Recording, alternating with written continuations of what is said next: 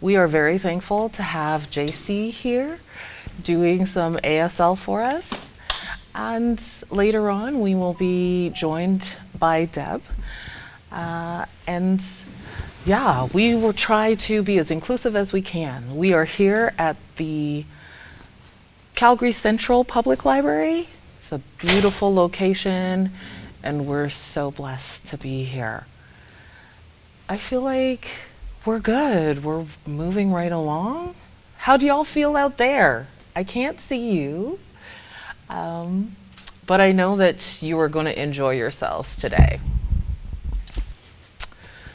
Are we ready to introduce our first author? We are. We're ready. Let's team.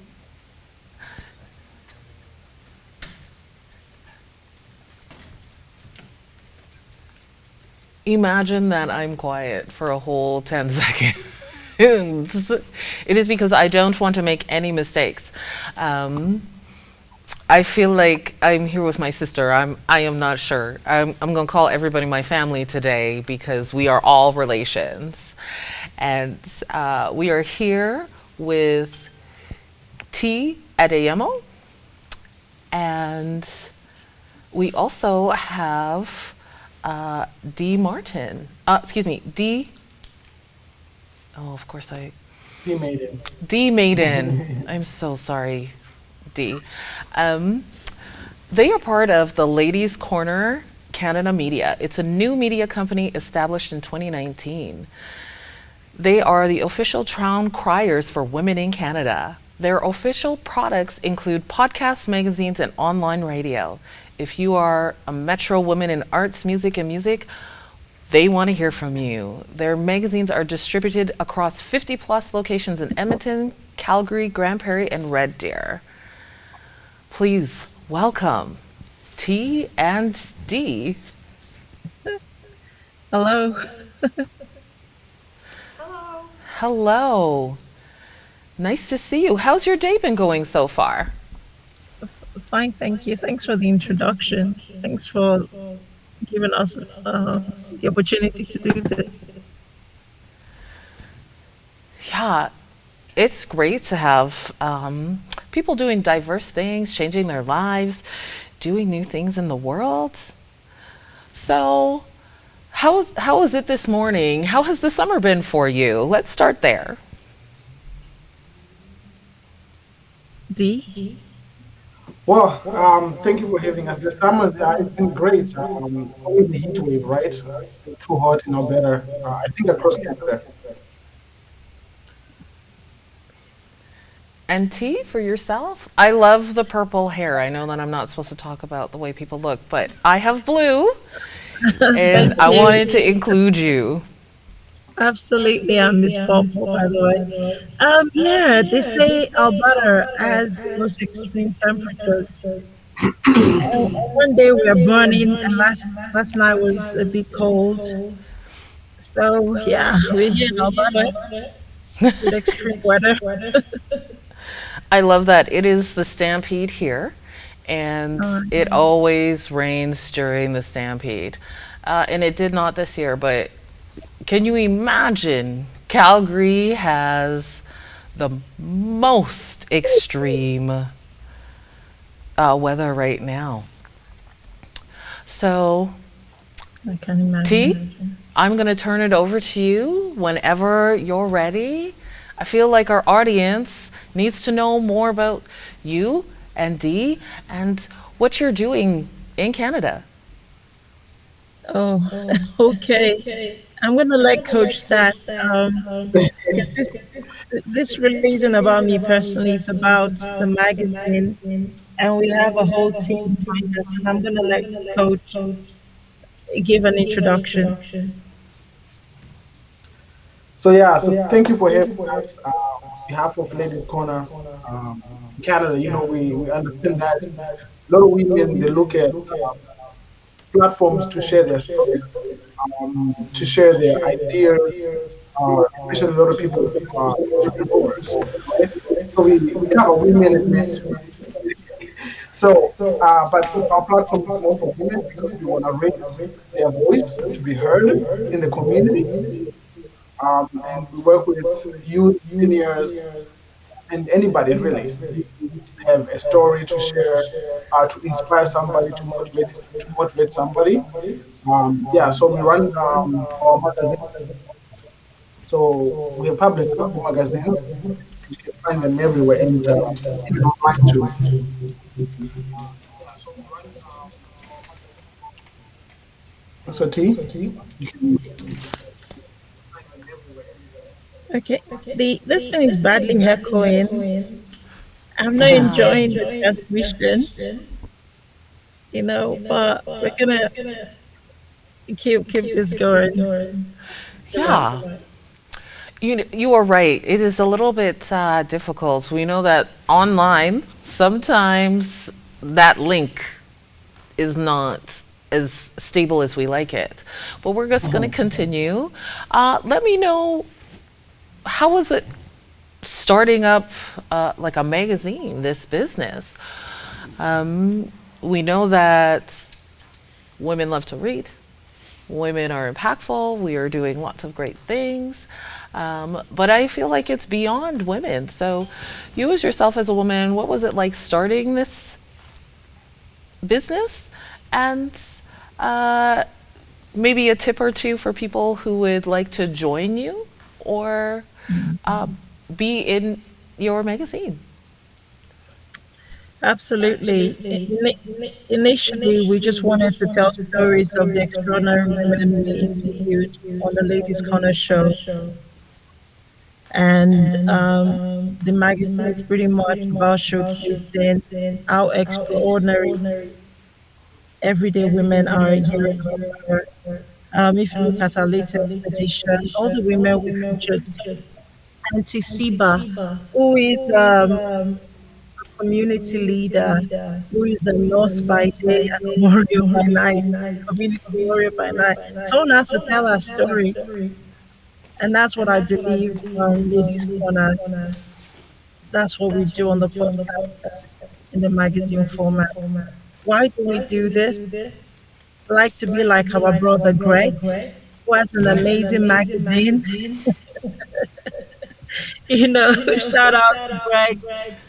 And if you look at all our amazing designs, he's been a part of the process, encouraging us to tell our stories, Black women. I don't know if you can see. So we've got several editions since 2019, telling unique stories of strong Black women.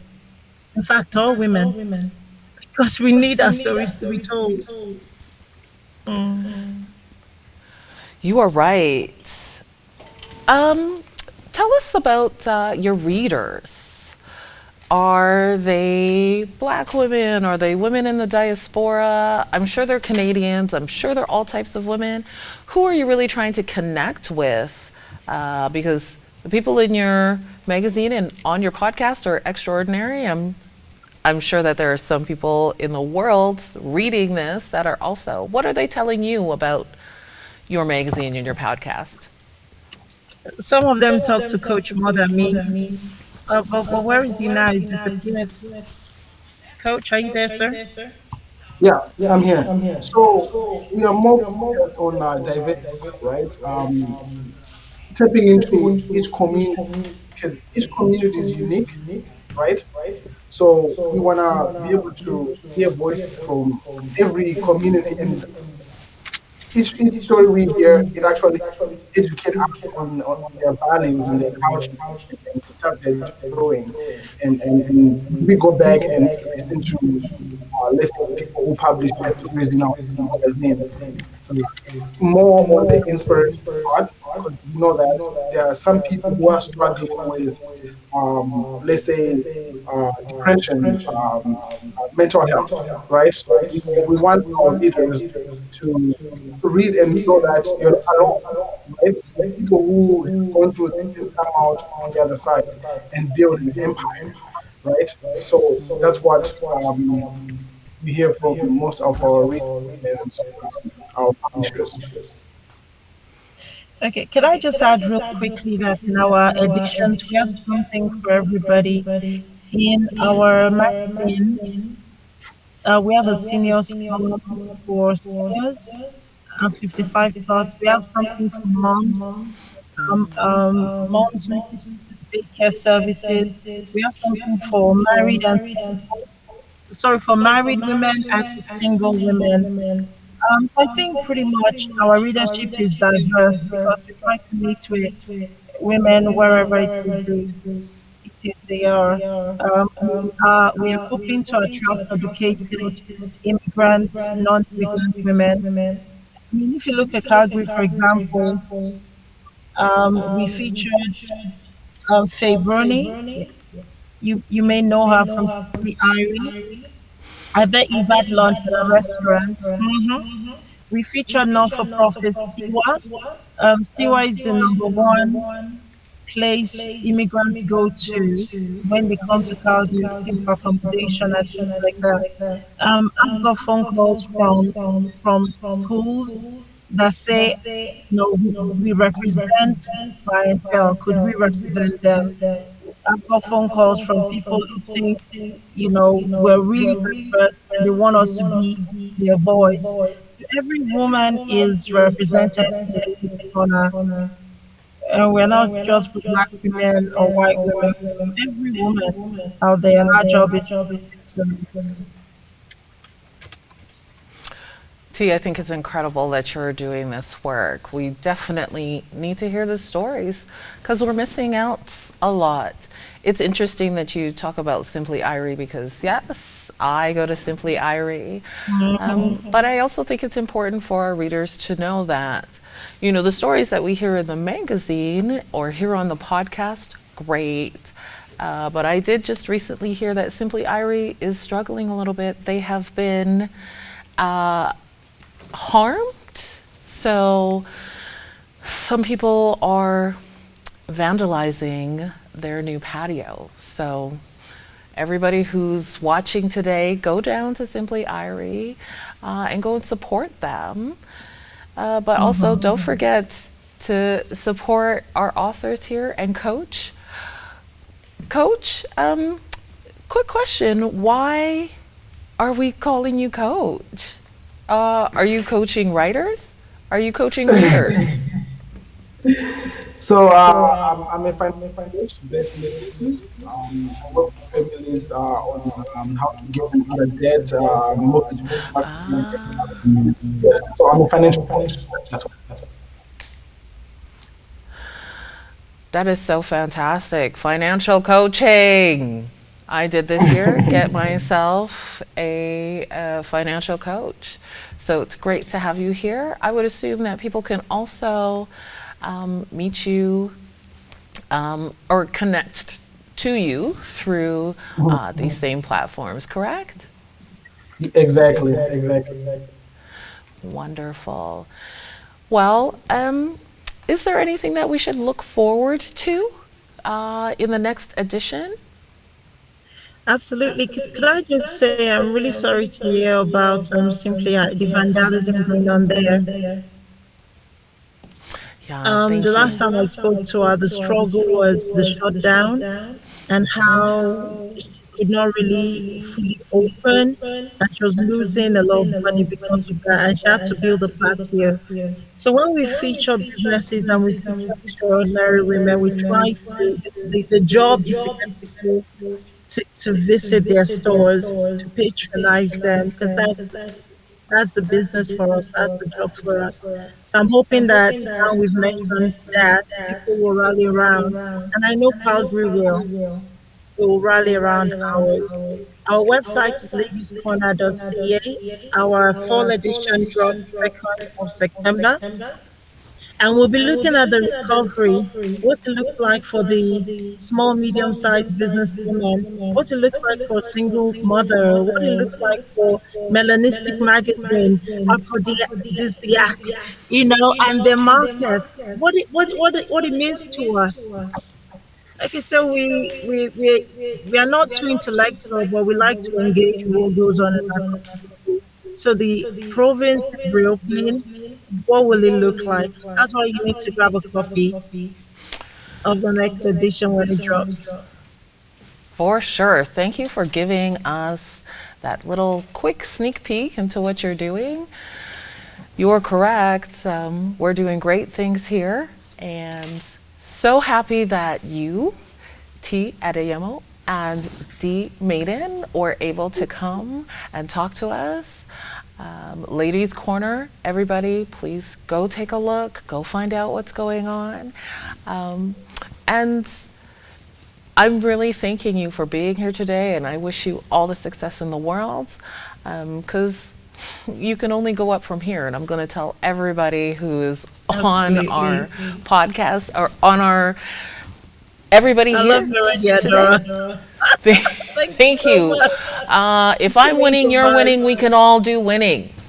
Absolutely. Wonderful. Take care. Thanks Thank for you the for having opportunity, us. everyone. Thank you. Bye.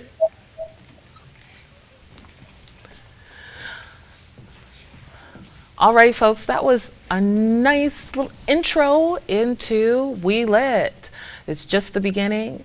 We have another person waiting to talk to you, so make sure that you're here. There's no break. We're going right into Jeff Martin. This is why I made the mistake previously. So Jeff Martin, nice to see you. He's one of 10 authors who You have as well. How written you doing the. today? I'm great. I'm great. You're one of 10 authors who've written the book New Me. And Absolutely. yeah, that's a very interesting premise for 10 people to write together. Um, I just want to say that it's not one person writing about 10 people. It's 10 people who are writing about themselves, things that they have gone through, and how they have moved past to create a different life for themselves in the future. Is that Absolutely. correct? Yeah, and I'd love to talk about it. Yeah, absolutely. Yeah.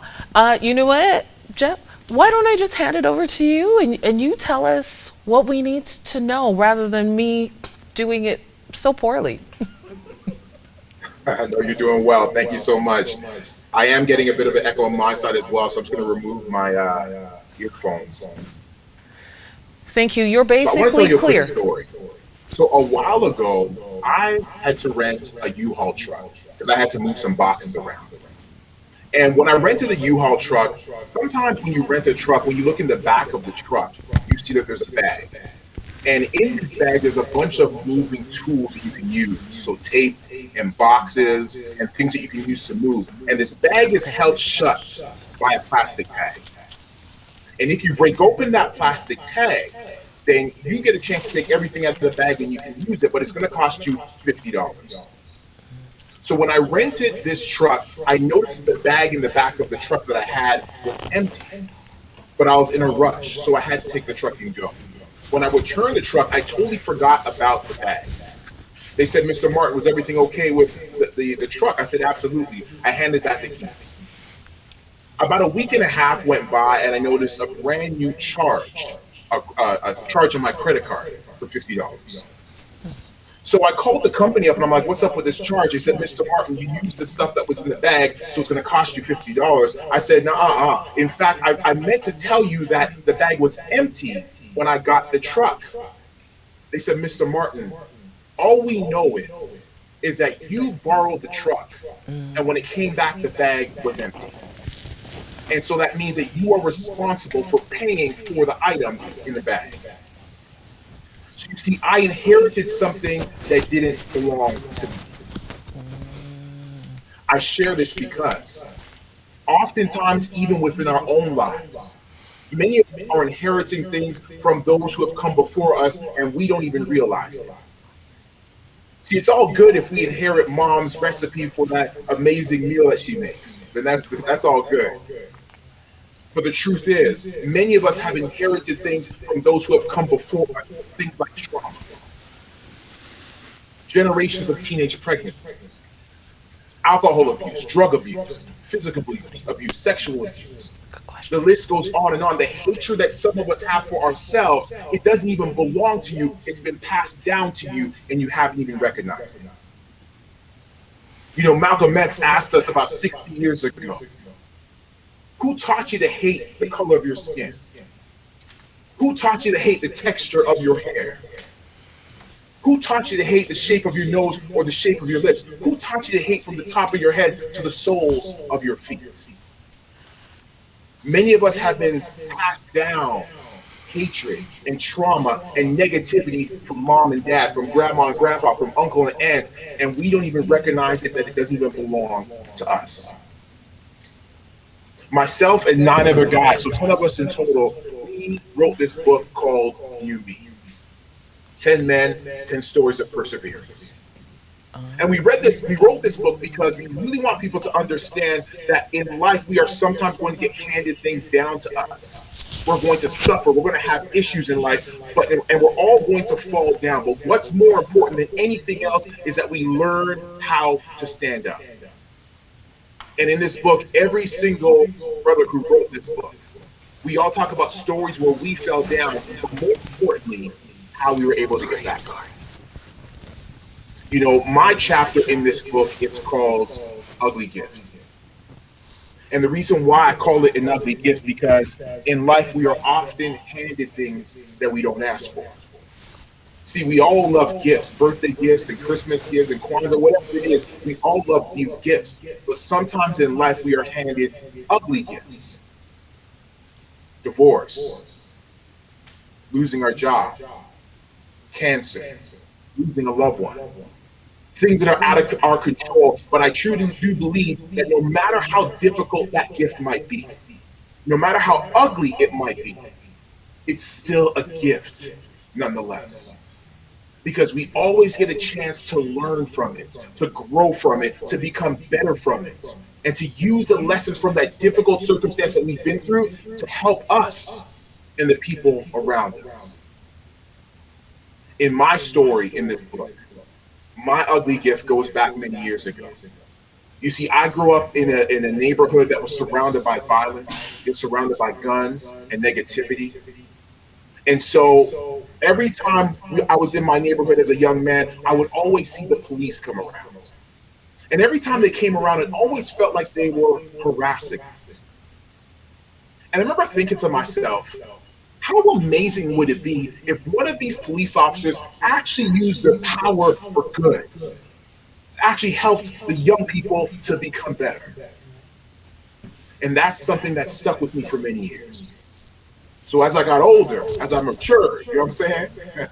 I was finally able to push myself. I pushed, I shoved, and I was finally able to make it in. I became a police officer. I believed at the time that was the happiest and the best year of my life. But just 15 days later, it became the worst year of my life. I remember waking up and seeing that I had 25 missed phone calls on my cell phone. I knew something was wrong. I started to go through and I saw that it was all family. And so I called back one of my cousins. And when she answered, she was crying on the other line. I said, "Cuz, what's going on?" And she tried to tell me what was going on, but she just continued to cry. I said, "Cuz, please, you have to slow down and tell me what's going on. You're absolutely scaring me." And finally, she was able to cut through her tears and she said, "Omar is dead." Omar was my little cousin. He was 5 years younger than me. In fact, he was more like a little brother because I'm the one who taught him about school. I taught him how to play basketball. I even taught him how to talk to the young ladies. But on August 15th, 2005, Omar went out to celebrate his birthday at a nightclub downtown Toronto. And while he was out there, at some point in time, he went outside, a car pulled up, the back window came down, someone pulled out a gun, pulled the trigger, and shot him at point blank range.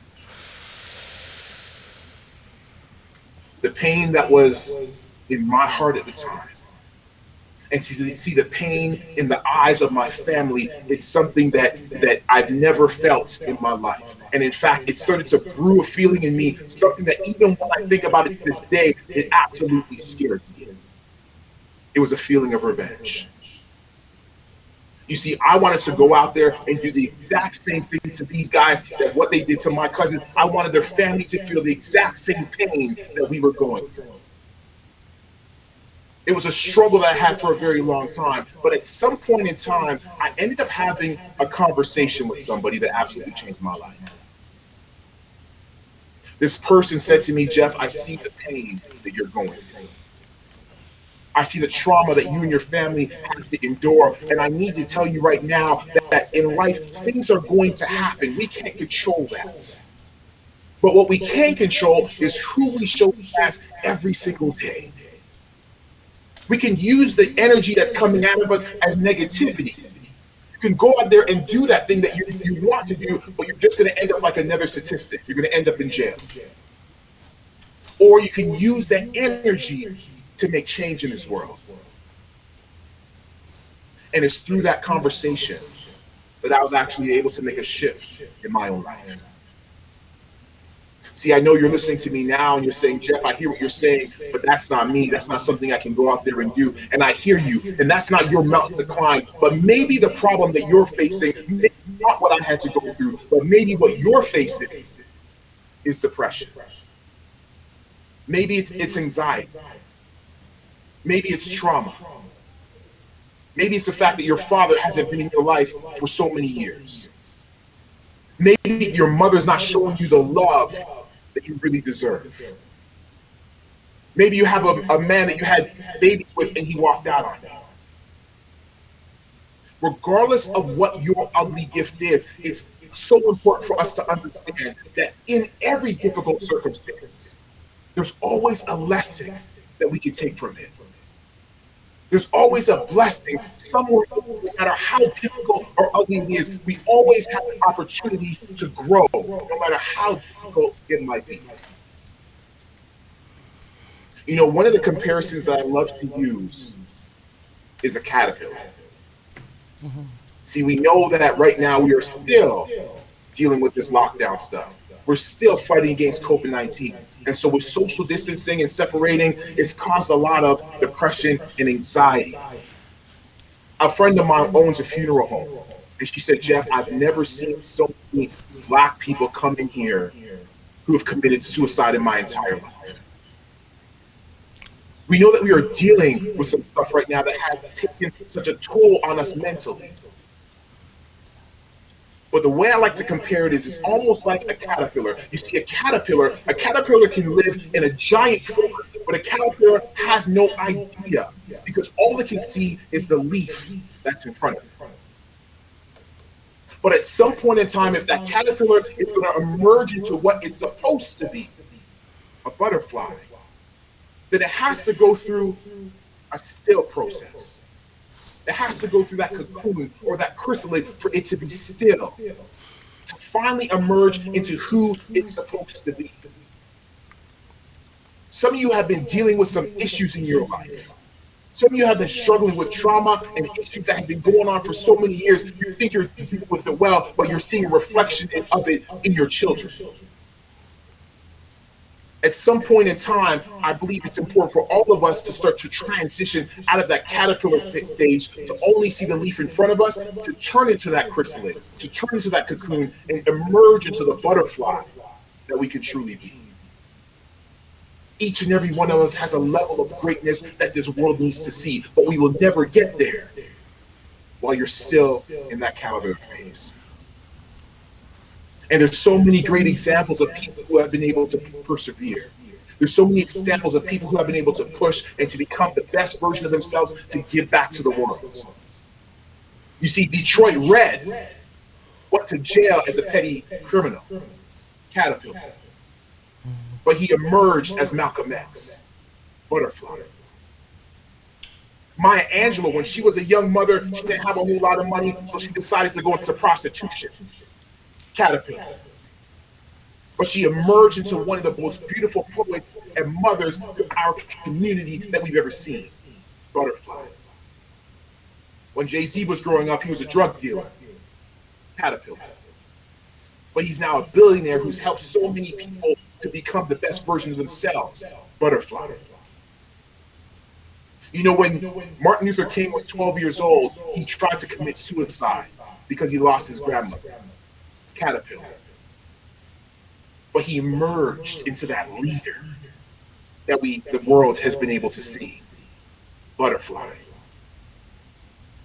So no matter what circumstance you might be going through, no matter how difficult it might be, no matter how many things you have inherited from people before you, you have the ability to break through that caterpillar phase, to break through that cocoon phase and become the butterfly that you were intended to become. There's someone counting on you right now to become the person that you need to be. There's somebody who's counting on you to go to school and graduate.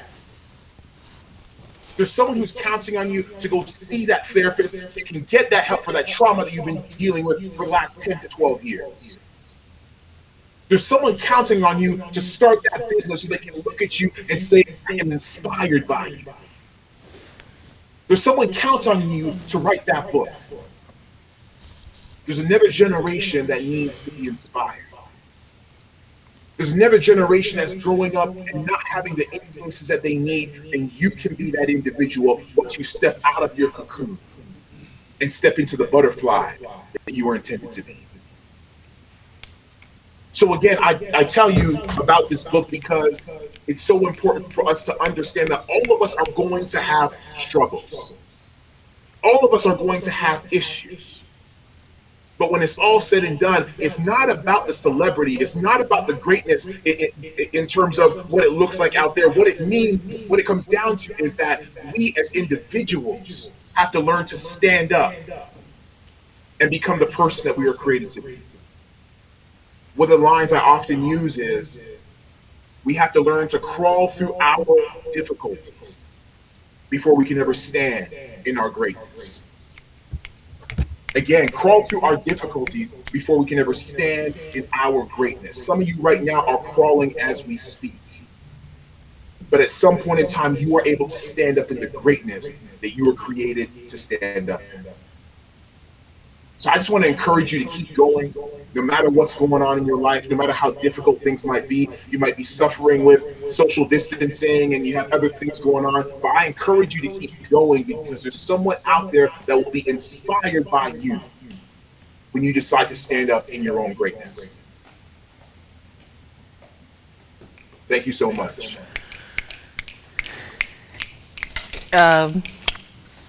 Mr. Martin, I feel like I have just been inspired beyond. Yesterday, I was wearing a butterfly t-shirt. I never do. And I'm not a butterfly yet, but I'm definitely working on it. I've been inspired. Such inspirational work that you're doing. Just to touch on a quote from Numi. We wear a mask bearing our masculinity, but inside we hurt, feel pain, and struggle with issues. How has your view on what it means to be masculine changed for you through the work you do? And what advice would you give to another man or masculine person as a first step towards embracing their vulnerabilities as it relates to their masculinity? I do want to really thank you for talking about mental illness and mental wellness, and incredible. Thank you so much. So, to answer your question, we live in a society that wants to tell us what we should do and who we should be. We live in a society that looks at us and they judge us by the color of our skin, as Martin Luther King used to say, and not the content of our character. And so we have images that show us what a man is supposed to be. But I believe it's so important for us to not look at those images, but to look at ourselves. We get a chance to define who we are. I have 3 questions that I often use when I'm coaching someone. The questions are that you're supposed to ask yourself is, who am I? What do I want? And what's my purpose? And it's important for us to ask these questions because, again, society oftentimes tries to tell you who you are. And if you don't stand in your own greatness, someone else will choose your mediocrity. And so we really have to learn that society's definition of who we are is not who we are. I get to choose who I am, not my mom, not my wife, not my children. I get to choose the man I'm supposed to be. Because when I am secure in who I am, I can teach my children to be secure in who they are. I can teach others how to love me. When I truly love me, I can teach others how to love me. And so it's so important for us to understand that we don't allow society to define us. You define you. You define who you're going to be. You define the gifts that you're going to give to this world. You define how you're going to shape your life so you can inspire others to be greater. The definition belongs to you. Jeff, I just want to let you know that you've inspired me and the world needs to get ready because I'm going to do some stuff. I feel like everybody who's online is also going to do some stuff. Truly, truly, truly so thankful for your message, for you being a man and having that message. I am usually pushing to the forefront feminism, feminists and women first, but I'm really encouraged and inspired that I know I love black men and I know that black men are incredible, and thank you for representing that today. Oh, thank you. We love you too, and keep pushing what you're doing because we as men have to make sure that we have your back because the truth is that we as black men haven't always had your back, and it's important that we do. Truly appreciate that message, and I'm going to find a way to connect to you beyond this. I'm also going to ask everybody in our audience who's watching the replay or who might see this in future to also connect with you because we are all butterflies. Absolutely. Thank you, Queen. Much appreciated. Thank you. Take care, Jeff Martin. Such a pleasure. Well.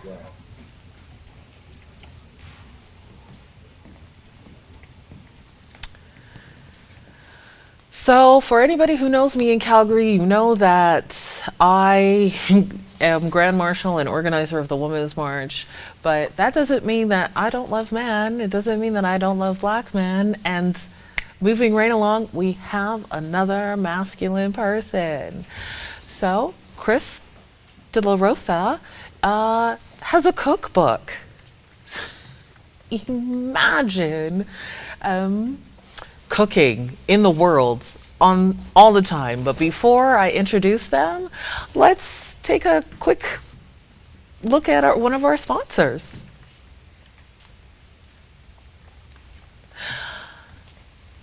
The Calgary Foundation.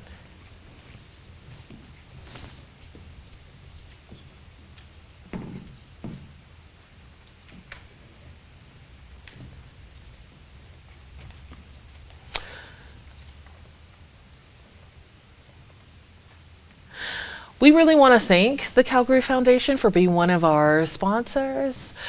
We could not have done this without them. There are so many layers and levels of people who have volunteered and added money and things of value. So we want to thank the Calgary Foundation for their contribution.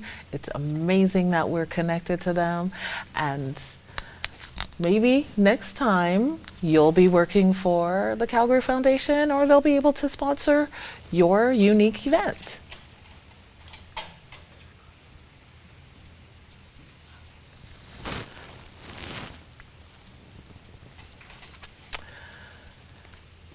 And we're going to move into our next author.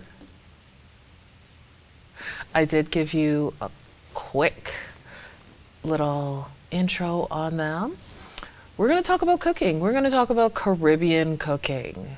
If anybody knows me, they know that I am a big person, and thank you, Caribbean Cooking, for adding to that. Chris De La Rosa is from has taken recipes from a small village in Trinidad and Tobago to millions of kitchens around the world. He has a website, it's caribbeanpot.com. It was launched in 2009, and he is a self-taught chef. He wants to share it with his friends, family, and fans. That could be you. And he started cooking from the time he was 5. Already comfortable in the kitchen. That means that people, our children, can cook for themselves. Give yourself a break. He takes inspiration from cooking tips from family members, and he's well equipped to give you what you need to be successful in the kitchen with Caribbean cooking. He wants to make Caribbean cooking just as important and well known as French or Italian and beyond. He's on YouTube, and he's going to teach you how to make the perfect rice and peas. I feel like that's only Jamaican. Jerk chicken, again, Jamaican. Listen, it doesn't matter where you're from. He can teach you how to cook. He's got a growing fan base.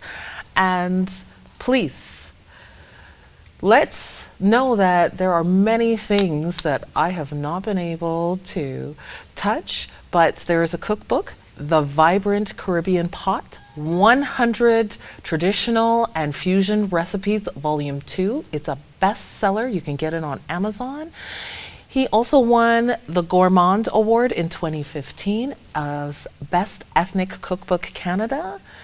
He's been on national TV series in Seoul, Korea. It's around the world. It's global. Quite frankly, I feel like if you don't already know, like me, this is a great gift, and we're all going to know. He has the largest global audience for Caribbean culinary culture, and we're going to get ready to connect with him next. Everybody, please welcome Chris De La Rosa.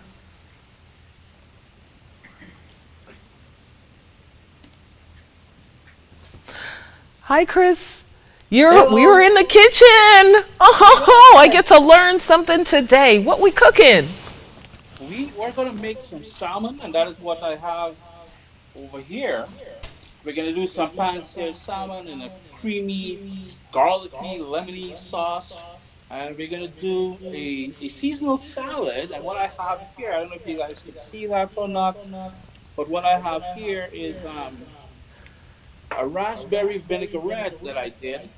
And so, yeah, we're going to have some fun in the kitchen today. Are you guys able to see me well and hear me well and everything? But you can't see me because I got the camera reversed.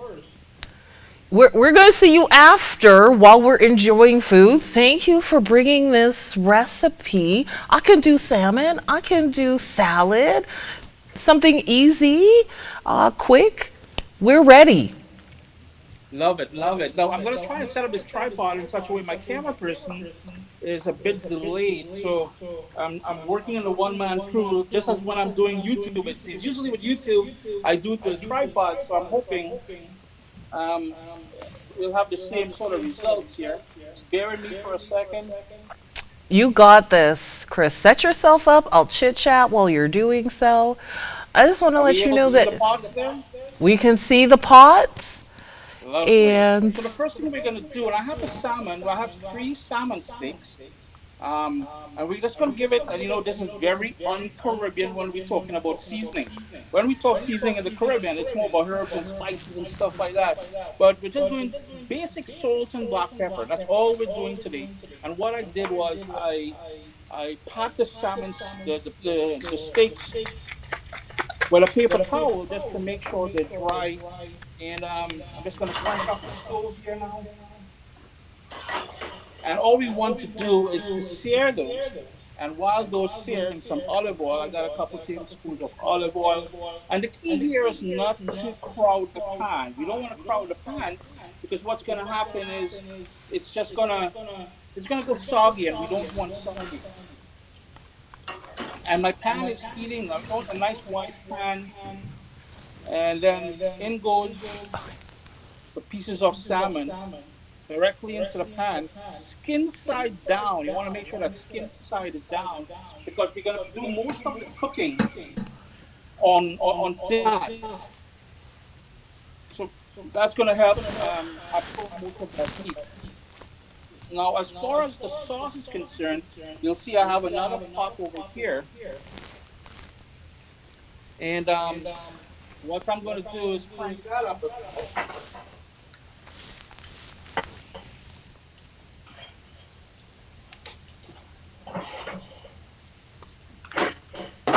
And I'm going to hit that with a tablespoon of butter. Just plain old salted butter. And we allow that to melt. While that melts, we're going to switch our attention over. Let's go this.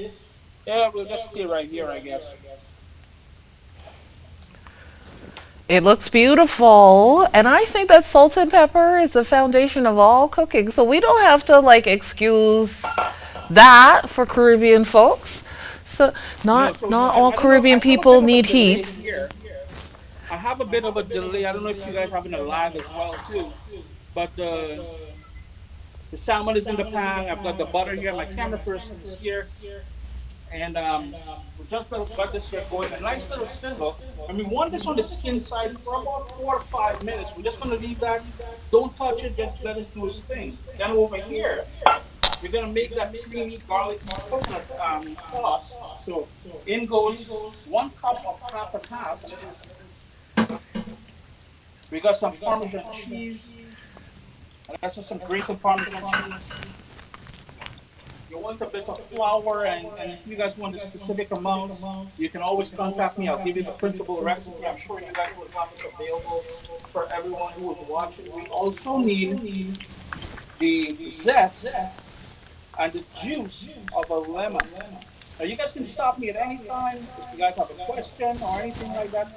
Please feel free to put the brakes on Uncle Chrissy and allow him to answer those questions for you. My first question is, how did we get to Uncle Fritzy? Because I feel like you Uncle need to be Chris? my uncle cooking for me in my house. Here's the thing. It's hard to accept, but I'm getting older.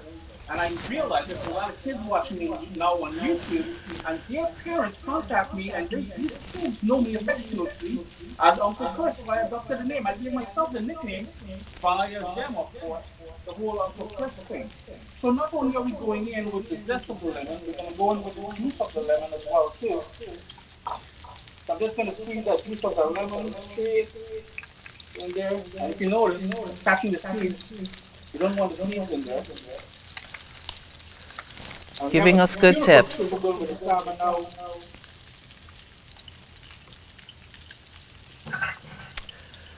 So, Uncle, you took this. Oh, I I'm see you here. have two pots there. So you do Yeah. your saucing in one pot and you're cooking in the other pot. This looks beautiful. We've got 2 pots. So over here we've got the salmon, which is cooking, and we've got butter over here melting away to create the sauce, that creamy Ah. sauce.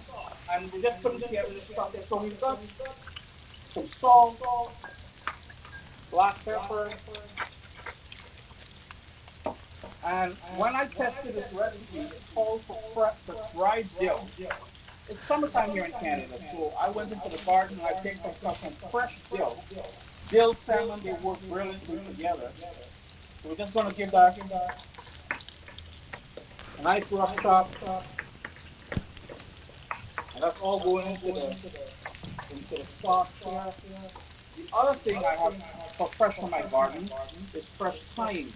And though the recipe, again, when I tested the recipe, it worked brilliantly with dried thyme. But only with dried thyme, if you don't have that garden in the backyard, you can rock dried thyme.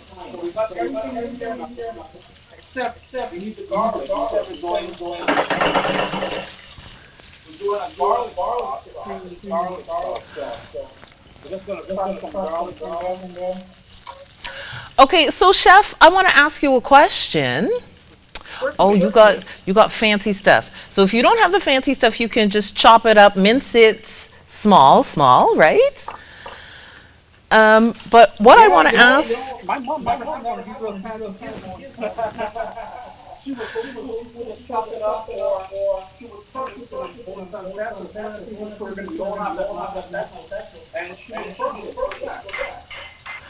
yeah, What I want to ask you is this salmon here, for those people who are novices, not me, I'm going to want to move that salmon. I'm going to want to flip it like one of those fancy throw it up in the. So I'm not seeing you do that. Can you? No, we're gonna leave it there. Let the skin do it. It's gonna release slowly. In about 4 or 5 minutes. When we're close to there, we'll do that. And he's a little too high, but I know down. And now we're gonna make that Mmm. sauce now. So everything went in there. And right away comes up to a simmer. I need smell-o-vision. I'm breathing deeply because I want to smell it. I feel like it smells great.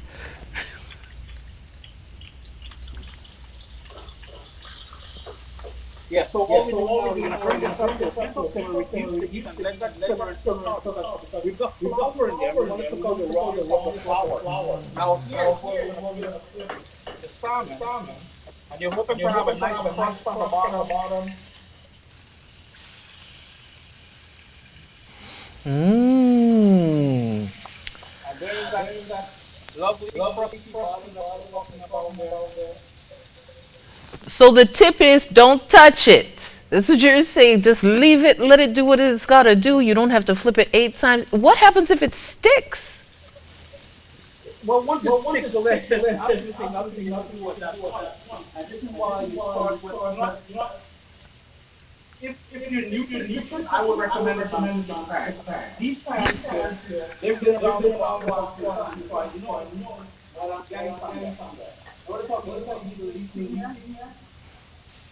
Let's flip it over, and you don't want to overcook. Right. So again, just going under with the spatula, being gentle. Well, you kind of lost skin there. Small thing. I feel like for me,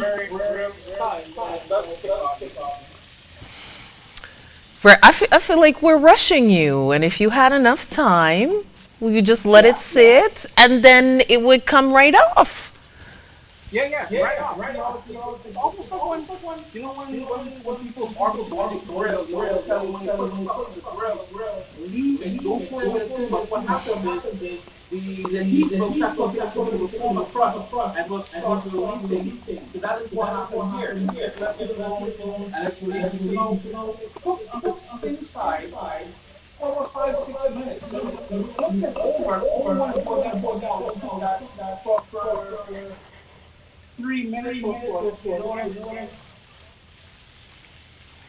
I mean, it looks beautiful. Sauce together, really. Whatever smells good. You need color. I will say that I feel like I've seen a few people kill the fish, but I feel like the fish is already dead. So, like you said, don't overcook it. Now, can you mess up your sauce? Why you taste? I'm not tasting it. Well, you should taste though as you're cooking, correct? I have to. You know, thing. I grew up in a house where mommy never tasted everything. She was so precise. She always knew the right amount. But when you start documenting resting others, and they want specific ingredients, a specific list. That's when you have to, pull back and start tasting at the end. Sometimes now, there's a bit of a sauce there. So I'm gonna go with a little bit more sauce in there. Push that around. I don't have to cook it a little bit more. The fish is all done. What I'm gonna do is try not to overcook it. So I'm just gonna take them out.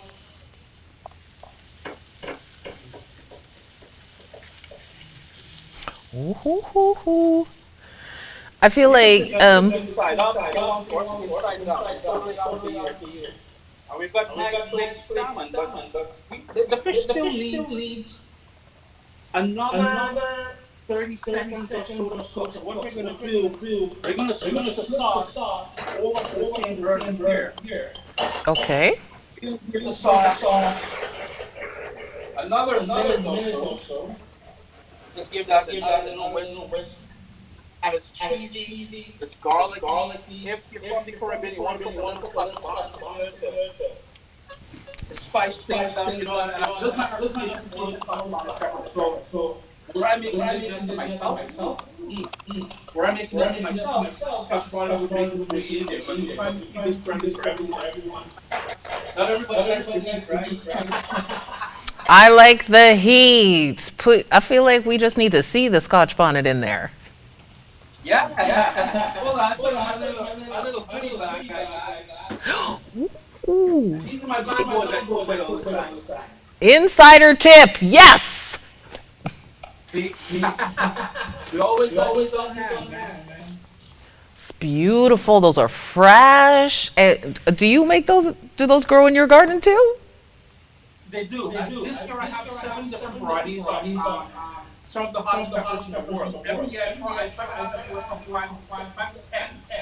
This year, what's the for the first pepper? It's not hot whatsoever, but I've had this disco peppers. You know those ones they quickly fry and snack. Oh That's yeah. different pepper I have this year. But for the most part, every year I have between 5 and 10 different of the hottest peppers in the world. I love the hot stuff. So we got the sauce done now. What I'm going to do is turn the heat off, and we're going to take the fish, the salmon, and we're going to sink it back in there. And it's going to finish cooking. Like I said earlier, we only cooked it about 85-90%. So we're going to finish cooking it here. Oh, so this is how you don't overcook. No, that's it. You will eat now. Is just turn the stove off. So that's Yeah. what you will eat is going to finish cooking that salmon for me. So what we're going to do is we're going to grab a spoon. The heat is off. All we will do is spoon some of that sauce all over that salmon there. And we got a creamy, cheesy, garlicky. Put that scotch bonnet in there, fiery. Soft. And there you go. Uncle Kristen's pan-seared, creamy, garlic, lemon sauce. Okay, so how do I taste it? Are you bringing it yourself? I feel like I'm up the street. Hold on a second. I just heard the doorbell ring. That's probably That's me. He's over. And he's ready to bring it out to you. I just gotta knock it up and boom down. We're better than all those food delivery companies, man. Definitely better. I think this is so beautiful. I really want to thank you for sharing Caribbean food with us. No. We're not done. I'm just thanking you right now because I'm hungry. And I feel like the food is going to get to me faster if I'm nice.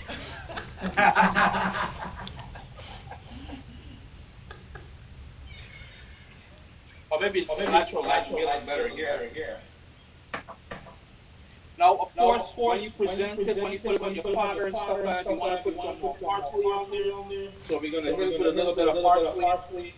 If you wanted some sliced lemon, you can go in with some sliced lemon.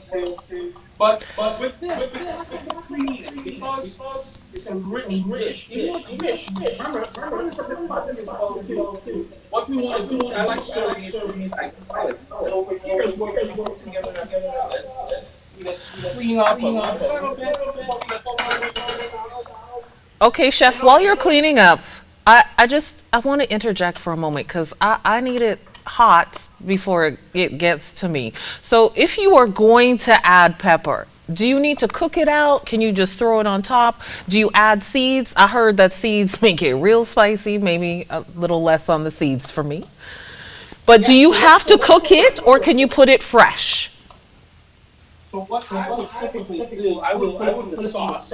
I would certainly chop it up. And if you're really concerned about the heat, if we look at one of these peppers, there's a square pepper it's cut. On the inside, you will see the seeds and the micromembrane. That is what most of that heat is going to be. You want to avoid that if you're really concerned about the heat. Okay. What I would do is the bottom portion of the pepper, closer to the stem where all the indentations are, That's where most of Great. the heat is. So I would, on the very bottom, and this thin piece is what I would chop. I would chop it up very fine, and when I'm making the sauce, I will twist it into the sauce. That way, the oils of the pepper go evenly throughout the sauce, the sweets, and everybody gets a little bit of the kiss of Korean sunshine from that bottom pepper. Now, the other thing you can do, there's two other things you can do. You can isolate those peppers. And this is other cultures have pepper flakes that they put in their food. You can certainly do that. So at this point, once the salmon is here, you would hit a little bit of that pepper flake there. And the I feel third thing, just about every Caribbean will have a pepper sauce. I have on the other side, I have about 15 different bottles of pepper sauce. And what we usually do is, funny story, we were at the buffet once, and my sister pulled out a little bottle of pepper sauce. At the people's restaurant, he pulled it out of a purse. Hey, he ate that pepper sauce, man. So that's the third option of adding heat, is that pepper sauce. So you put a few drops in your food. I know I personally prefer the pepper sauce because there's three slices of salmon there. Three people are eating, but not all the people have the same tolerance for spice or heat. So by giving them that pepper sauce on this side, they can add how much they want, or they can just leave it out if they want to. Chef, listen, the most important pepper talk, I feel like this year. I'm wearing my Beyonce dress today and I got hot sauce in my purse. So, yes, thank you for that tip. Anybody can use it. And yeah, important for people to know, wash your hands after. Don't put your finger in your eye. Immediately after, you gotta wash your hands with soap and water. What I tell people to, if you're new to peppers, such spicy peppers, wear gloves. The worst thing you can do is touch your eyes, touch your face, go to the bathroom. Yep, I found out the hard way.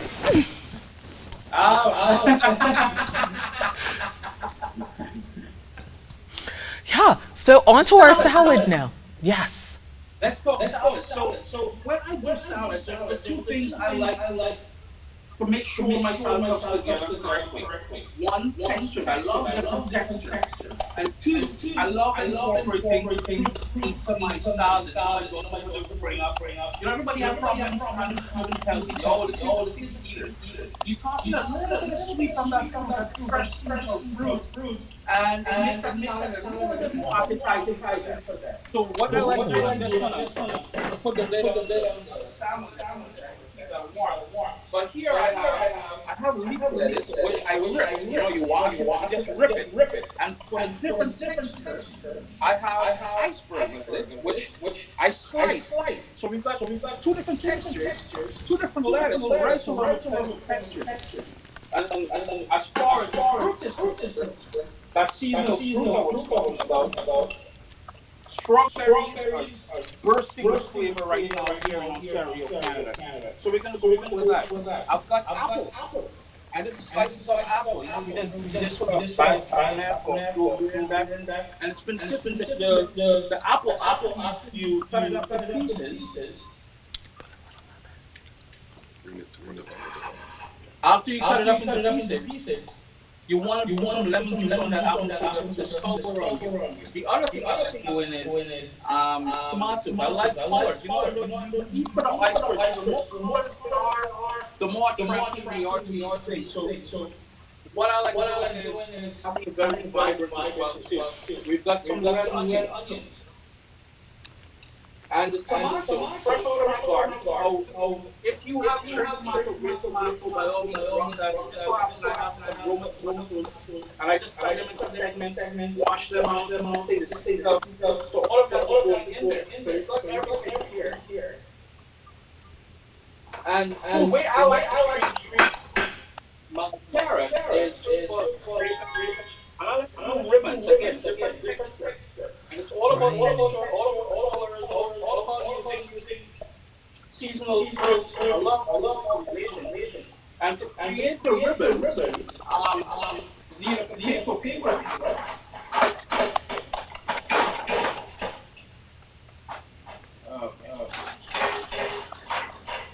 all you do is you press down on the carrot, using a potato peeler, and you make long swipes. And you notice I got a ribbon there, another ribbon, nice ribbons of carrot. Ooh. I feel like this is something that the kids should be doing, right? Get them Was involved. yeah. Yeah, I mean, you talked about the salad looking good. I'm 100% for vanity. This looks fantastic. I want to eat it. Well, it goes well with that salmon dish. You know, like you said, we have that rich green sauce. We're trying to get that summer bomb. That healthy salad, right? Yeah, I mean, yeah, great for healthy, but it looks really good. And all we gotta do is give my hands a quick little wash. And we're just gonna using our fingers, just toss everything in here. And just salad is one of those things where if you like zucchini, if you like, in the Caribbean we use Cristofino, chocho, if you want to use any sort of vegetable or fruit that you like in your salad, by all means, go to press. If my mom was making this, she would be rocking to press. And all I would do is onto my serving platter, Mm-hmm. got all the beautiful colors happening there. And that's strawberry. I'm telling you, I'm it's just big and big. And what I did was I did a raspberry vinaigrette. So we've got a strawberry in season. We got the raspberry in apple, which is local. You know, if you're based in Africa, if you're based in the Caribbean, if you're based in Central America, and you have tropical fruits, mango, great addition here. Avocado, great addition here. You've got grapefruit. You cut some segments, some orange segments, and grapefruit segments, and you got more of that. All you're going to do now is pour. When you're ready to serve it, but just pour that dressing all over that salad there. Give that a toss. And boom, bam, you're ready to rock. And we've got salmon, we've got that salad. Uncle, my mouth is watering. If I'm going to be quite frank. This is so beautiful. It seems like I could do this, and if I can, anybody can. Really, truly, so thankful that you included people from the diaspora, Africa, Latin America, adding whatever they have, and really giving us great tips. So I can't wait to taste this. Apparently, we're not going to have that on camera or anything, but I am coming down to Toronto to get my share. I need a big share, please.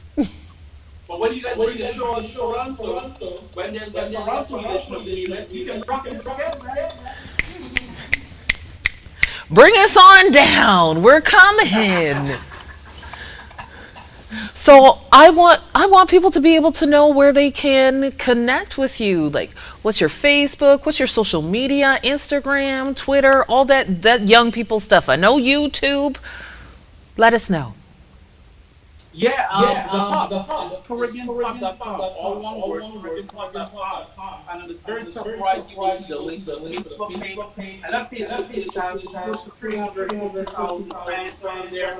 You will find the link to the YouTube page, YouTube.com/CaribbeanPod. We've got 760,000 people on that page. The Instagram account, which is Instagram.com/CaribbeanPod. We've got about 60, 70,000 fans on there. Between all of those things, along with the website, exactly we're bringing 1.5 million people globally every month. So Caribbean food is well received. It is growing, and everybody wants to take stuff. So, but the hub is CaribbeanPod.com, and you spoke about the cookbook here, it being a Orlando Award winner, and this is the cookbook, and you can find it here. This is my pride and joy. It took a lot of effort. Self-published, it took a lot of effort, but this is my pride and joy. Caribbeanpod.com/cookbook. So the last thing I want to talk about, you said it took a lot of effort. What advice would you give to a young person or not so young, maybe an experienced person who wants to put out a cookbook, regardless of what they're talking about? What advice can you give to those folks who want to be like you and impact the world with food? I think I was lucky enough to have a good team of people willing to help and support me. And those people were a graphic designer, an editor, and a marketing person. Those are all my friends that I have over the years. Now, if you don't have those people in life, it will become difficult. Because you can write the recipe, you can taste the recipe, you can photograph the parts. A lot of times you can photograph the pictures and stuff like that. But when it comes to putting it together in a format that's well accepted, you do need that professional help. You may need to spend some money to get that done, especially the graphic designers and designing the cookbook. And finding a printer that would sort of meet the needs at a cost that's manageable for you. It's not easy. So great tips. People, you need a team. We can't do any of this by ourselves. So it's fantastic that you got a team. It's fantastic that we get to see you. And I cannot wait to taste your food, and I'm going to try and make it too. So we'll find out how it tastes when I do it. Love it. Thank you for being here.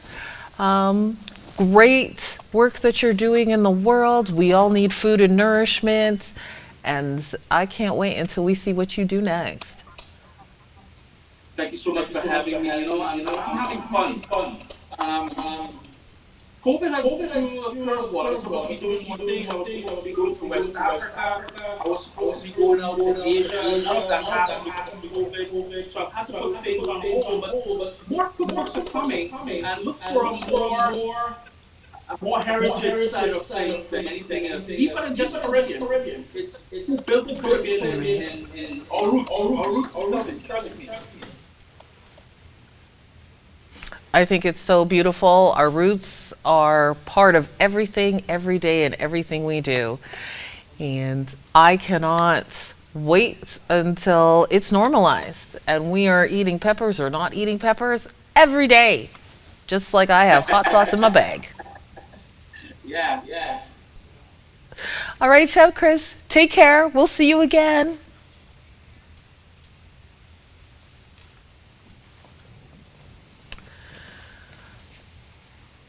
I mean, if you're not hungry, I don't know what to tell you. My mouth is watering. We're waiting for that food to show up. I'm going to eat it off camera because I don't think I can do that like a lady. But we're moving right to our next author. I mean, pretty close to local. Everybody in Calgary, be nice. We're going to talk about our next person here. Before I do this, I just want everyone to know that I sound like a white girl. And I'm going to do my very, very best to say this name correctly. I teach people how to say my name because I know it's not easy.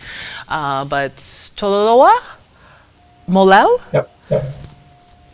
is an Edmonton-based writer. They write books, plays, and stories for performance for all ages in English and Kiswahili, aka Swahili, the national language of his native country of Tanzania.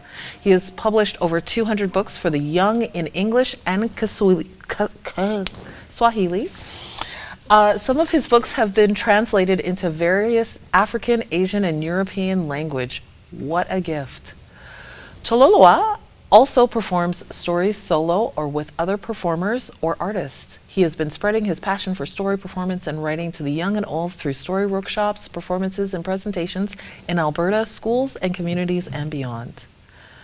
Melanistic Wheelit Afro-Indie Fair are happy to welcome Tololoa as a featured author today in Calgary, and we introduce his latest children's book titled Grazing Back Home, GBH. This unique book combines a story set in Africa by Jason Blower. It's about a boy named Pevu who misses his school that has closed because of drought, but who finds a way to graze his mind as he nurtures dreams for a brighter future. Tololoa will share his experience of writing and marketing the book and working on the Story, Music, and Pictures project with his team. I'm so happy to welcome this incredible writer. He will lace his talk with readings of a GBH excerpt and a few useful writing tips. Everybody, please welcome Tololoa Molao. Hello. Can you hear me? Yes, we can, and we can see you too in your beautiful imagery for your book. Okay. Thank you. I'm happy to be sharing with you my new book. I seem to have an echo. A little bit of an echo. Yeah. And I want to thank Derolene and Nilo and others for having me. The book, as you said, combines a story by me, music by Garth Prince, and the music is in Kiswahili language that you probably know as Swahili, the national language of the East African country of Tanzania, where I was born. Thirdly, the book has illustrations by Jason Blower. And fourth, it has narration which is done by Obianu Jumola, my wife. Giving tips you may find useful. I'll touch on my experience creating GBH, on helping to market it, and on Kiswahili. Now, it was Garth who initiated the idea of the children's book to accompany one of the tracks of his next album, Falling in Africa, which is now released. That track, Grazing Back Home, is based on a song composed in Namibia where Garth was born. So he asked me to write an African-inspired story to go with the song. Now, for a framework, I drew on memories of my childhood in Tanzania, my grandparents, long train trips, wildlife, and a hare I once captured and hoped to keep as a pet, but sadly escaped. Now, I have a tip. Our lives are a bunch of scraps with which we can make stories. See what scraps from your life you can use. I gave some flesh to that framework. I created primary characters, secondary characters, and their motives, which is very important. Tip. Know your characters as well as you know thyself. I determine who is telling the story, which is also very important, and why. In GBH, it is a pet rabbit. The pet rabbit I could have had. Tip. Create an effective voice as a vehicle for a story. I created a setting. I created weather seasons. Very important in this story, as you'll see. Then I created action. What happens? What causes this to happen? Why and how? What is the end game? Tip. Always let the action shine in a story. I carried out film speed, but I wove them invisibly into the flow of the story, which is always very important to do, so that films do not get in the way. Tip. Stay out of the way of a story. Now, I faced a few challenges. Now, one of them was having to write a short story, which GBS is. It's under 500 words. Now, it's easier to write long than to write short. Why? Because human beings are full of it. I mean, full of words. I mean.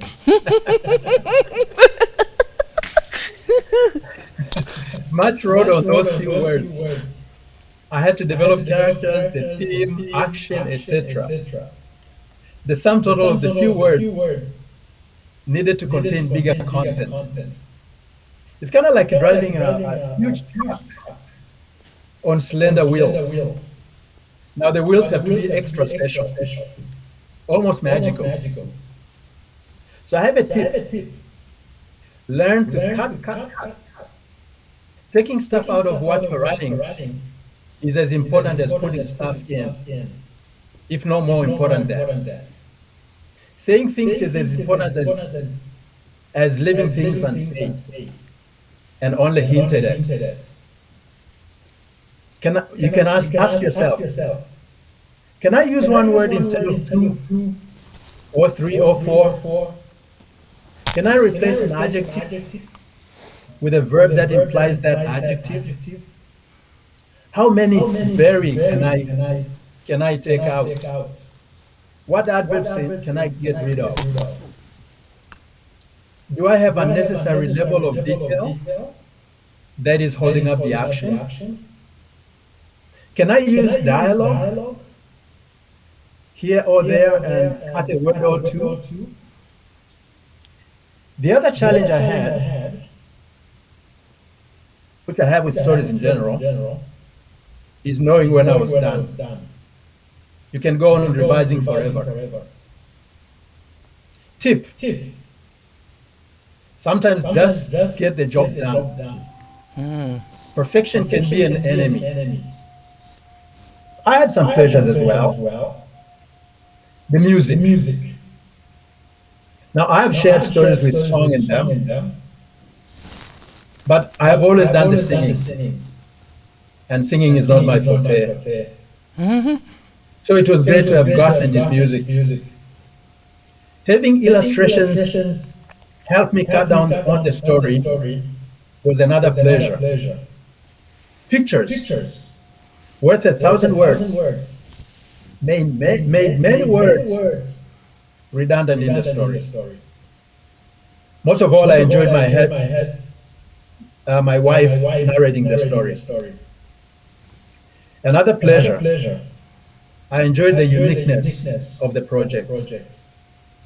And I also enjoyed Kiswahili in the story. A tip. Find what brings pleasure in a story you're working on and ride with it. Now, I just want to talk a little bit about Kiswahili. Kiswahili really added to the story. Now, Swahili is spoken in Tanzania, Uganda, and Kenya, primarily, which those three countries make up East Africa politically. But it's also spoken in at least 10 other African countries beyond East Africa. So it has become an international African language, which is different from English, French, Portuguese, Spanish, which are also international languages in Africa, but they are foreign. Okay, I just want to finish by talking about marketing TBH. When you're working on a story, you always ask, what am I selling to potential readers? In case of TBH, in my view, we were selling the story, the ideas in it. Ideas of education, childhood, resilience, struggle, Africa, Kiswahili, music and art. So a tip. Ask yourself, what is in my story for the reader or listener? To produce the book, we had to sell it through Kickstarter. Through that fundraising platform, we got money to publish the book and at the same time sell the book. A tip: look for platforms like that, but look at their conditions and their reputation. Have a unique product that would resonate with potential funders and with a platform. Kickstart put GBH in a list of their favorite projects. That really helped with the potential funders. Have a unique product in any case. So we do sales of the book ourselves. Garth does more of that. He loves marketing. He used to work in a marketing job. He's also social media savvy. It's tough to do your own distribution of books. We hope to find a publishing company to partner with in the future who would at least help with distribution. So a tip: find a collaborator who likes marketing. Well, just kidding. But not so much. As for myself, do I like marketing? No, but I love helping someone doing it, as I did God. So final tip: find where your strengths lie. Do you do your own marketing, or do you hire somebody to do it? Preferably someone who is also a social media expert. Or do you team up with a marketing savvy collaborator? So you have to decide that. If you're not good at marketing, don't try and do it. And to finish off, I would like to share the product itself, the video, as narrated by Obiano Jumole, my wife. Thank you.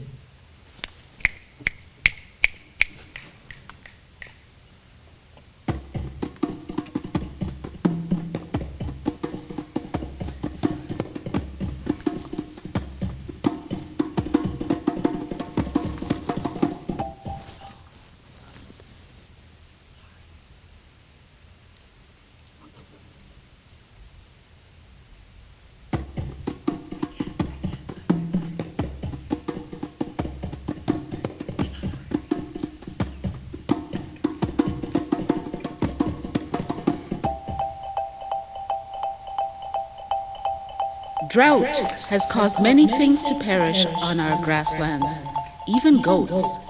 So with no goats to graze, Pevu now only writes in a special book teacher gave him before she left and school closed.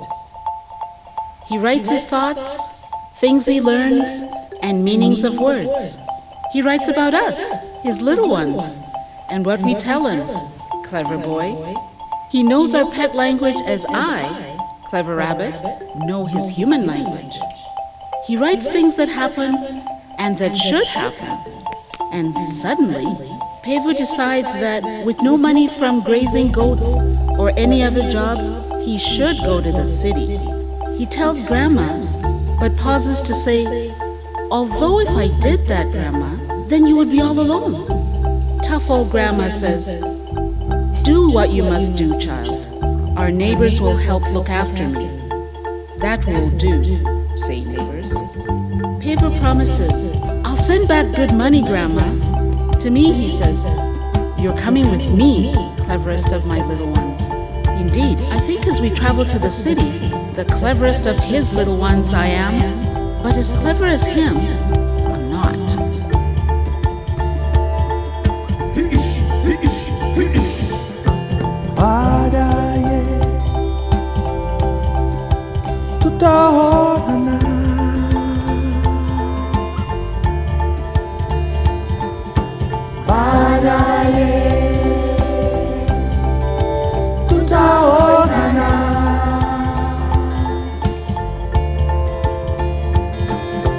Karibu nyumbani, karibu nyumbani, karibu nyumbani, karibu nyumbani. Mambo, mambo, Mambo, habari za safari. Mambo. We return home a season later with stories. Grandma, sometimes I found a job, sometimes I didn't. Some nights we got a place to sleep, some nights we didn't. Some days we had food, many days we didn't. But others starved worse than us, Grandma. To get food, some hunted for anything. Some stole people's hard-saved money. Some people, Pevu stops and says crying, "I'm sorry, Grandma, that I couldn't send back more money." "Yes, a pity," Grandma replies. "But even so, you did well, my Pevu." Luckily, too, rains came. Visitors nod. At last. We'll graze well this new season. Pevu looks up. "Teacher, you're back." Teacher says, 13 minutes. "Pevu, you still have the book I gave you. Let's see. Look at what you wrote about all these little animals. You'll make a fine zoologist, Pevu." "What's a zoologist, teacher?" Perfect. Teacher smiles. "What do you think, Pevu?" Thank you. With school open again, Pevu grazes much more than goats. Watching him, I wish I had his cleverer mind, that I too could graze. Karibu nyumbani, karibu nyumbani.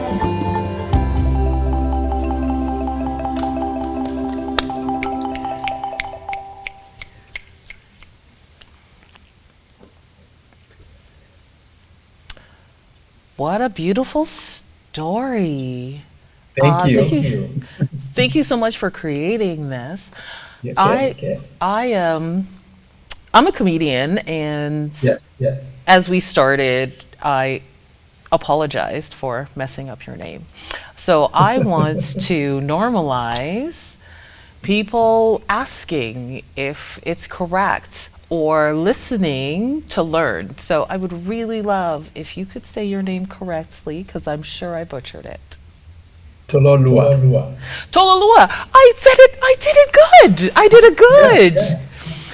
It's easier than it looks. No, I have a consonant. I have an NW, so it looked very easy, but you never know. I didn't catch your name. Adora Nwofo. Adua Nofo. Adora Nwofo. Adora. Yes. Yeah, Adora. Yeah, I'm a Nigerian, and Yes. I actually have a child who has a Swahili name, and I did not know that it was Kiswahili. So thank you for that information. Yeah. It's also Swahili. Yes, yes, it is. Kiswahili for those people, for the speakers of the language, they call it Kiswahili. Yeah, so I mean, it's great to have that little piece of information, but I mean, we also want to talk about your book. We want to talk about the process of getting that there. So, quite frankly, it's a children's book.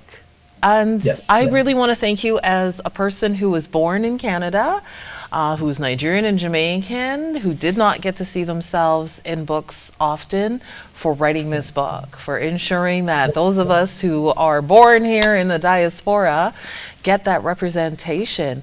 And so, that being said, how do we purchase it? Where do we get it? I know that you did say that there was Kickstarter and you market it yourself, so please give us that information. I was actually hoping that I would find a place to type a chat box. You know what? We can get that shared in the chat for you. Yes. So you give it to us, and then we will share it from there. Okay. I'll just find it here. Just take your time, but as you were looking for that information, You Yes, know, yes, I like to tell people I'm an old person now because hashtag old is yes, a privilege. And in our society, youth is everything. It's the best. It's great. Yeah, it's great. But we're going to get old. So, you know, I'm sure you didn't start this when you were a child. You are creative. Your wife is creative, an artist, a voiceover artist. Um, and sometimes we tell our kids to be accountants or engineers or doctors, and they're not as creative. So if you are creative and young, you know, you don't want to lose touch with that as you get older. So, yes, how yes. did you and your wife, your family, your team, how do you keep your imagination vibrant and able to stay in tune with what children can relate to in your storytelling? And for me, to speak for myself, I love reading and listening to stories. So that Yes. really helped me from way back, from as far as I can remember. My wife is like a social butterfly. She likes to connect with people. She likes to talk and she likes to listen. So I think all that helps her in building up her imagination and capacity to want to create things. Yeah. I mean, that's so beautiful. I think it's great that we encourage children to go out of their bounds. So creative children, maybe a little more structured, structured children, a little more creative and free. But I'm just wondering for yourself, um, why did you decide that creativity in writing a book was something that you were going to do in your life? I couldn't help it. I just found that I had to express myself. Since I read a lot, I wanted to make my own story. Yeah, and I just couldn't help it, and I started playing around making stories, and before I knew it, I was seriously doing it. Yeah. That is so beautiful and inspiring. I do want to talk about one tip that you gave. So I'm a comedian, and Yes. sometimes you have to do a story 3 minutes, 5 minutes, 7 minutes at a time. Yes. And so you said it's harder to be shorter than longer. I'm great at short. Good. Give us a tip on how you can maybe expand for children because it's a different place than like me right now talking for the next 10 minutes. Blah, blah, blah. Children have a slightly different need. How would you expand for a younger audience? Expand for younger. To expand something for younger audience. Right. So I see that you're writing for maybe 5, 6, 7, 10 year Yeah. olds. What if somebody wanted Yeah. to write, a graphic novel that's a little bit longer, maybe for an older audience, maybe for somebody who's super Yeah. geeky like me, who at 9 Yeah. wanted a big book? Well, that's no problem. I've got long stories, and I do write plays as well, which are a lot longer. And it's just a question of getting the right idea. Some ideas you get, and they lend themselves to a long story, and you don't even have to try. Right. Sometimes you go on and on and on, and I was once writing a play, and which got longer and longer and longer, and I ended up with 150 pages. Oh, wow. And when I handed it in, the person just almost fell out of their chair. And so I had to cut it. So having a long, it's really not. Yeah. Sounds It's good. making it, is scaling it down. That's always the problem. Scaling it down. I'm great. I want to do it in 3 words usually. Yeah, that would be good. Brevity is the soul of wit. So very true. Very Yeah, true. If you yeah. want to be funny, you got to keep Yeah. their attention. Yes. Um, so I see that you've written the book and you work with your wife who has created imagery for it. What was that process like? I'm really going to ask because we want to keep families together. We want people to be happy. And Yeah. sometimes creatives find it a little difficult to work together when they have a relationship. What was that like Yeah. for you and your wife? I just want to clarify one thing. The art was done by Jason Lore. Yeah, and the narration was done by Obiano Joe. Thank And you. and it was really no problem working because the story was already finished, and all she had to do was to rehearse. And yeah, and she rehearsed, and it really happened. It it helps that she likes the story. Yeah, Ah. it also helps that she did not write it. So she was removed from it. Right. She was able to bring new energy into the story. Yeah, and a new take. Interesting. And I think also a feminine voice really helps. I Okay. was going to do the story myself, but I'm glad that she ended up doing it because there is something about it. The story has two female characters, the grandmother and the teacher. So she kind of became like a vehicle to actualize them for the readers. Yeah. Interesting, interesting. I love how you said that she was removed from the story. Yes. So there's something that people can add themselves when reading a book. I think that we don't talk about that enough.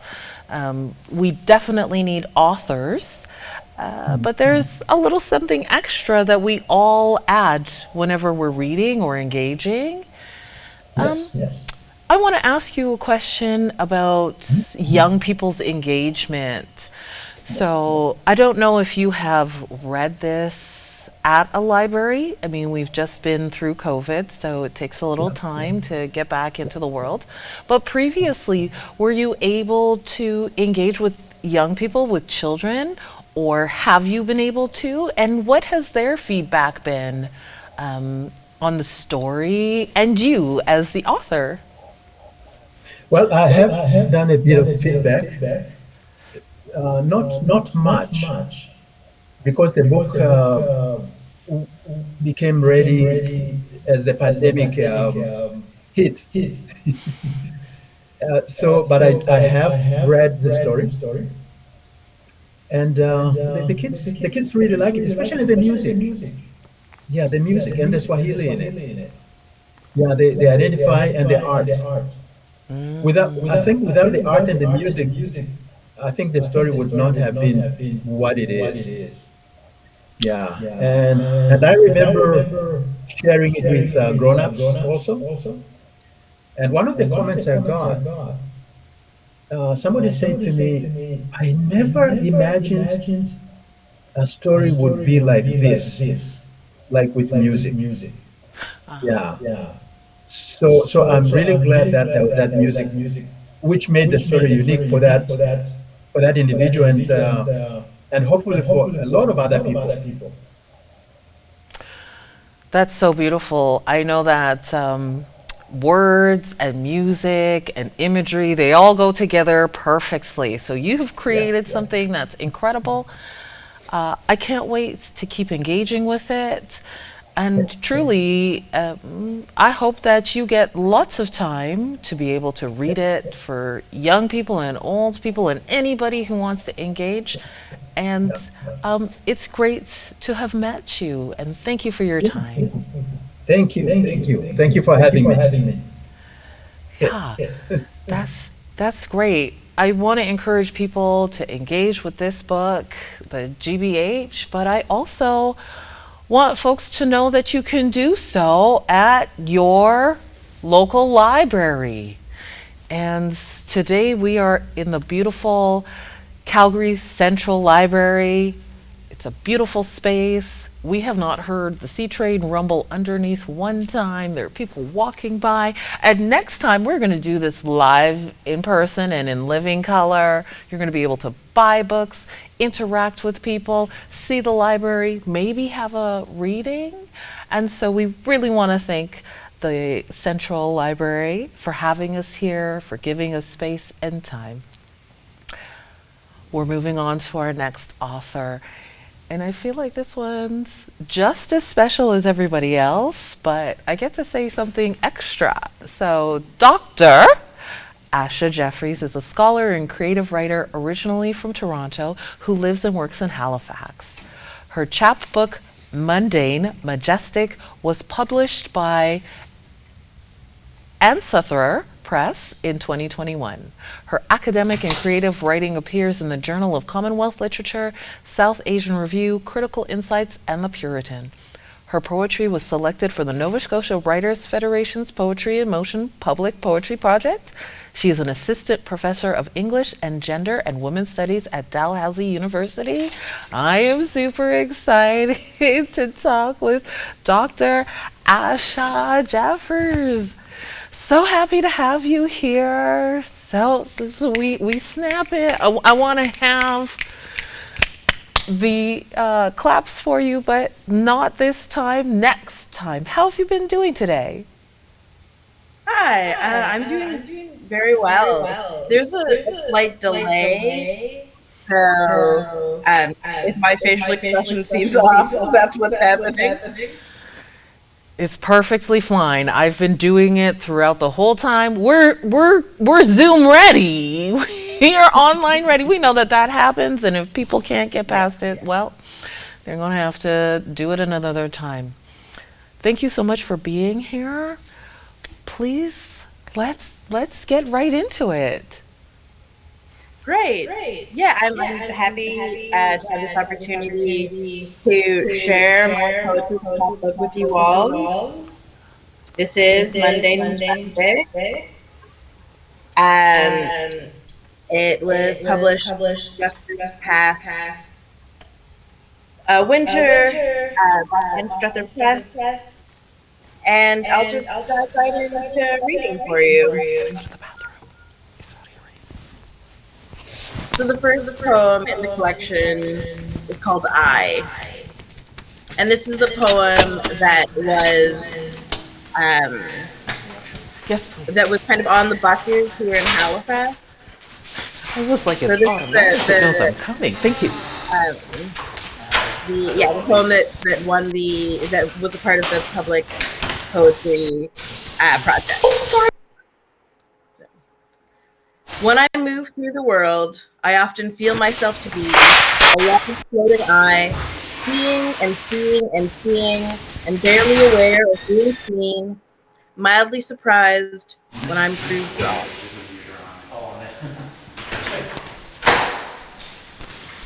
Okay, the next poem in the collection is called Me in Airport. So I should have prefaced this by saying that the collection is all about travel. It's a travel focused poetry collection. So all of the poems are kind of centered around that theme. So, Me in Airports. When I arrive in New Delhi, the customs officer says, Asha Jeffers, so half Indian, half... Nope. When I'm leaving my baby, I give the woman my passport and stand there. She says, well? I say, yes? Put your hand on the box. I see its green glow and offer my hand. Asha, my sister, she says, in a tone reserved for your dumbest sister. Your right hand. In Addis Ababa, I stand in the clump of people waiting to get their visas. An Ethiopian with foreign citizenship tells me to move forward. The passport agent asks, "Where's your ID card?" "Oh, I don't have one. I'm not from here." He looks at me suspiciously. I know I have a fake Ethiopian face. From every "Are you Habesha?" in myriad bathrooms, classes, subway cars, taxis, parties, and from disappointed faces. A little girl in transit tells me about fairs in Minnesota, while her Tanzanian grandmother talks to the insouciant agent. I ask, "Do I have to pay cash?" And he doesn't answer. "What's the address of where you're staying?" I realize in this moment I have no idea. "What's the phone number of the person you're staying with?" I only have her Canadian number. This is the least prepared I've ever been in an airport. A nice man lets me use his local phone number. This is somehow less suspicious than my fake Ethiopian face. I will never see this man again, but I resolve not to commit any crimes, so they'll never have to use the number. When I come back through this airport in a few days' time, it will be like my face was barely even here. So the next poem is called Georgetown, and it's about Georgetown, Guyana, um, which is where my mother is from. Forget about the pastoral or the sublime. I like my nature gaudy, comically oversized leaves and neon-bellied birds, trees that reach high into the sky, whose foliage shapes a little ball at the top, like a 70s basketball player with a perfectly round afro and knee-high socks. Lilies bursting relentlessly from city trenches, vibrant when alive, forcefully disgusting in death, roots thick and visible above the earth, holding up trees at unlikely angles. What is more glorious than a cassava, with juice that would murder you, but flesh so delicious that methods of processing it have existed for centuries? Give me a wide, wide river, almost brown as my skin, long traveled by those who searched for gold, the gaudiest nature of all. The next poem is called Naked Among Strangers. I love to be naked among strangers. At a Jimjilbang in Daegu, an elderly woman with a fantastic perm and terrible teeth gives me a thumbs up as I walk from one pool to another. I can't tell what she's approving of. I smile at her anyway. In the change room, women round brush their pubic hair. All these flabby, thin bodies make me feel taut and full. In Helsinki, I sweat, surrounded by sweet smelling wood, and then struggle on my bathing suit so I can plunge into the river. But there's nothing I love more than being naked in salt water with a big blue sky above me. Outside of Oslo, I abandon friends to find my way to the new beach. Unattended, unconcerned, I walk into the fjord. Let the water embrace me like a lover who was until recently a friend. This poem is called Repetition. Sometimes, when you travel, you find an exact replica of a face you know elsewhere in a place you did not expect to be. In Mumbai, I spotted the face of a tall British Jew that I knew in South Korea on a medium Hindu. I wonder if there is a limit to the number of faces in the world. If a doppelganger for each of us goes about their life in another place, another skin, not here. Or maybe some of us don't share a face so much as a vibe. When I was 20, I saw a film about a Haitian agronomist who was assassinated, and I cried and cried because he reminded me of my father. When a white woman asked me, "Are you Haitian?" I don't know what to do with the question. This next one is called Same Sinners. A shopkeeper at a tourist shop in Jaipur told me, "We do not often get same skinners as customers." Later, in Ahmedabad, walking by some street stalls, I hear, "It's time for Africa," Shakira's World Cup song, in a young Gujarati man's voice. When I look over, he looks so pleased with himself. The driver who took me to Jaipur had told me that everyone asked if I was from the south, Kerala or something. He also said I was more distant than his white customers. Some of them, he said, invited him to sleep in their hotel room. I should have told him, "I'm just acting like a same skinner." This next one is called Capitals. San Francisco is the capital of hot Asian men on bicycles. Reykjavik is the capital of public baths where I can't eavesdrop on intimate conversations. Austin is the capital of incredible barbecue and Texans who want to tell me I'm not truly in Texas. Boracay is the capital of flying on a plane that requires you to be weighed with your suitcase, and starkly clear, gentle waters. Paris is the capital of passing for local for 3 sentences or less. Amritsar is the capital of incredible spiritual stillness and the gateway to a jingoistic border ceremony. There, a glimpse of Pakistan, a mirror image across a gate, and a dozen high kicking legs. This one is called Walking Amongst the Dead. In a hilly graveyard in Antigua, with jagged white gravestones on every side, we sing around the grave of a beloved matriarch. Until someone says, "They're closing up the cemetery," and we book it. No duppy catching me after dark in here. Someone tells me, maybe the ones in North America aren't haunted, but a Caribbean graveyard always has ghosts. Years before, I'd wandered through sailors' graves in Bermuda, old enough that the stones listed cause of death, but not date of birth.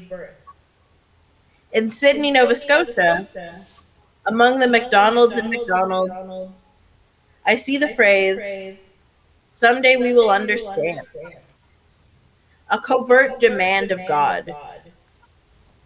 Maybe some graveyards are haunted by duppies and others by expectation.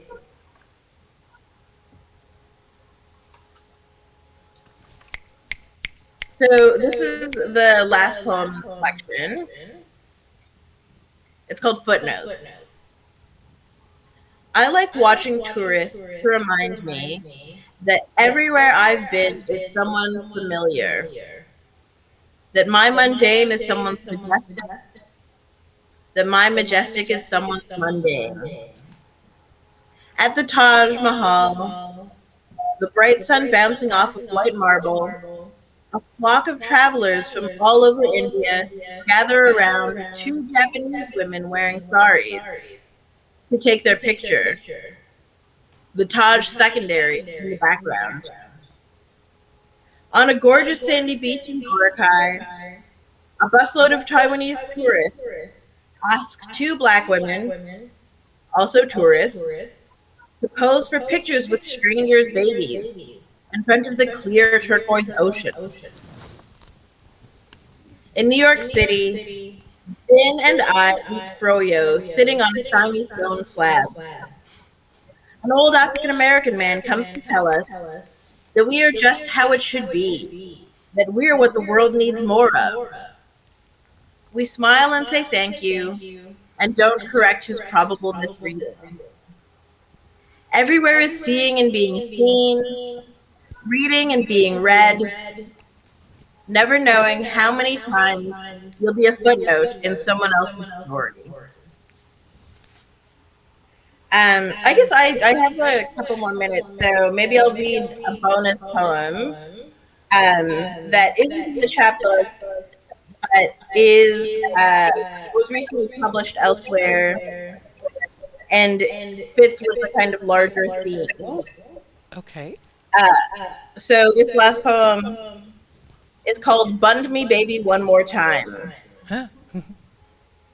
Uh, Shanghai is like sedimentary rock, layers on layers of time.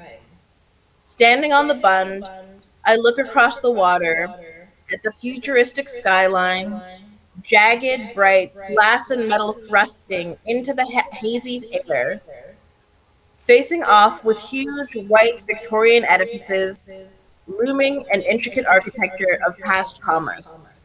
Remnants of Britain, accomplished international drug dealer. Remnants of Britain's lust for tea and territory. There is also a charming statue of Chairman Mao. It looks like he's wearing a cape. We walk down the wide boulevard into the old part of the city, where we go to gorge ourselves at the new Haagen-Dazs restaurant. Hmm.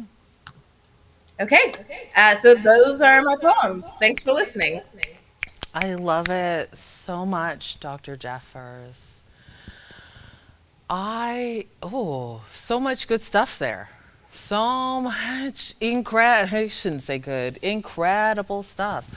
Um, because we are virtual, nobody knows that I'm a giant. So I'm 6'1" before I put on any shoes, and something really resonated with me. Seeing and seeing and seeing and barely aware of being seen. I know that very often when I travel, I can either blend in or be the only thing you see. So I want to know, how do you feel when you're perceived, when you travel? What was it like to live outside of Canada? And did you ever feel othered while traveling? Yeah, I mean, those are all really interesting questions. I have a kind of strange experience where, in a lot of places where I expect people to automatically know that I'm a foreigner, people assume that I live there, which is a funny sort of place to be. Um, when I went to Iceland, I immediately assumed that no one would assume I was from Iceland. But people would start talking to me in Icelandic, and I would have to be like, "Oh, nope." Um, and sometimes other there are places where I go knowing that I will feel like an outsider. But I think that there's something for me often really nice about feeling like a foreigner. And I think that comes from having a place that I do think of as home. So I mean, I think it's a lot harder to be in the position where you feel like a foreigner if you don't feel like there's a place where you are a local. But if you are kind of grounded in somewhere, then the experience of being in another place and being more visible is a little bit easier to kind of manage. So some of these poems reference the fact that I lived in South Korea for a year. And in South Korea, people definitely knew I was a foreigner. And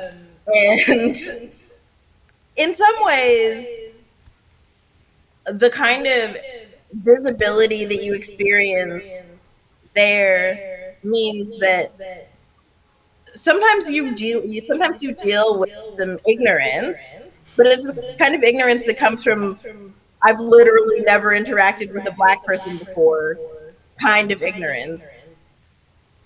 which is a lot easier to deal with than, the racism that one can experience in Canada or in other places that have kind of like larger Black populations, where you feel like people should know better. So I simply, yeah, have felt othered, and sometimes that's a tough experience, and sometimes it's not so bad. Thank you for sharing that. I think it's so beautiful. I love how you reference being a black woman and how we exist. It is not always in a uniform or a suit, and we should be free. And it is just really nice to hear that folks know that you don't have to be one type of anything and you can have any type of experience in the world. So, Dr. Jeffers, thank you so much for being with us today. And I think you're incredible. I can't wait to get your book and continue to be on this journey with you. Thank you so much. This was really Yeah. fun. One last thing, where do we get your book? So you can order the book directly from the publisher. So from the Ann Struther Press website, and yeah, you can order it directly from there. So, everybody, send all your monies to Dr. Jeffers. We need more. Thanks so much. Bye. Next, we have a South African-born Nigerian, black youth artist mentor, performer, black feminist, mental health advocate, event curator, and brand designer. Spoken word featured artist at the Arts Commons Cabarets, November Calgary Slam champion. I feel so much good stuff published in YYC Pop Anthology by Poet Laureate Sherry D. Wilson and By Pen Magazine, featured poet in the Dogwood Reading Series and Stage to Page Workshop. Sharer of love and truth, she aims to build a community that encourages loving yourself and being unapologetic about it. Her upcoming book, A Lot of People, is compiled of poems inspired by words and phrases submitted by loved ones as a compilation of connection. Please, everybody, welcome one of my favorites, A Lot of Poetry. Hello, hello. Thank you for Hel- having me. Hello, it is my favorite to see you. Tola, how you doing Hello. today? I am doing great. I'm just really excited to like have this kind of event. Like I did not know that this was gonna happen, so I'm very excited. Okay, so let me stop talking and let's just get right into it. Let's do what you do. You are shining already. Thank you. Okay. This first poem, Adora, you've actually heard before. I did it for you recently. Yes. This is the first poem that I performed at a kind of like at an open mic. So it's one of my favorites. It's called If I. I am not a poet. I'm not very good with words. I get confused really easily, and it makes people think that I'm always unsure. I want to speak my truth and gain the flow that I lack. I stumble and stutter over my lips, and I can hear my voice crack. I would pause, look into the crowd, and take in the looks on your faces.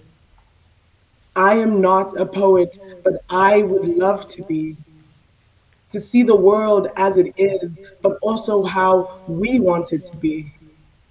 If I were a poet, I would write things that would break into your hearts and take hold of your tongues. I would spin sentences that wrap around your own experiences and make a room full of strangers feel like one. If I were a poet, I'd use my pen for justice, justifying why we need to keep writing and stop typing, but still write about how technology is power and that power is ours. A poet has a certain ability, scribing rhythm into words, embedding letters into a medium, unleashing the urge to be heard. I am not a William, nor am I a Maya, shaping ages of literature or revolution, bringing forth change and catharsis, bringing people some kind of written absolution. I am not worthy to dip my toe into this golden art that coats our history, inspiring minds to dig deeper without leaving meaning lost in mystery. The dark ages where writing was lost reminds me of where we are now. People are screaming instead of perceiving.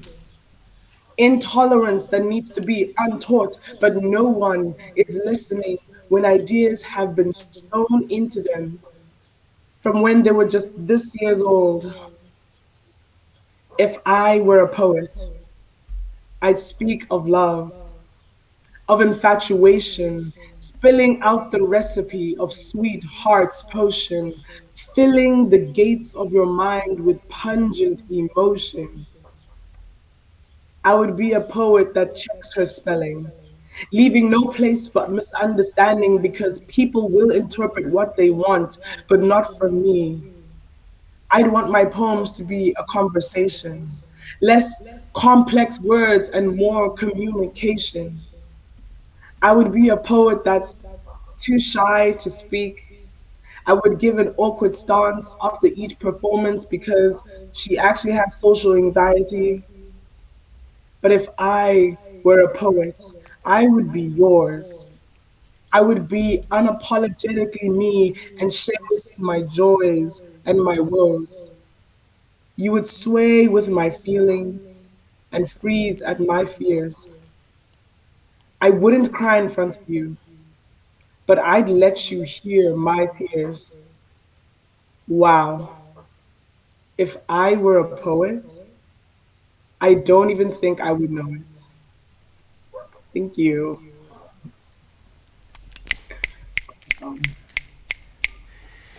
All right, sis, you already know I love it. Thank You you. already know Thank I you. love it. I You. do want This, to engage our audience. Just if you have a question, if you want to put it in the chat room, we're going to try and get to it. I'm so sorry that I have not said that previously. A lot of poetry, Tola, one of my favorites. I think you are incredible. Imagine this is the first poem you wrote. This is the first room, excuse me, that you performed. Um, Slam poetry is not an easy place to be. It's very impactful, it's emotional, there's a lot of emoting. I want to know, do you feel like someone could write for you to perform as in slam poetry? And do you also feel like you can write and someone else perform it? Do you think that it would be authentic? that's a very good question. I think like as a freelance poet, I would be able to do things like write a poem for a specific topic or reason or an ad or whatever it would be. Sorry for my voice, by the way. I lost it just a little. Um, I would, and so I think the way that I actually write my poems, there's no like real not real structure. So when I write it the way I'm going to say it. So if someone were to read it, it would make sense like they could read it in their own style. But the way that I would write it, like it mimics the way that I pause, the way that I breathe, where the emphasis that I want to put on certain parts. So I think it would be authentic in a way that if someone were to read a poem that I wrote, it wouldn't sound the same, but it would be authentic in its own right.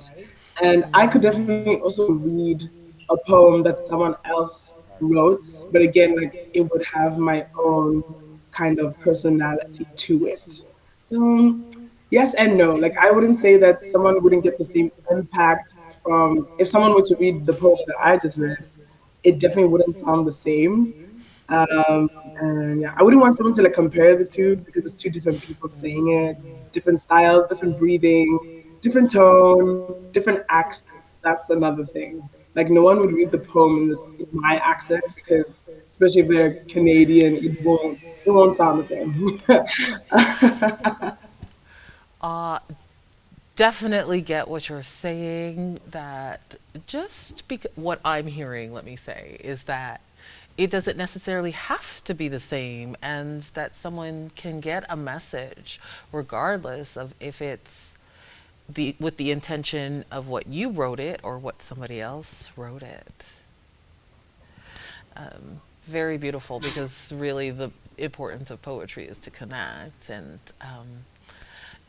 get people to think and process. I also want to ask you about um, being a black woman. So you state, as a black woman, I always feel like less than, and there's nothing I could do. But at the end of the poem, you say, I feel like my black girl magic, and I feel my black girl magic, and nobody can take that away from me. What helped you overcome that sense of powerlessness to be empowered, and give us a little something that we could give to maybe somebody out there who's watching us today? Wow. Okay. Um, I'm sorry, I so always that come with was the a questions, poem. Tola. You know I come with the No, questions. no, it's good. It's good for me. Thank you for asking. So that was a poem I wrote for. It was Black History Month, but it was specifically for an event at the University of Calgary that had to do with Black women. So it was a very important thing to my heart because like I have a sister, I have a mom, all of my best friends back home, like they are Black women as well. And obviously, growing up in South Africa, even though with the things like the economic disparity between white and black people, the education gap between white and black people, despite black people being the majority of people that live in South Africa, there was still like so much disparity. So standard was still westernized. So if you're like a black girl, you notice at school all the boys like the white girls or the Indian girls with like really light straight hair, and you would notice that the the affection wasn't going towards like black girls. But at the same time, it's like I wasn't alone because there were so many other black women around me. And so like we had our own like self-worth. So that's fine. When I moved to Canada, it's almost like those feelings now are and behaviors are now amplified, except now there's less of a community. Not that there's less um, I mean, there is less black people, but it's harder to find your community, right? Like I have significantly less black friends here in Calgary than I do back home, and it's not for a lack of trying. Um, my first year in university, I barely saw another black person in my faculty, let alone on campus. It's just really hard to find. So as a black woman, you notice like where if you go out with your friends, you notice who the guys are kind of like interested in. When people are talking about their preferences, you notice that they're not really preference. Um, when people are talking about specifically like things like Africa or stuff like that, they're not really talking about, oh, how beautiful African women are. That's not really the topic of conversation. So that poem I wrote specifically because I didn't want to feel ashamed of being a black woman just because now I am now among majority more white people. So that poem was kind of like an apology to like Mother Africa, and as well as just like the black woman inside me, and the black women in my life. Showing that they are not less worthy just because of the different values or morals or preferences of Western society. So I literally had to relearn how to love myself as a black woman in Canada.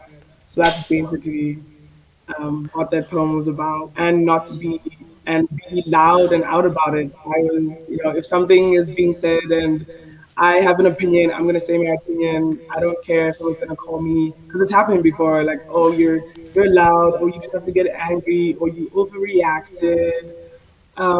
Yeah, so I didn't want to be labeled as that angry black woman or that overly loud black woman or whatever. But I kind of got over that, and I am now. Yeah, I 100% get everything that you said. I'm born here, I'm raised here, and anybody who comes to my comedy knows what comes after that. Um, and I think that it's important for us to talk about ourselves and love ourselves. And I'm just wondering, I mean, we always love to hear your poetry. Do you have anything else to share with us? Yes, of course. I still have. I mean, technically, I guess I still have 8 minutes left, but I will do a poem. It's actually like a feminist poem. It's one of my favorites. I love a feminist Um, poem. yes. It's called "Don't Touch Me."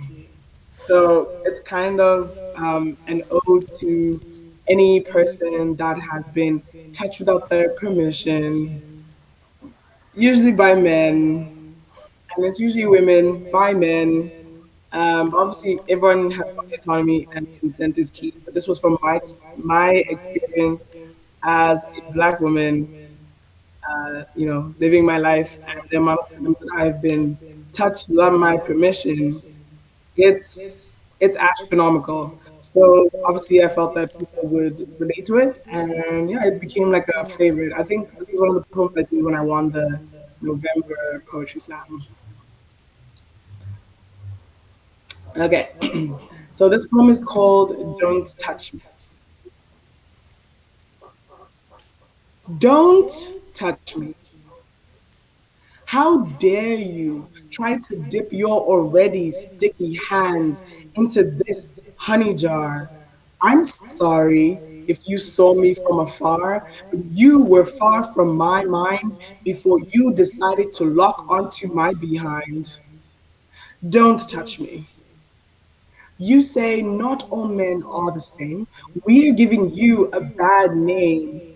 You're not trash, but your behavior is pretty foul, and you think that's just part of the game.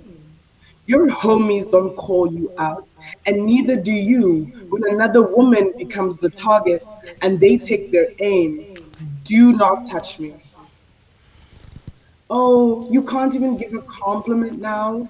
You're too scared to talk to women? We think every gesture is to harass, but I'm sorry.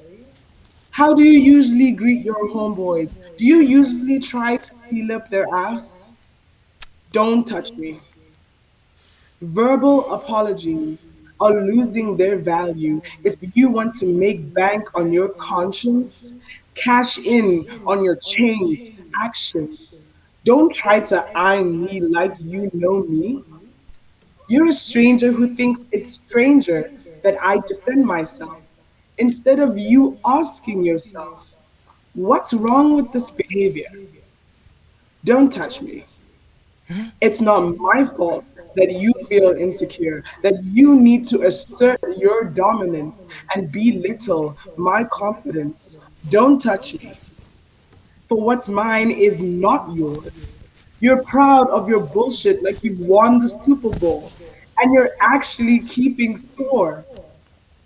Well, bring your manhood over here and collect your trophy against my knee. Don't touch me.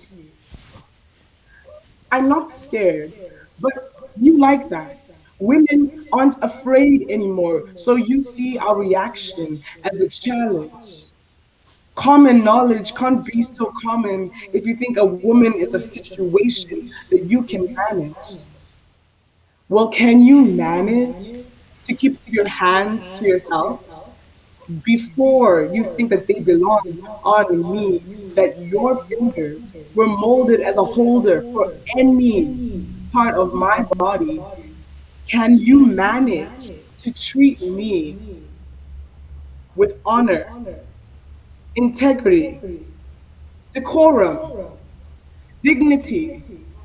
Can you control your sense of superiority and manage to treat me as an equal human being, the way it's meant to be, to not see us as things that you can own, to correct your friend when they do wrong?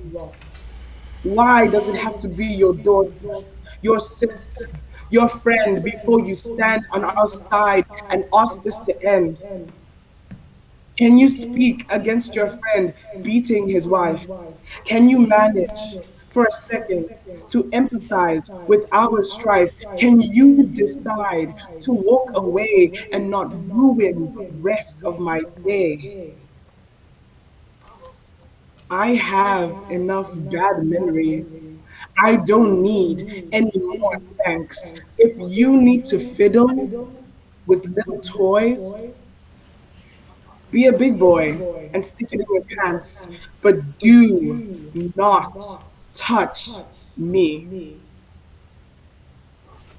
Thank you. Oh, no, thank you. Thank you. I mean, Thank you said it was a you. feminist poem, but I think that that's good for everybody. I think It everybody is. can hear It that, is. everybody can enjoy that, and everybody can relate to being somewhere out of their depth and wanting to reclaim their power. So thank you so much for that. Where can we find your poetry? Where is it online? Do you have YouTube? Let us know where you're performing next, please. Okay, well, I have an Instagram. It is a lot of poetry. The username is a lot dot of poetry, but if you just search a lot of poetry, it'll come up. I am working on a website. It will be a lot of poetry.com coming soon. So if you just follow my Instagram, you'll find everything. And I do have a spoken word video out that I made a couple years ago. It's one of my favorites. I mean, it's my only one, so I guess it is my favorite. And that's on YouTube as well. If you just search a lot of poetry, and the poem is called Woman with an X. And yeah, that is where you can find all my stuff and my future stuff. And my book will be published on my website as a just as a PDF for people to read. And yeah, and my next performance, I actually don't know. I don't think I have one yet. You have So if you're one. looking to buy, Right. Let me shush. You say it. If you're looking to hire Tola, a lot of poetry, please go and find them, her, and there it's only incredible stuff. Tola only does incredible stuff. And if you don't think so, well, let's try again. You'll find out that she's important and what she says is important. Tola, thank you for joining us. Everybody look out for more from A Lot of Poetry. thank you so much for having me. Thank you, Adora. Thank you to the interpreter. You're amazing. Thank you for the organizers. Everyone just amazing. And please enjoy the rest of the book fair. Yeah. So, folks, I mean, why stop now? It's been a great morning so far. We're going to continue on with someone from my hometown, the city that I'm born in. This person has inspired me. They are my mentor. I cannot say enough great stuff, but let's start with this. Cheryl Fogo is a multiple award-winning playwright, author, and filmmaker whose work over the last 30 years has focused on the lives of Western Canadians of African descent. In 2020, her NFB feature documentary, John Ware Reclaimed, premiered at the Calgary International Film Festival, where it received the Alberta Feature Audience Choice Award. Additionally, in 2020, the 30th anniversary edition of her book, Pourin' Down Rain, A Black Woman Claims Her Place in the Canadian West, was released by Brush Education Press. In 2019, she wrote and directed the short film Kicking Up a Fuss, the Charles Daniels story. Her short play, The Surrender, is now streaming on CBC Gem as part of Obsidian Theatres Company's 21 Black Futures, and a production of her play, Heaven, is scheduled for summer 2021 at the Citadel Theatre. Cheryl is a recipient of the 2021 Arts, Media, and Entertainment Award from the Calgary Black Chambers and the recipient of the 2021 Grand Prize in the Regards DC section of the Vue d'Afrique Festival for John Ware Reclaimed.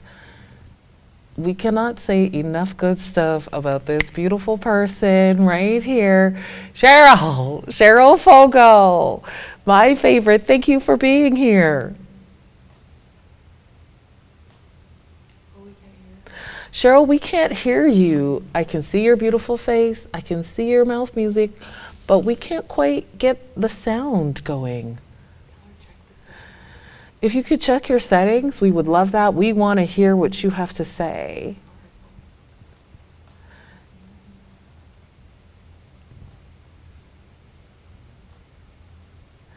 I know that sometimes when I'm on my phone, we gotta update it from whatever it was last time with these headsets, the Wi-Fi.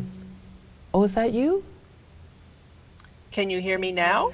Yes, we can. Okay. Sorry about that. Yeah, there's a little bit of a delay, but we'll just do the best we can. Thank you. Cheryl, I feel like you got a haircut and I love it. I love to see you I did. always. Thank you. Thank you.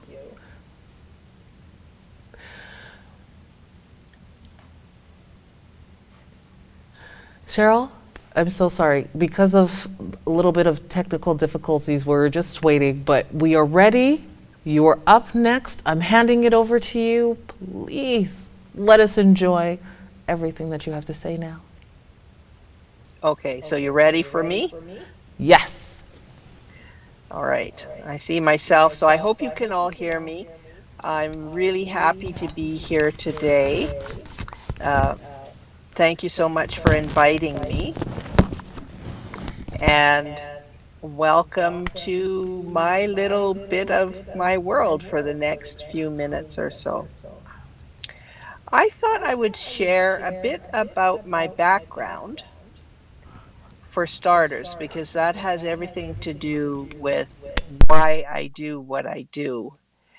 And for any of you who are familiar with my work, you may already know that I am a descendant of what we call the Black Migration of 1910, which was a migration of between 1,500 to 2,000 people who came up from the southern US into Western Canada because they had been experiencing extreme violence, loss of their human rights.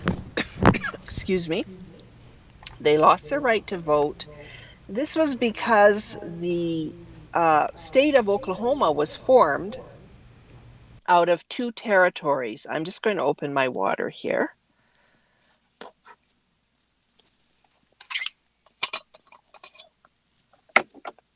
Thank you for your patience.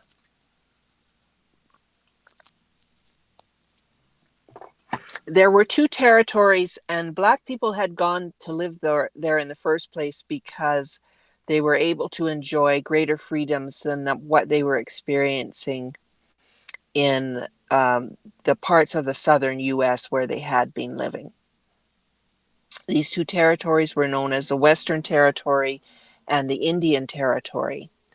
When the state of Oklahoma was formed by combining those two states, the people who lived there, the white people who lived there, wanted to teach. Sorry, I'm hearing a voice. Someone trying to speak to me? Cheryl, we're good. We were just sorting out some sound on our side, but you're good to go. Sorry about that. Okay. Yeah, just for the audience, there was some technical things happening in the background, but on we go. Um, so these my ancestors and around 1500 or 2000 or so other black people came up from the southern United States at that time, because at exactly the same time that the state of Oklahoma was being formed, the government of Canada had started placing advertisements in southern newspapers, well, all over the United States, actually, asking people to come to Western Canada, Saskatchewan, and Alberta, most specifically. And the government of Canada was not aiming for Black people to respond to this message, and were very caught off guard when Black people in those large numbers arrived at the border, mostly at the Emerson, Manitoba crossing point. So uh, these folks experienced an unwelcome when they arrived at the border. They were very caught off guard, very surprised about it, because they had been hearing about Canada and actually singing about Canada and the North in their spirituals for centuries. Nevertheless, they came over, and most of them stayed, and they established 5 small Black communities in Alberta and Saskatchewan, 4 in Alberta, 1 in Saskatchewan near Maidstone, which is where both sets of my maternal great grandparents went. The communities in Alberta were Amber Valley, uh, Keystone, which is now known as Breton, uh, Campsie, and another community in the Barhead area. So that is just to provide a little bit of background about why I do what I do and what inspired me to become a writer in the first place. I found when I was growing up in Calgary that this amazing history of this group of people who overcame uh, many obstacles and made incredible contributions to this part of the world where I was born and where I live, were not represented in literature or in the history books. And I knew it was a worthy story to tell, and I didn't understand why there was not representation of this story. I was so inspired by my ancestors. I found them to be such resilient, intelligent, hardworking, uh, beautiful people that I wanted to make sure that the rest of the world had the opportunity to hear this story. So I started out writing as a journalist in the early 80s. And in 1990, I published my first book, which was called Pouring Down Rain. I went on from there to write other books for young people, because I knew there were avid readers, such as I was, who also did not see themselves represented in stories. I was an adult before I read a book about Black people by Black people that was a positive representation of Blackness. I had nothing available to me at all that was a Canadian perspective, specifically a Western Canadian perspective on um, on that experience of Blackness. So I wanted to write books for young people, and I started working on my first book, which was called One Thing That's True. And I then published another young adult novel little few years later called I Have Been in Danger. And then after that, a children's picture book called Dear Baobab, which is after the baobab tree that is frequently seen in Africa. I'm going to unplug my earphones just to see if I get less feed. Uh, can you still hear me? I We don't know if you can. can. Yes.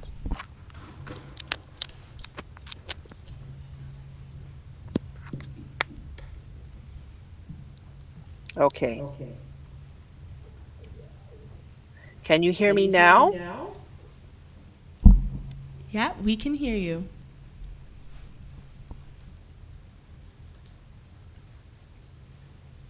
Okay. My screen is frozen. Cheryl, can you hear us? I'm We can going to hear you. refresh.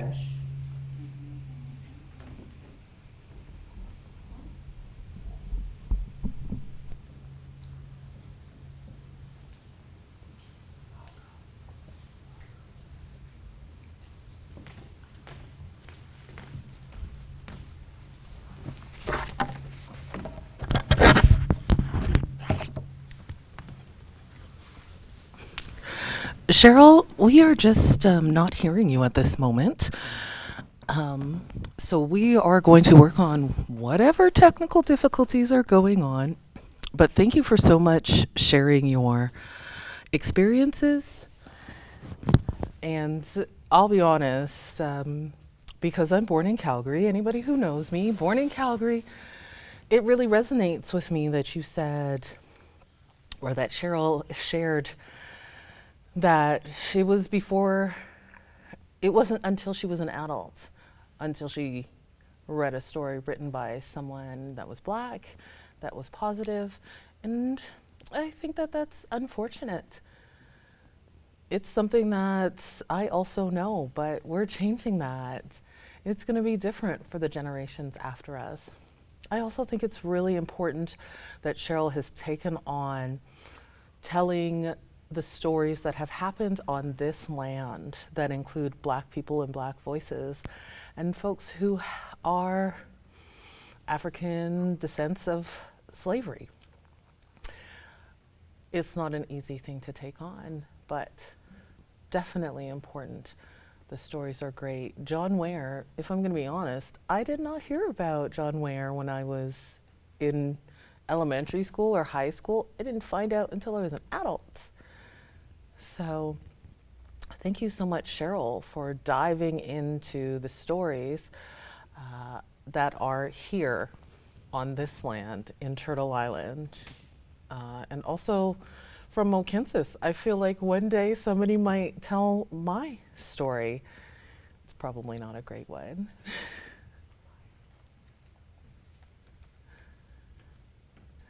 Do we know if Cheryl's coming back?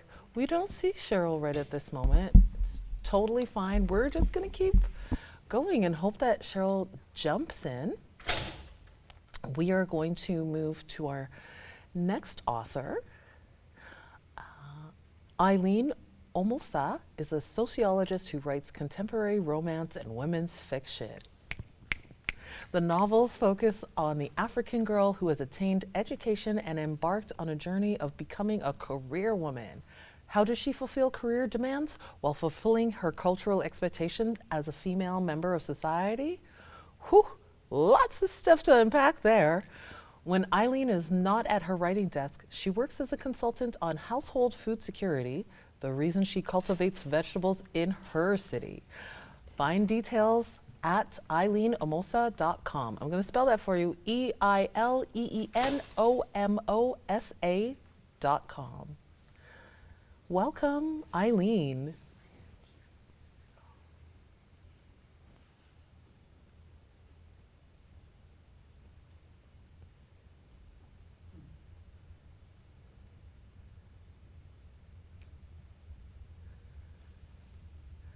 I think we may have been a little bit early on Eileen, and we are not seeing her. So I'm just going to keep talking. Because that's what we do when we are having a live show. This means that we're human. Here we are, working with what we've got. Sorry that it's just me, but soon someone else will be here.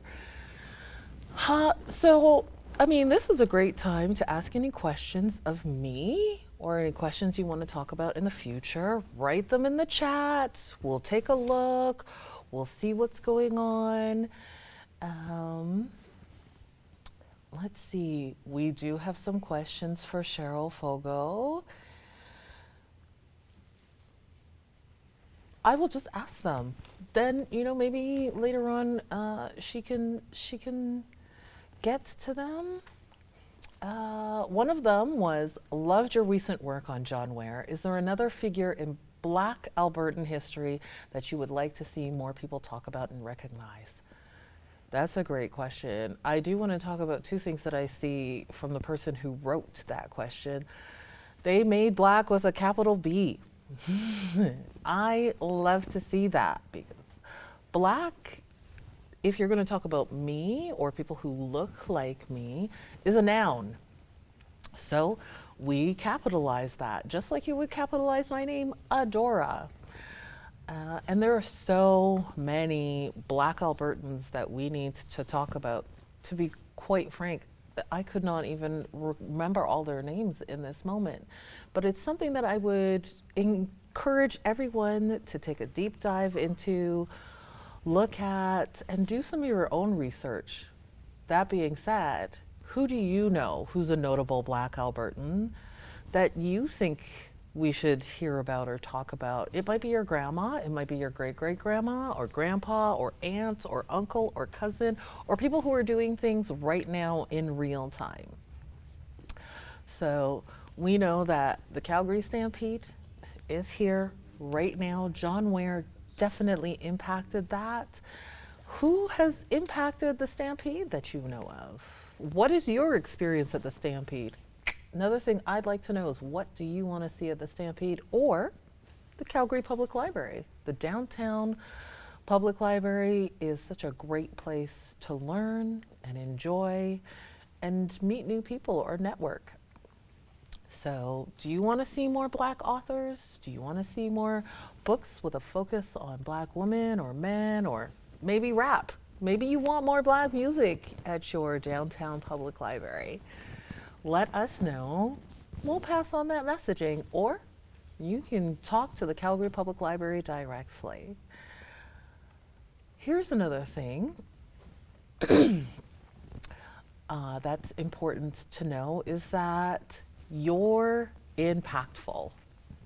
No matter whether you think you're small or big or young or old, you can make an impact in your community.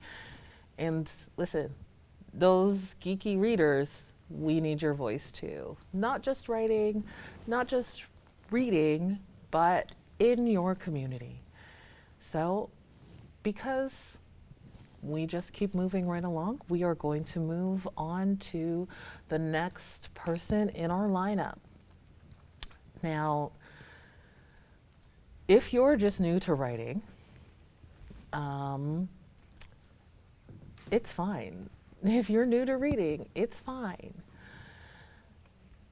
Later on, we are going to have an incredible keynote speaker coming up. Their name is Michael Antonio Downing. They are not right now. I'm just giving you a little piece of information. So if you take a break and come back, you know that that's our keynote speaker at We Lit Afro-Indie Book Fair.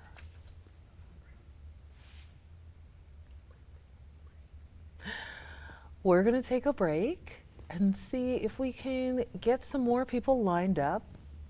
My apologies that we are having a little bit of technical difficulty, but I feel like the best events have a little bit of technical difficulty. Go have a break, have some water, use the restroom. Tell your friends, tell your family, tell your fans to come back with you to We Lit.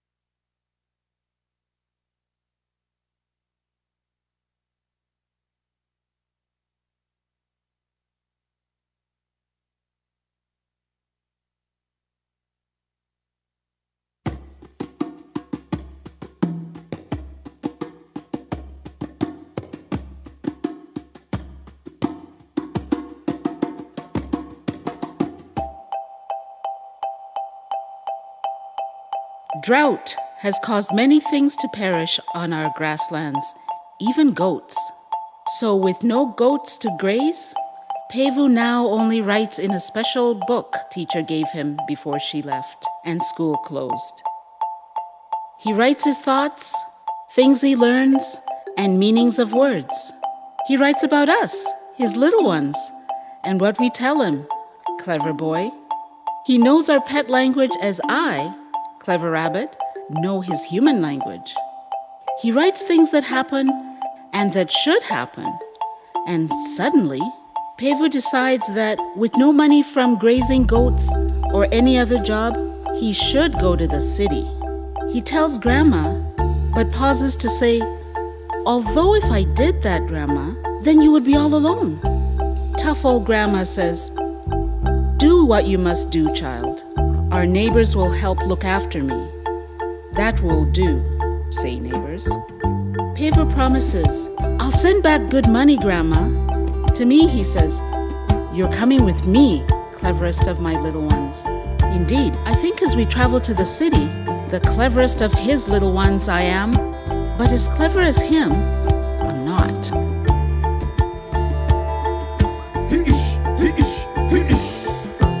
Badaye tutaonana,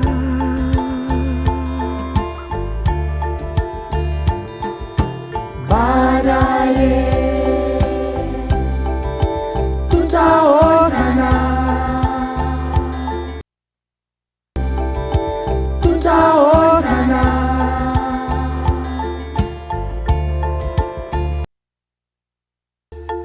That will do, say.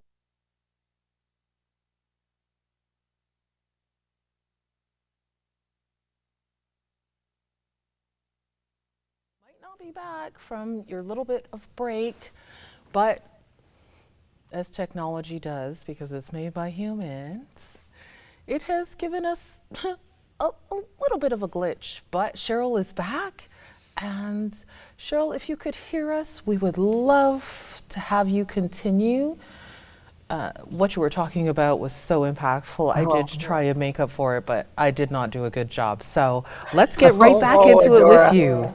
Okay, okay. I'm actually going to wrap up fairly soon so that we can have our Q&A, because that's the thing I've been looking forward to is chatting with you.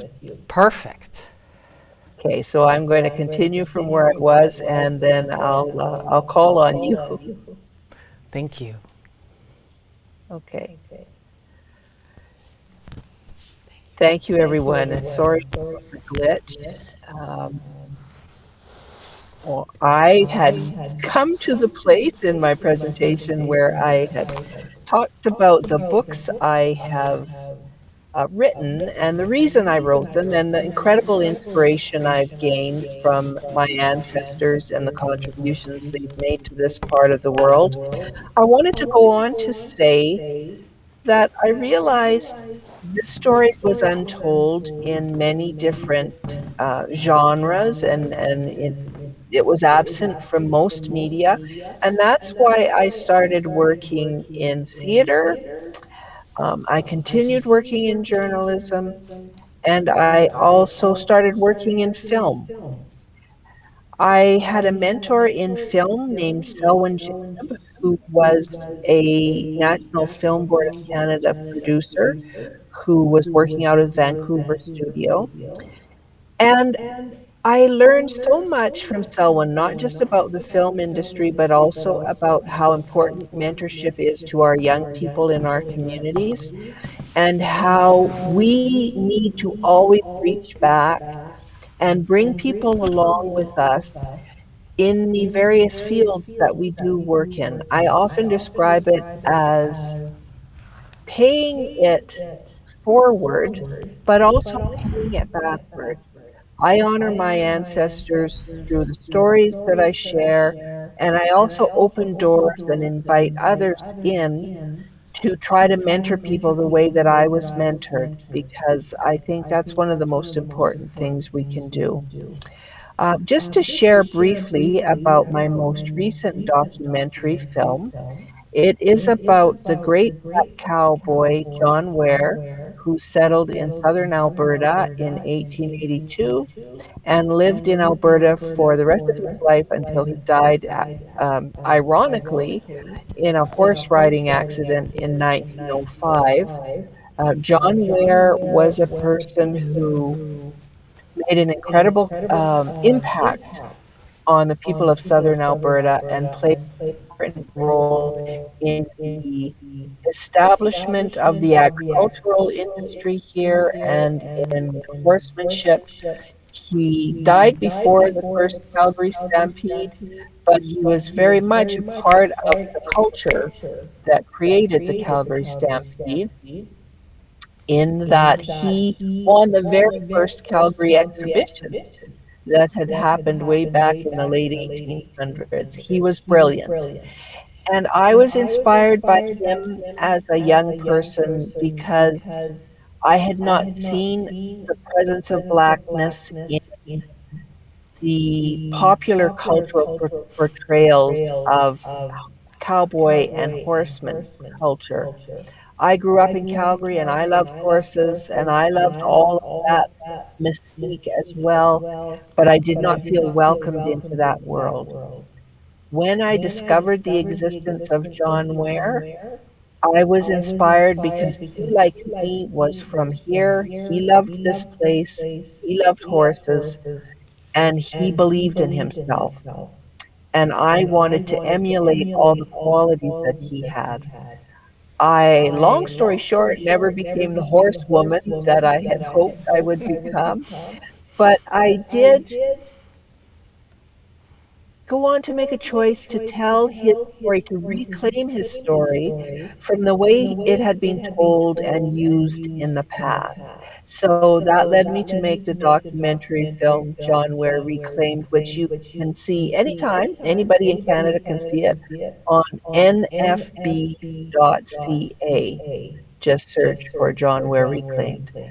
I'm so sorry about all the glitches, and I don't want to take up more time than was allotted to me. So I'm hoping, Adora, that you can come back on camera now and we can have a little bit of a conversation. But please feel free when it's time for me to go and the next person to come on, just let me know. Cheryl, love you, your humility. You know I love you. You take as much time as you want. We don't need me to talk for 1 second. But since you've asked me to come in, there are a few questions that we have from our audience because they Great. love you too. First question is Miss Fogo loved your recent work on John Ware. Is there another figure in Black Albertan history that you would like to see more people talk about and recognize? Yes, thank you for that question, whoever you are. It's a wonderful question. There was a woman named Annie Saunders who lived in southern Alberta before John Ware. And one of the things I have discovered after embarking on a career writing about my own ancestry, the Black migration of the 1910s, is that we were not the first Black presence here. I had always assumed that when I was growing up. As I started to do research, of course, I uncovered figures like John Ware, but I also discovered that there were many, many, many other Black people here in Western Canada prior to 1910 who had made contributions and who had paved the way for us, that we had come into a community that already existed. One of my favorite people from that history is Annie Saunders. She was a woman who came to Western Canada, came to southern Alberta with the MacLeod family, Colonel James MacLeod and his wife Mary and their children, as a nanny for the MacLeod children. But eventually, Annie left their employ and she ran three businesses of her own. She had a boarding house and a laundry service and a restaurant that was so popular in the Pincher Creek area that every visiting dignitary who came to the area would make sure that he had breakfast, lunch, or supper at Auntie's was the name of the restaurant because Annie told everyone just to call her Auntie. I think it was to try to avoid some of the racist terms that got attached to other Black people who lived here. I always say Annie must have been one of Alberta's first female entrepreneurs, not just first Black entrepreneurs, but one of Alberta's first uh, female entrepreneurs because she was setting up shop in the 1800s. So that's a wonderful question. Thank you for asking that. Annie is one. There are many others as well, and I hope I live long enough to dig deeper into all of their stories. Well, we really want to thank you for bringing up the stories in general. The next question we have is, do you have any insight on where are writers with an interest in history to go to find source material for their work? So, as you said, and you thought we began here in 1910. So, where would someone maybe find, people that maybe aren't in the newspaper, or maybe you're not seeing them readily in the news media? How would you find some of that source material to write on? It's another it's another great question because doing research about our history in North America is very challenging because of the incredible disruption of enslavement of our ancestors and the fact that their stories were not preserved in the usual ways. So it is much harder to find us in those old newspapers, in the archives, in even the census. It's difficult to find us for a variety of reasons. One being that sometimes our people were not properly recorded even in the censuses. So I would recommend taking on some of the tips that you can get from other Black genealogists and Black researchers who have developed a series of kind of tips and tricks that you can use to do this research. One good source is the Henderson's directories because they sometimes listed people by occupation. So if you have a list of Black family names and you go to the Henderson's directory, you can look for those names, and sometimes they're fairly common names, like Brown, for example. But you can also look for the occupation because for a long period of time, most of the Black men who were working in this part of the world were working for the railroad. So a lot of times you have to do that kind of cross-referencing. But I would suggest looking on those sites that specialize in Black history research and taking up those tips and tricks that you get because it is challenging. Thank you so much for that information, Cheryl. To be honest, you are right. It's a little bit difficult to find some of this information. The last question that we have from our audience at this moment might be one that you won't be able to answer, but it's an interesting thought. The person writes, I find it interesting that the Calgary LRT was designed by a Black architect. It comes right under the downtown public library or the central library, but he is not really mentioned anywhere. Have you ever heard about this? And Yes. you know, why would that happen? If you have any insight. Absolutely. He was an engineer, so not an architect. He was the engineer who designed and implemented the first leg of the LRT. So every time we ride the C train in Calgary, on some level we have him to thank. Indeed. His name was Oliver Bowen, and he was a descendant of the Amber Valley community, the Black migration of 1910. So he was, his grandfather, Willis Bowen Sr., was among that same migration that brought up my maternal great grandparents. Oliver Bowen was a brilliant man, and there is mention of him and honoring of him and his contribution at a facility in Calgary that's called the Oliver Bowen Maintenance Facility. So you can go there, you can see a photo of Oliver there, and you can read a little bit about his life and his contributions there. But that's a good bit of wisdom from that audience member, knowing that bit of history and wanting to know about where you could find more. I actually knew him. He sadly died in 2000. He died quite young. But he was from a beautiful family, amazing people. And a lot of people who have done engineering or architecture or worked in law, various professions like that, the professions in Alberta are the children or grandchildren of privileged people. Oliver Bowen was the grandson and son of a porter. And that just is a testament to his brilliance and the determination of his family and the values that they instilled in him. Thank you for that question. I learned something today. And Cheryl, thank you so much for being here. It is always, always, always a gift to be in your space, to hear from you, and I should not be shocked that you know about that. And I need to learn more. And thank you, as I continue to say every time I see you, thank you for being here and making sure that our voices are heard and remembered and pushed into the forefront. Can't wait to see what you do next. Thank you.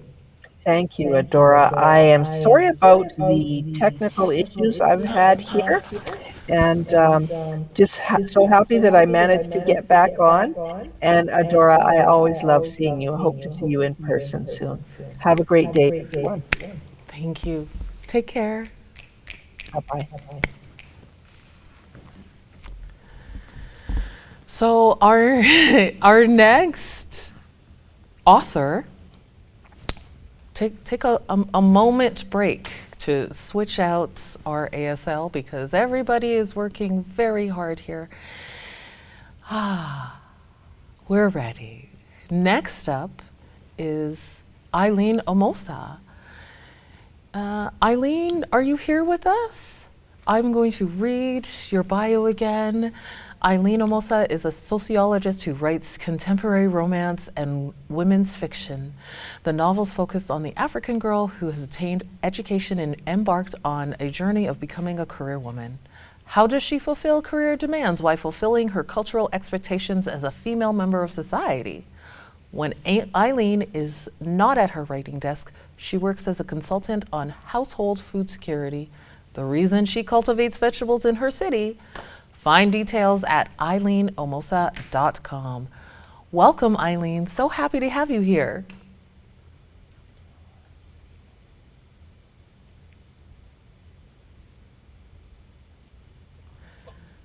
Oh, Hello? Hi, Eileen. Yeah, can you hear and see me?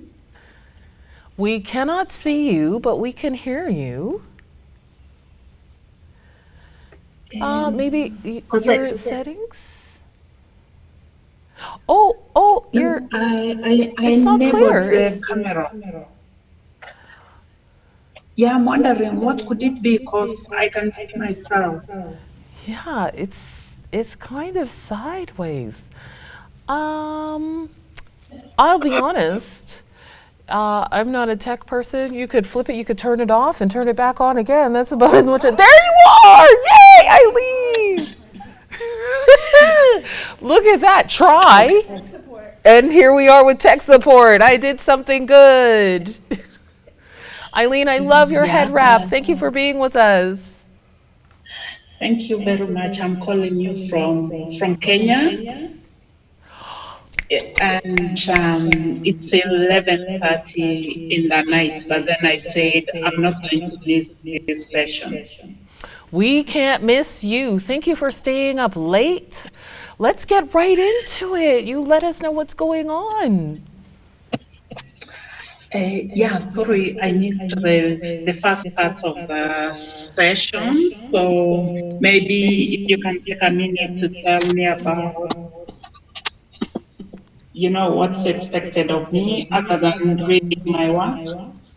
Eileen, really, this is a moment for you to share with us what your work is, who your audience is, who you're writing for.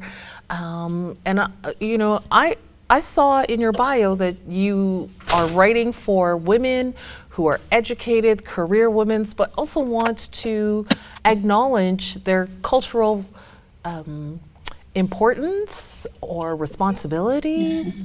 And I think that you can do that. Sometimes I do it.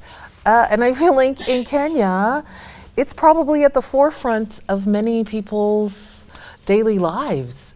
So even a little bit of a background to your book would be great. Okay, yeah, thank you. As you introduced me, I write about the African girl who has gained an education and becoming career women. So basically, I use fictional characters to look at their journey, especially how do they balance expectations from their career and at the same time fulfill cultural demands on them. So it's like they live in two worlds, but then how do they balance that? So basically, that's what I focus on. And I have different cool, um, looking at the journeys of the African girl who has gone to school, up to university, up to high school, and beyond. And Today I'm going to read an excerpt from one of my books, which is a series. It's called Malaika, which is book one in a series.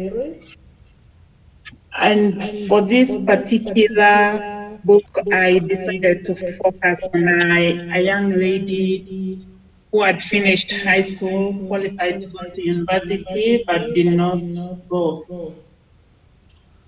And I focused on this one because I have another series where I was focusing on a lady who's gone to school all the way to university, and people started asking me what happened to the ladies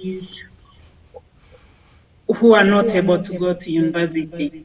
So that's why I decided to focus on Malaika, because she's qualified but gets a baby before university. Sorry, I have an echo. I can hear myself. Is that on my side or your side?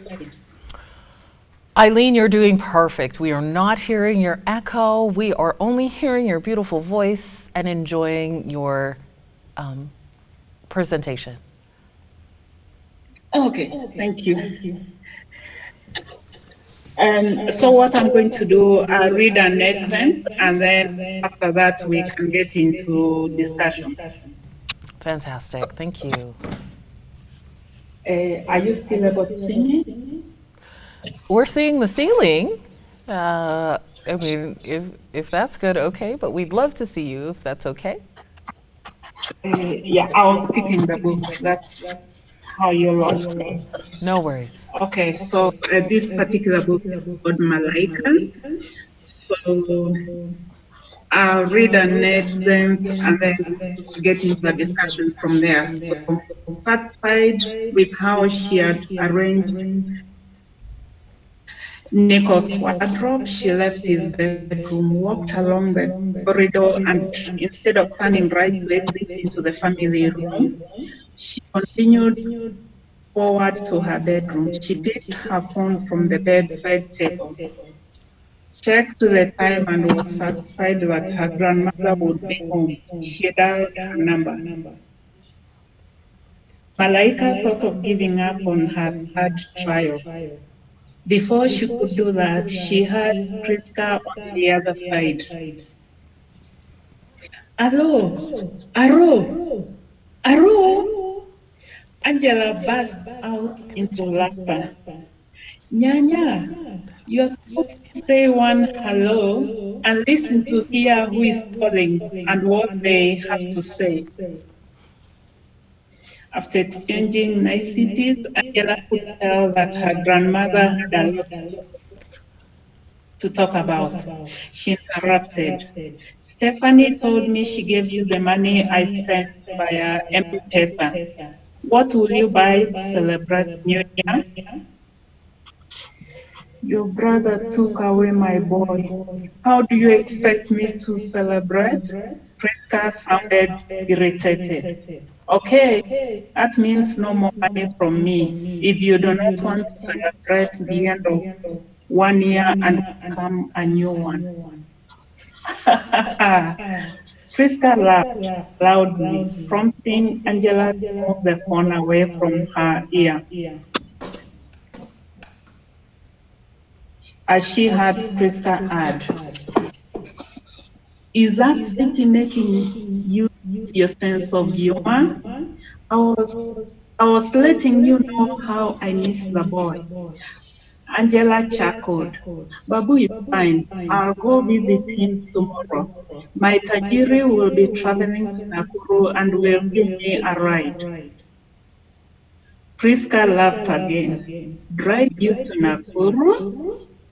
Does that mean your Tajiri is not afraid to be seen with you? Make him marry you. Nyanya, I'll end this phone call if you continue to say those things. I told you I want to go to university. Where is this university you keep talking about? Is it a place you cannot go to if you are married? Bye, Nyanya. I'll talk with you from Nakuru. That way you'll greet Babu and Dave. She ended the call and threw the phone on the bed. And Malaika stood on one heel and made a 360-degree turn. She lifted her head upwards, crossed her hands to her shoulders. Thank you, God. I'm happy. Talking with her grandmother always brought her joy. Joy she could not explain. She only felt it. She sat on her dresser stool outside the evergreen lawn. Though it was December, a dry month of the year, Ronnie's grass was well watered through the underground sprinkler system. Water from a borehole whose location she never she had never been shown. Malika remembered that she had work to do. She walked out of the room, wondering if she would ever get married. Would Ronnie or any other man who married her let her attend university? Thank you. I'll stop there so that we can get into discussions. I hope people have got questions for me. Yes, we definitely have questions for you. Thank you for giving us just a little taste of your writing style and your characters. I'll be honest, from what I heard, sounds like a woman, sounds like a black woman, sounds like something or somebody that I know or could interact with. I think that sometimes we don't necessarily see that when we're reading. So somebody in our chat room, shout out to Big G, thank you, with another great question. What are your thoughts, Eileen, on how black women are stereotypically shown in the romance genre of books and even movies? Yeah, let us know. We're ready for all the answers here, and I'm the host, so if you push the boundaries, I can guarantee you will not push past what I do. Thank you for that question because I've thought about it quite a number of times, and uh, it's like every time I read a novel, what I see of the black woman is somebody who is very helpless, waiting to be rescued, maybe by a man or somebody else. And actually, there are some places where I've complained about this. I'm like, doesn't she have any agency because of the way she's presented? That's when it comes to romance. She's presented as very helpless. But then it's a surprise that if you read other genres, especially mystery, then you find the African woman presented as very, strong, knowledgeable, has a lot of agency, and is able to solve issues. So I've always thought about that and asked myself and some people, why do we make her so helpless in romance, but then powerful in other genres? It's part of the reason why in my book I'm giving them some agency.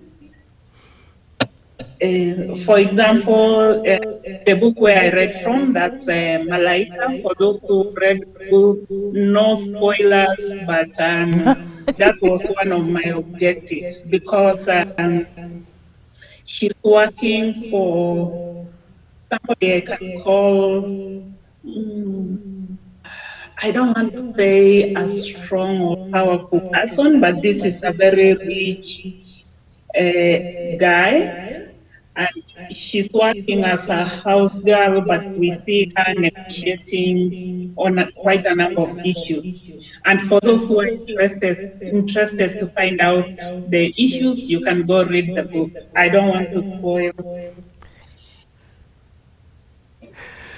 I mean, of course, people should go read the book. I also want folks to know that it's a trilogy, so there's lots of stuff there for people to see and hear about.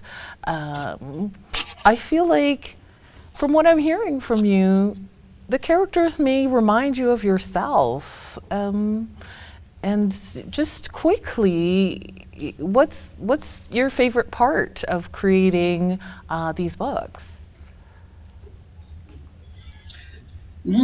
I hope the characters don't reflect me. They are just, it's an amalgamation of issues within society. So if you went to any country in Africa or any community, you'll be able to find ladies who've gone to school and are struggling with the issue of balancing career and cultural expectation.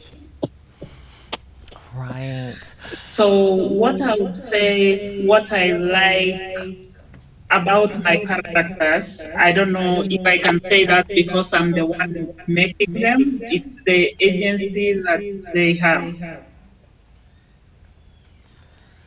So that they get to say for themselves, they get to decide for themselves. I feel like that it's a representation of you, even if the characters don't specifically do what you would do. Having agency for yourself, speaking for yourself, making decisions. I know that you're 100% doing that, Eileen. We want to thank you for being here with us. Thank you for staying up so late. And also, we appreciate you being here from Kenya. Africa is such an important place, and very often, me, myself, and people here in Canada don't get to interact this way. So truly, truly appreciate you for being here and changing our world. Thank you thank you very much. I hope we were able to do this. Actually, I I did not travel for holiday. I lost my dad, so that's why I'm very far away with a bad connection. Perfect connection. We could have no connection. This is perfect. So our condolences and I'm thank in you. rural Kenya. Yeah, it's rural Kenya. This is incredible. Some places in rural Canada don't have this good connection. So way to go, Kenya. I'm sorry that this is how we are meeting with you losing your father. Our condolences, and I'm sure he is proud of you as we are. And thank you for being with us. Thank you, and have a nice session.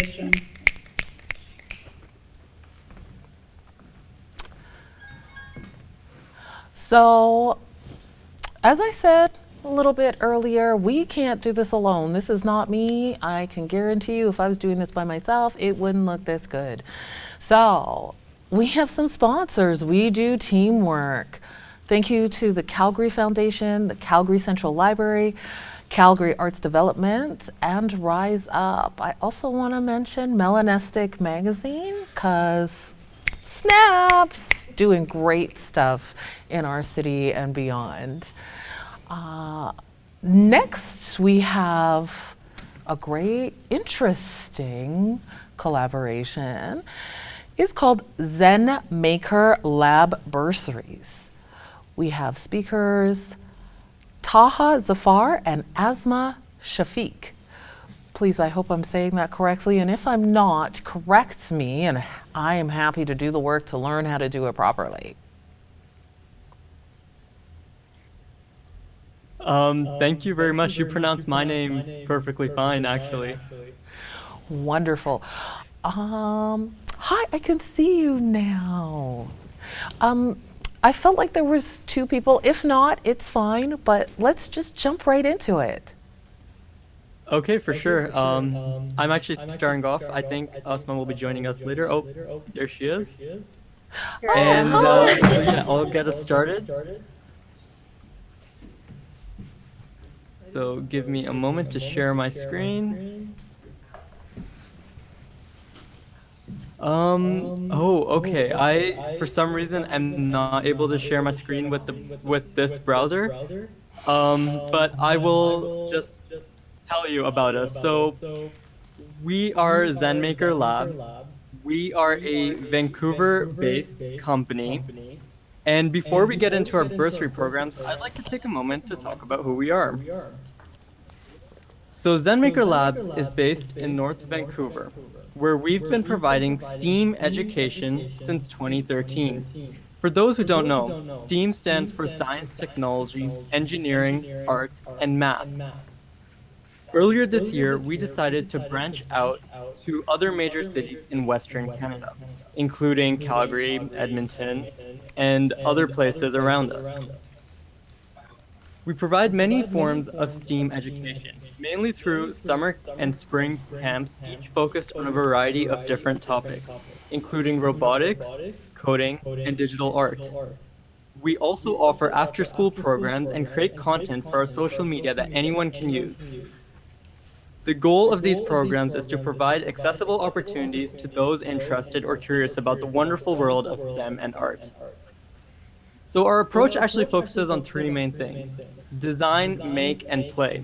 Through design, we want to encourage kids and youth to explore and bring to life their imagination, including expression, experimenting, and making mistakes. By making, we want to give ZenMaker Lab students hands-on learning experience, mainly through our project kits, which we create in our base location. And finally, we want them to play. We want them to get active and connect with their bodies through physical activity, as well as have fun while they're doing it.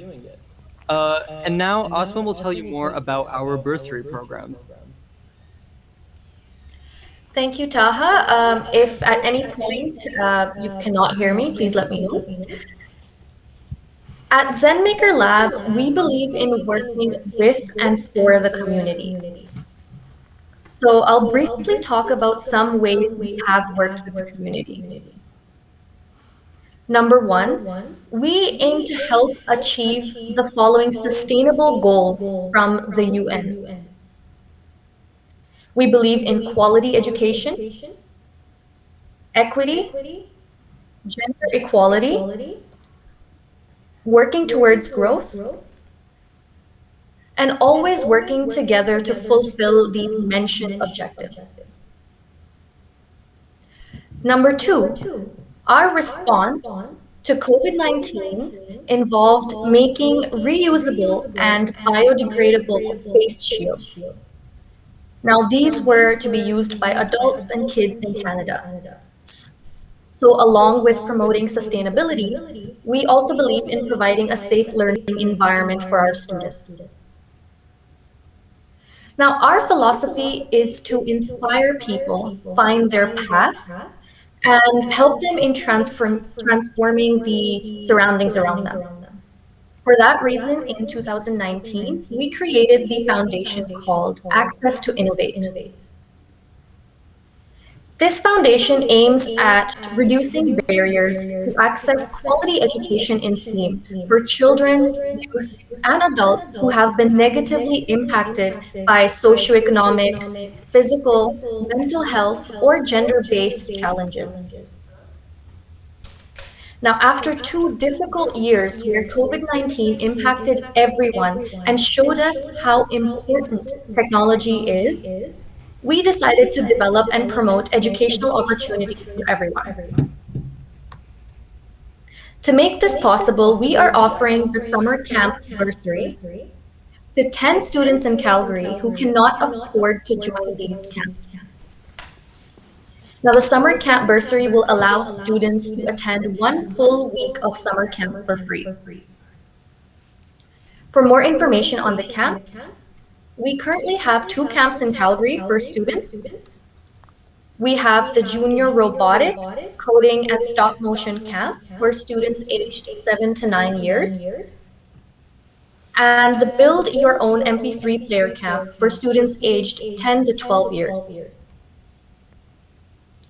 On the note of access to free education, we also have 50 spots available for Indigenous children wanting to join any of our summer camp locations, including Calgary. They will also get to attend one full week of summer camp from our camp choices that we offer. Now, if you know any families who could benefit from our free learning opportunities, please spread the word and contact us at Carla, so CARLA, at Access to Innovate, so ACCESS 2, so the number 2, and then INNOVATE.com. We appreciate the opportunity to be able to spread awareness about our free learning resources today, and we hope to see more people using these resources to kickstart their career towards STEAM education. If you have any questions, please let us know. Thank you so much. Great information. Thank you for making this available to young people. I'll be honest, I found out something again today. STEAM has art in it. I have always thought that art needs engineering and technology and science and math. So thank you so much for making this available here in Calgary. Anybody who needs that information, we are going to have it available here. And also, Melanistic Magazine will always be able to refer you back to whatever you need. So thank you to the two of you for being here. You said that you just expanded this year. I just want to ask quickly, where else do you feel like this information is necessary? Like, is it worldwide? Is it just in our closets or rural areas? Where do you want to expand to next? I'll be happy to answer that for you. Yeah, go ahead. Yeah. So while we mostly offer our programs in the major cities, so North Vancouver, South Vancouver, Edmonton, etc. We basically want to make it easier for people who don't usually have access to these opportunities. So I know as a son of immigrants myself that sometimes it's very difficult to get started into education here. And by focusing on the major cities where we have more immigrants come, more people seeking opportunities, we feel that it would be best to focus our camps there. Sounds good. So anybody in rural anywhere is welcome to come to the city, and we hope that this spreads everywhere. So important for this support to hit everyone, especially those of us who might feel a little bit disenfranchised. So great work that you're doing. Thank you. Thank you. Thank you so much. All right, take care. Thank you for giving us this opportunity. So next on our docket, great people that are here, we have Allison Clark. Now, their most recent, I'm so sorry, I cannot recall their bio, so just give me one moment.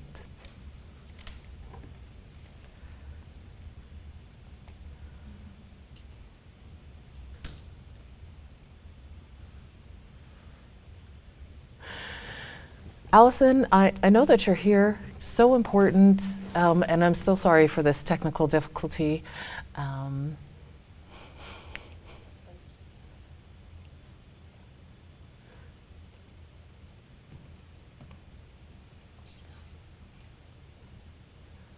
While we're looking for that bio, I really want to encourage everybody to read. things that are important to you, things that you never thought about, try out new authors. Women are writing incredible things all the time. Anybody who knows me knows that I'm going to say women first, Black women first, Indigenous women. So important for us to really get out of our comfort zones and read. I know that you might think that it's boring, but 2 minutes, 5 minutes at a time, you're going to find that you're going to love reading at least as much as I do. So, Allison, I'm going to do my best to do this justice for you since I messed it up a little bit earlier. Allison Clark is a poet and fantasy author who is also a creative writing and visual arts instructor. Allison has a master's degree in English focusing on children's literature from Hollins University. She also experiences life as a spoken word artist and is also an award-winning visual artist. Allison will be the 2021 Writer in Residence of the Alexandra Rights Center in Calgary. She is also the author of Phyllis, a poetry collection that has been published by the University of Calgary Press in October 2020.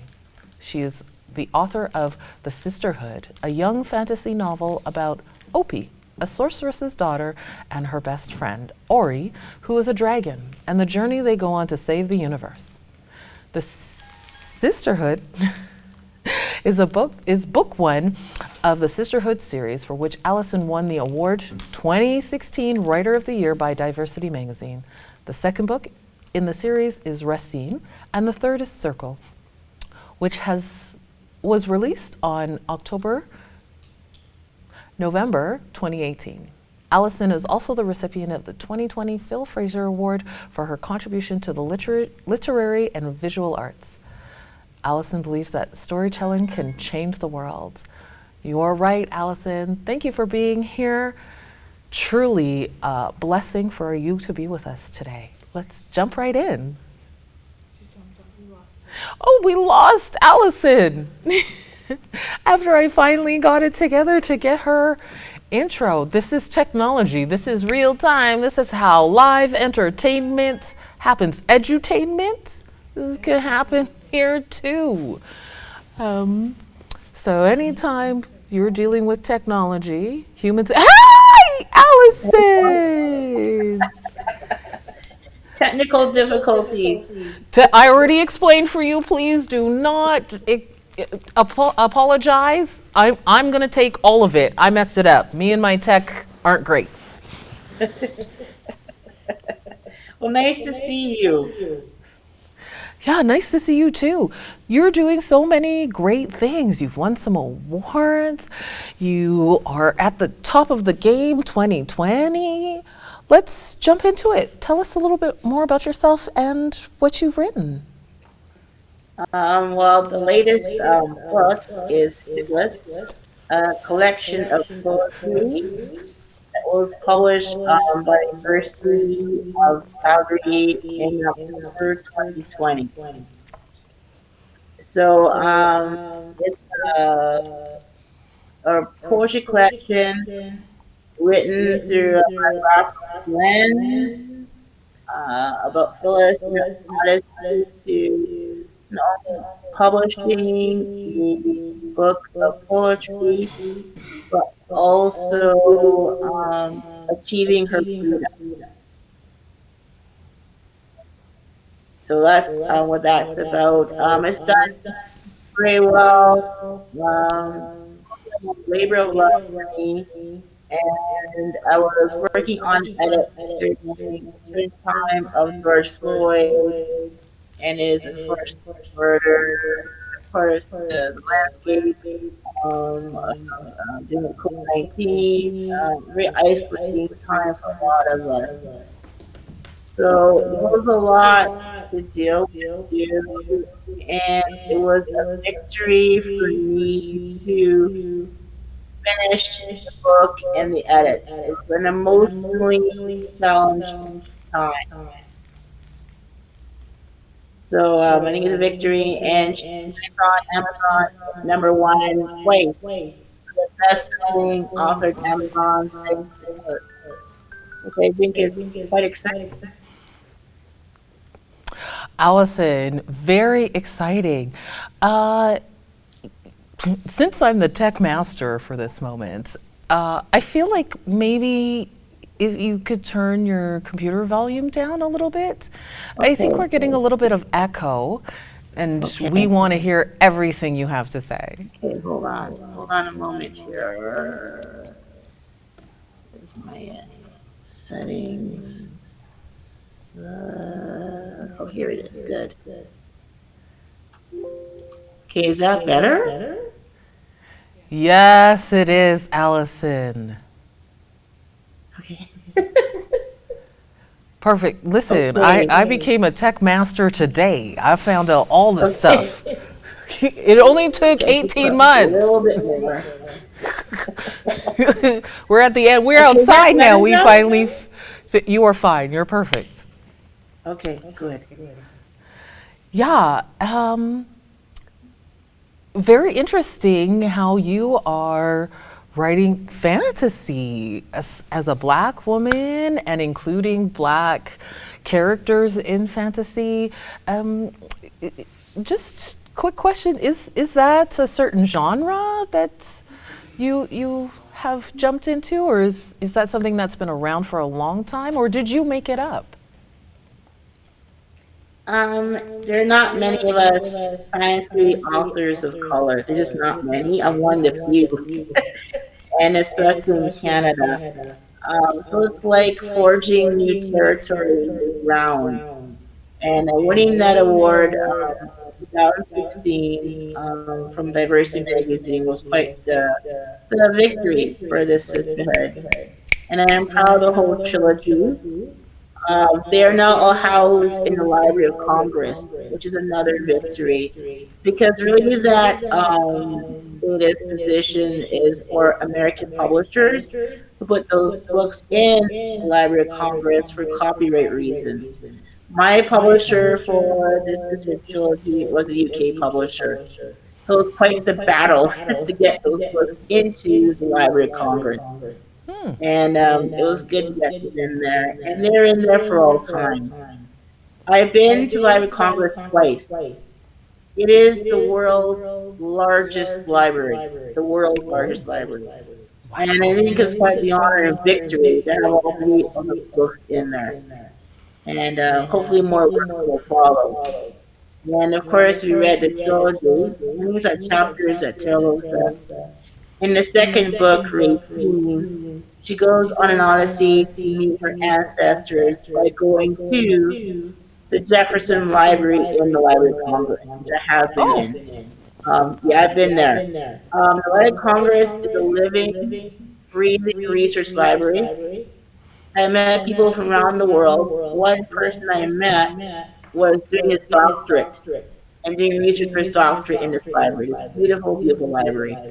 And the second time I went there, I took my mom. So we both have memberships for the Library of Congress, which is quite exciting. And I think she really appreciated that. Washington, D.C. is a beautiful place. It's a place for walkers, pedestrians. I don't have the best fitness, but me and my mom, we will walk around D.C., Washington, D.C., see the sights. And a lot of those locations end up in the books, especially Racine Book 2 and Circle Book 3. Circle also encompassed my visits to Ireland as well as UK. And I was born in the UK, so my family there as well. And also Old Strathcona in Edmonton and the University of Alberta. So Circle encompasses many different worlds, and it's like I am coming full circle. Place I have been, place where I was born, and a place where I have lived. And if you've been to Old Strathcona, it's like a world of our own. It's very artistic and architecture. It's one of the oldest in Edmonton. And as for people who know the history, Old Strathcona was actually a city before it joined up with Edmonton. So Strathcona was a city, an area of her own before she joined up with Edmonton. And you can tell. Right now, she's under transition. With COVID-19, all businesses have closed. businesses wrote about for at least three sad time. But I'm seeing some rejuvenation. I've been to Osakona a couple of days ago, and the areas between 105th Street and 103rd, 102nd seem to be coming back to life, and the patios were open. And I met one of my cousins from Royale at one of the cafes in Osakona. So he seems to be coming back to life, which is nice to see. And maybe this darkness has lifted. I also like to say my books are about possibility. They're about people, anyone, average person, who can reach for their dreams and goals. Anyone who wants to achieve anything is what I've seen in others.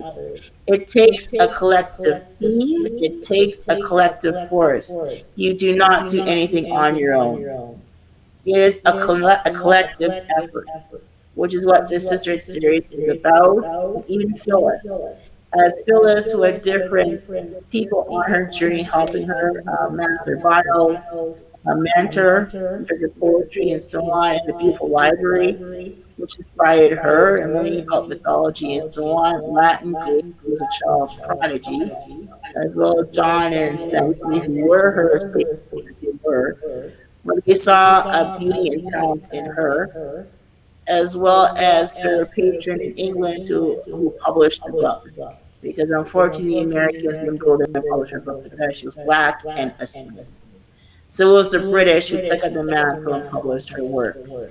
So Phyllis was also a circle of people and a hard journey she had to navigate because there was a lot of people who helped her, but ironically, they're either slave owners themselves who thought slavery was right, and her book of poetry, she is advocating against slavery, which is a hard road to navigate when she was a slave herself. And if she was too obvious in her words, she would have been in physical jeopardy and she would have been killed. So she had to walk a very fine line in writing this book of poetry. And of course, my book of poetry about her chronicles her journey, reverberates the spirit of her poetry, but I'm creating something new. Also, I'm chronicling other people who were inspired by her down the line as she traverses through time, using time traveling in my book. So my book is a combination of mythical and even science fiction. So I'm reading going through, playing with different genres and fellas, and that's harking back to me being a fantasy author, being genre fantasy, and a little bit of science fiction. So I'm proud of Phyllis and proud of the Sister series. I feel very much at peace. More projects on the way. I'm working on an animated trailer. I think eventually an animated web series, and people can stay tuned about that. Look on my Facebook author page. So there are many things in the works. So right now, I'm just kind of taking a breather. But on this journey, what I do know, we all have gifts. We all have gifts that we can give to the world and make the world a better place. And if we want to see a change, we have to do that change or orchestrate that change. That is also what I know. Allison, what a well layered, so much information. Like where you have been, where you are. What I feel like the it touched on Afrofuturism.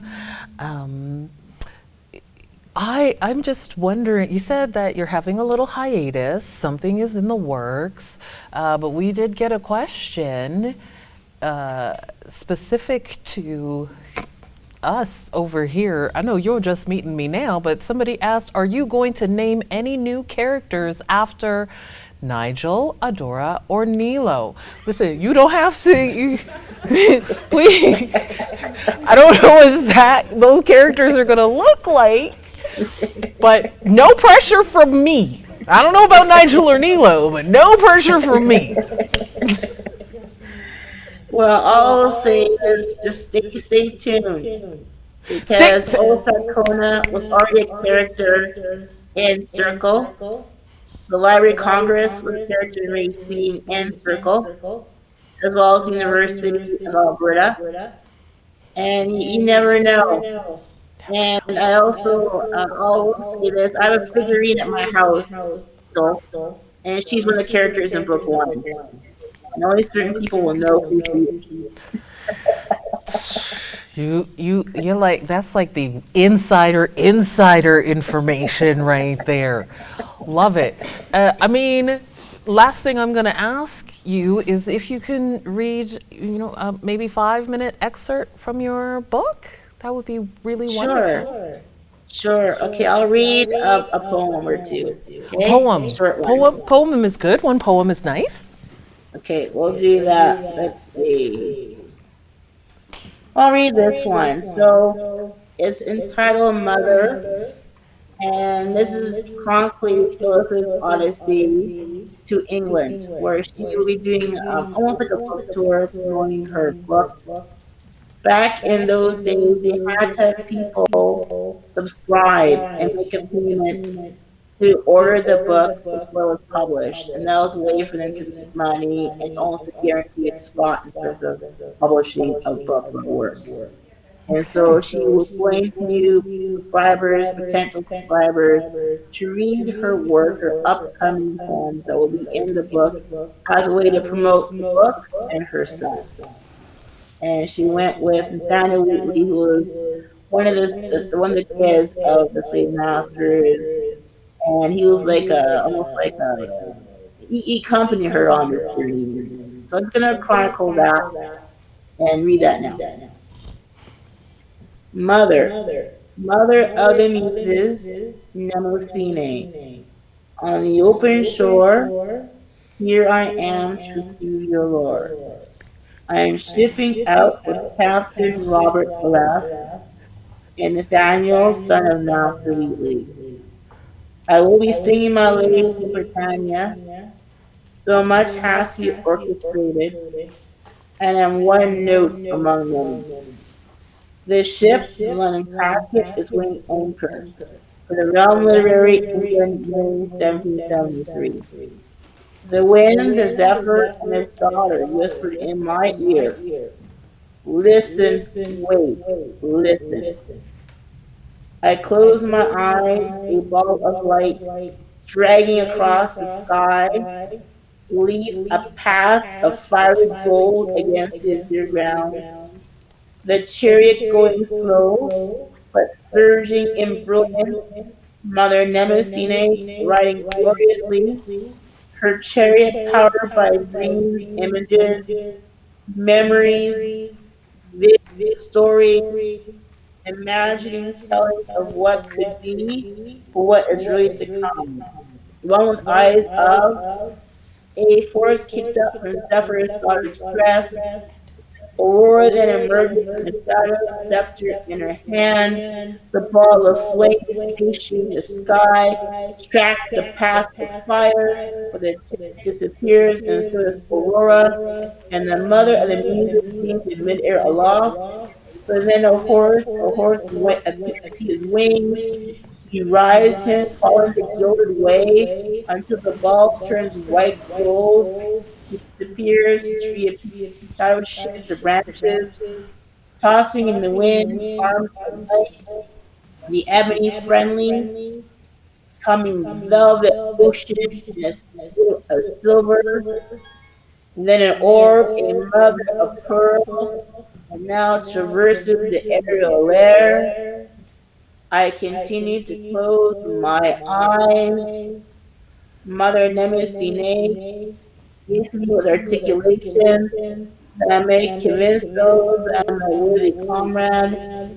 Your gifts, that really those who honor my work, my book to be fetched from dreams, hopes and memories manifesting in black ink, the pages in ivory chapel, and the words ebony pew, where I must recite some of my poetry to intrigue future patrons of my impending publication. With me with the power of your daughters, especially the sign of poetry, that my recollection, my recitation of words emblazoned by Pope Shakespeare and Sappho will echo and reverberate sonorous, unforgettable tones to the ears, the palette of sound, make me your 10th daughter, goddess of ancestral memory, orchestrating beauty through word, image, and sound. Let me be the harp on which she plays. Let my song may make those with tears of jubilation.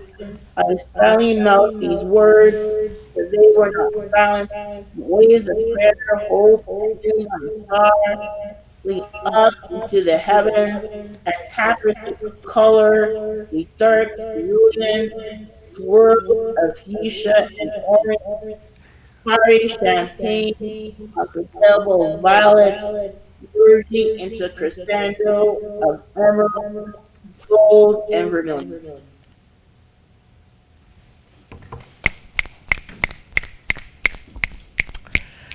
Thank you. Thank you so much, Allison. Truly appreciate what you're creating. I'm sure it took a lot of time, energy, research to get the past and the present together. Such a great thing that you were doing for us and for future writers. Is there anything else that you would like us to know about you, Allison? Well, I think for me, I'm pushing through. I've had some aunts pass away recently, so I've been in kind of a dark place, just pushing through that. I believe that our elders are important. They represent our ancestors. Our ancestors guide us. I was talking about that with a cousin the other day. They continue to guide us if we listen. And I think, especially for people of color, we have to remember the sacrifices our ancestors have made. And that we need our dreams. We need not to give up. My great grandmother always told all of us clerks, the race is not for the swiftest, but for those who endure. That's what we have to do. We have to endure, endure, endure. We do not give up in the face of adversity. We do not give up in the face of obstacles. We continue. I am a two-time cancer survivor. I am still here. I am here to tell you all, we all have to continue forging forward as a collective force. We do not do anything alone. And when we forge as a collective force, anything is possible. And that we all have gifts to give to make the world a better place. And we can all shine as golden orbs of light, all of us. We do not need to step on each other. We embrace and encourage each other so we can all shine brightly, brightly, and pierce the darkness, especially what's happening right now. For those I know who will understand. And that is the only answer. It's about love, connection, and never giving up, possibility, and faith. And these are the things I also have to tell you today. Because if we do not do these things, we will all be lost. Art is one of those lenses. We can walk in the footsteps of others and see their experiences, their pains, their triumphs. And art literary visual is one of the few magical ways in which we can do this. As artists, we have a responsibility to reflect what's going on in the world in however way we choose and put words or visual images or both out there as hope as a beacon. We need to give people hope. There's a saying, if you want to kill a civilization, you want to kill a people, you kill, destroy their hope. As artists, we need to convey and illustrate that hope.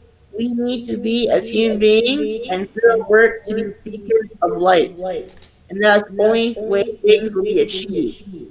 Is also what I know, and also what I am still here. That's fantastic, Allison. What a beautiful message. Thank you for sharing with us today. I can't wait to see what you do next. And it's been a privilege for us to share space with you. Take care. We'll see Thank you you. again. See you again. Thank you all. Take care. Take care.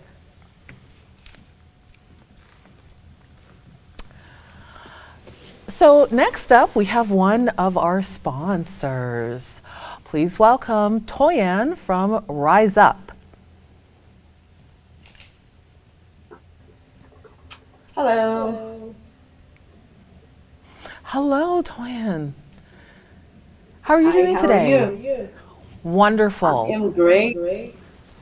Please feel free to just jump in and tell us all the great things that you're doing with Rise Up. Sure, definitely, I can do that. Um, my name is Tori, as she said. Thank you so much for the introduction. I Rise Up is an initiative of the city of Calgary, and I am on the project with Bird Creatives, which is one of the consultants for Congress development, right?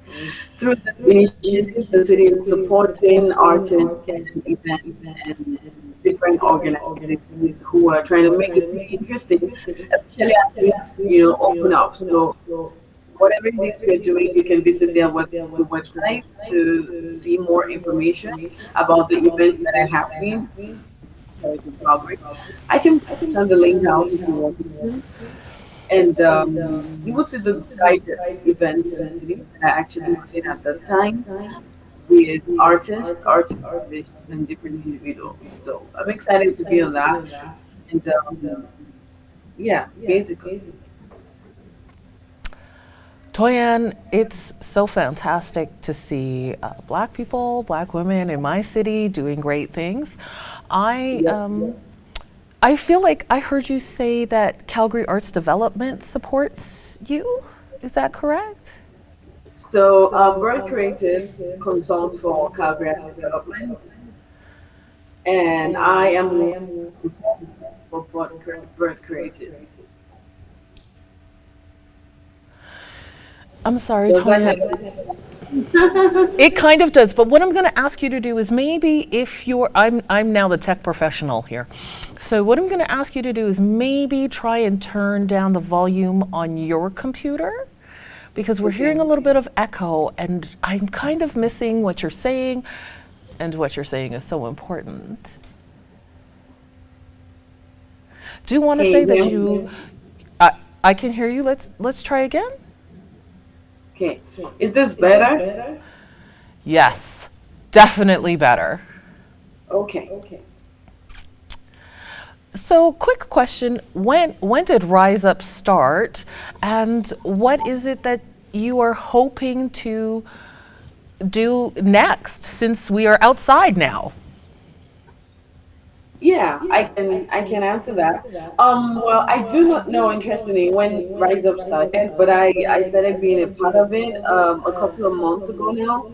But I started this around last year in November, and I think the next step right now is to support and promote as many people as possible, individuals, artists, art organizations. There was the application that was out a few weeks ago for organizations to actually apply to get support for events that they are going to be putting up as things open up and as people can go out. So that is majorly like the area, like there's a lot of focus there right now to promote events and activities that are artistic that would get people, coming out of their houses and coming out to enjoy what is actually going on in the city. Since things are opening up, we should be able to support things, right? We should be able to see things that are happening and we should be able to have activities to participate in. Yeah.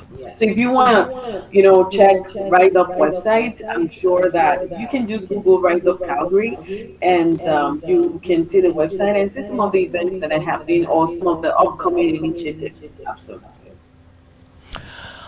That's wonderful. Thank you for that, Toyan. A little more clear this time, so we got a little more information, so thank you. I want to say that I feel like the precipice to rise up is things like what I do. So I have been supported by CADA to do a show called Living a Creative Life. And so I get to talk to a whole bunch of people, different races, different art practices, different types of creativity, and I'm having the greatest time of my life. This is my Anth Geek Dreams happening. So I'm just wondering, I did not have an agency to get me to rise up. So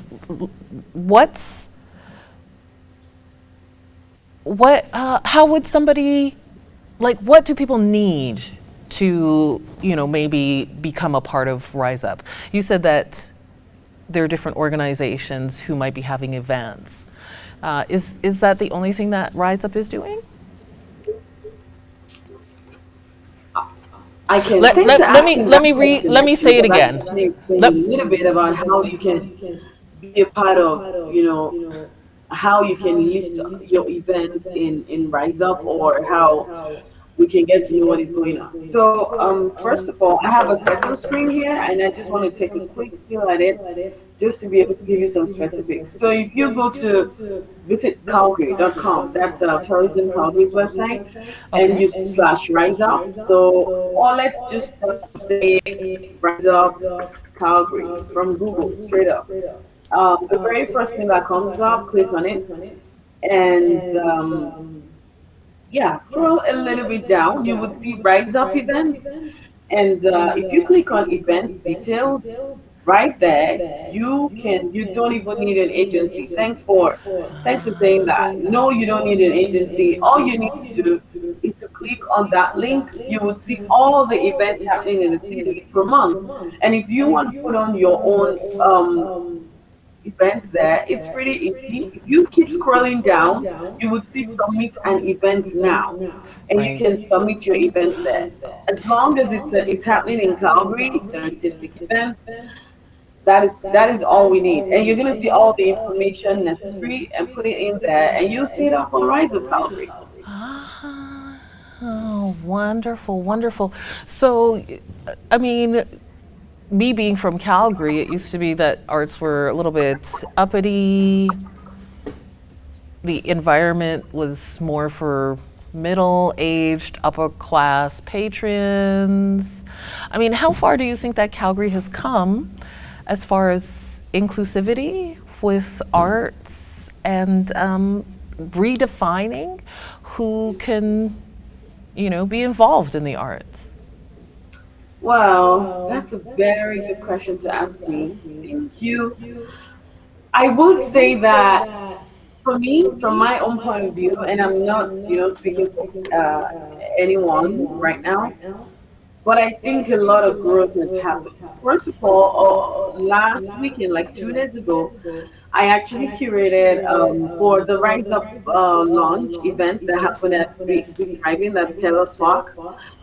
I curated a 1 hour show from different parts of the world. So we had performers from Mexico, from Syria, from Nigeria, from France, all over the world. We had different people perform in this 1 hour curated show. And that to me, and it was very interesting. Like people really sang along, people were a part of the show, people, appreciated the artist. And I also performed because I'm also, a practicing artist. And I think that opened my eyes to possibilities that are actually in the city. So yeah, to answer your question, I don't know how it was before because I got here 2017, right? But Ah, from okay. what I can see, I think that the city is ready to go, like ready for diverse movies, diverse theater performances. You just have to put yourself out there. Like, do not stay in the house or be afraid of, speaking out. Get out and say something and let people know what you do and talk to someone that can be a part of it and talk to someone that can give you a voice, that can give you an opportunity and reach out to curators, whatever type of artist you are, whether you're literary, visual, performing, whatever. Again, just reach out, network, and I believe that the city is ready to have that diversity in this town, the city. Wonderful. Such a great answer to be like, hey, if you want to do something, get out there. There are places for you to go, and you are a part of it right now. Big G, thank you for being here. We see you. Well, not literally, but you're making an impact. Big G has another question.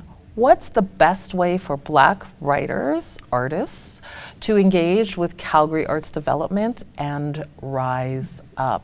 So you said like getting out there, going to the website, but you also said that you curated an event. If somebody wants to be a part of something that Rise Up is curating, how would they be able to engage you and connect?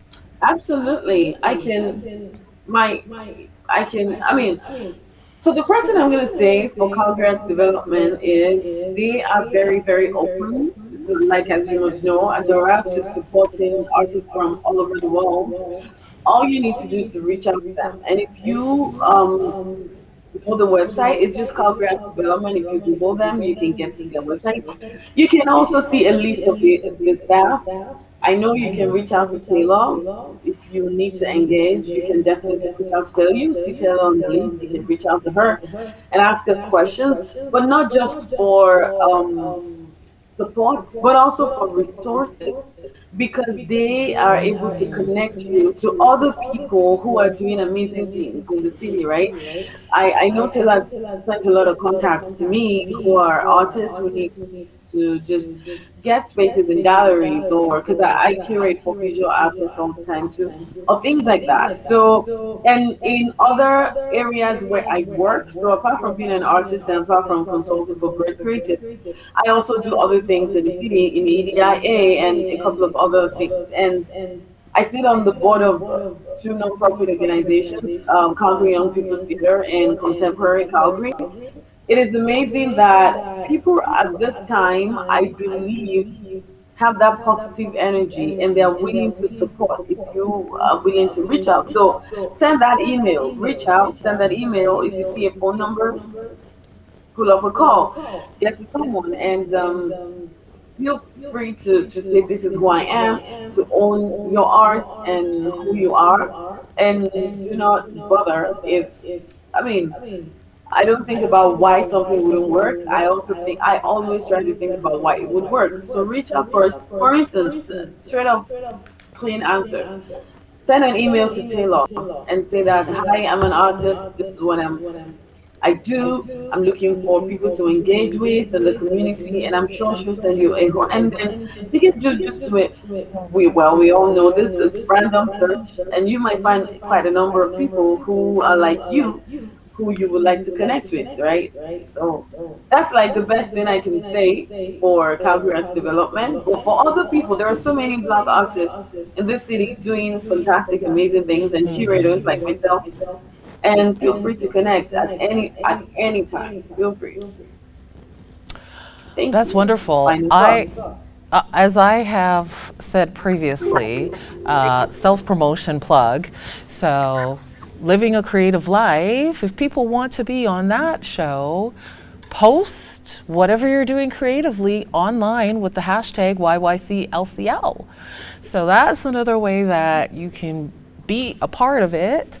Probably aren't going to be on the billboard, but you might find your way to the Billboard Top 100. That's the starting place. Eventually. Yeah, eventually. Toyin, thank you so much for engaging with us, letting us know how to get in and engaged and connected and network. It is not just me, it is not just the people here, it is not just the people that you are seeing. There are so many talented, young, old, and otherwise folks in our city and beyond. So thank you, Toyin, for making it happen. Thanks for having me. Bye, see you again. Next, we have Greg Davis from Melanistic Magazine. He's in the green room. Greg. Hello. Hello. I want to Can say you guys hear nice to. me? We can hear you. Ooh, Awesome. look at you, that beautiful Ankara there. You're beating me in fashion, Greg. What's happening? How did this happen? 'Cause I feel Well, like I don't I look good anymore. I was out shopping. One of my clients over at Africart down there in Bonnie Mall, and they had this lovely looking shirt that just had my name on it, right colors, right look. It's like, hey, why not give it a go? And it looks great. I think it looks great. Yes, it looks great. Love that Black Boy Joy. Anything I can do to support our local black retailers, hey, why not? Love it. So you are here to talk about Melanistic Magazine. Take it away. Don't let me interrupt. Well, what would you like to know about melanistic? Would you like me to kind of take it like the history of what we do, or? I want you to tell me whatever you think that is important for us to know so we can engage, find out, buy it, whatever is necessary. Cool. Well, melanistic. We are the leading black urban here in Alberta. We launched our first issue in January 2020. It's a collaborative effort between that was launched by Nigel Williams, who's kind of his brainchild. He brought on myself, Hilo, and Bobby T.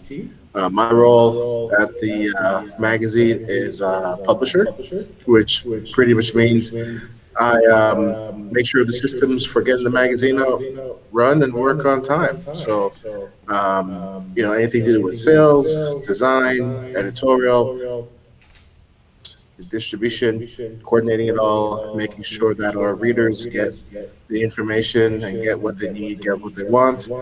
And it's been a great journey this past year and a half. We've grown from being available in just Edmonton to now we're available in Calgary, Winnipeg. We just this month we're going to be also available at our first bookstore in Brampton, and we're also to Vancouver fairly quickly as well. So it's been a great journey. We also had the honor of being a finalist for Best New Magazine of the Year 2020 by the Alberta Magazine Publishing Association. And so it's been a great journey in showcasing our Black community in the most positive, excellent light, and telling those stories that you will definitely not hear about. Greg, thank you so much. Truly great things that are happening, and look at all the stuff that's happened in just a year during a pandemic. Way to be resilient, beautiful, and black. Oh, most definitely. Most definitely. So I'm wondering, Greg, if you want to write in Melanistic Magazine, how would you submit? How do you get in touch to be able to have your voice or your story told? So if you send us an email to our melanistic magazine at gmail.com, like if you have a story pitch, or if you are a young writer looking for an opportunity, then we take a look at your body of work, what you've done, and we kind of weigh it against our melanistic standards. They are quite high. And so we have a great team. Tanya, who's our editor, she definitely knows what kind of voices she's looking for and what she wants to hear in the magazine. And we try to match up the writers with the right story. That way, they're not swimming in waters that they're not used to or comfortable to, but they can talk about topics that are in their wheelhouse. Right. Greg, the tech master is going to ask you to turn down your volume on your computer. Because Okay, let me turn that down. How's that? yeah, that's good. Love it. Thank you so much. Good? Yes. I do really want to thank you for saying that Melanistic has very high standards because, I mean, you want to be a quality magazine, publication, of course. But I also feel like it's important to say that, people who know what their voice is and know what's going on don't allow imposter syndrome to stop you, right? Because I feel like a lot of people will say, ooh, I can't send anything. I don't have a good idea because I don't know. But those people are probably meeting and surpassing the standards. What do you think, Greg? Wait, hold on, Dora. I can't really hear you. Give me one quick second. Oh, okay. Now he turned it down. He can't hear me.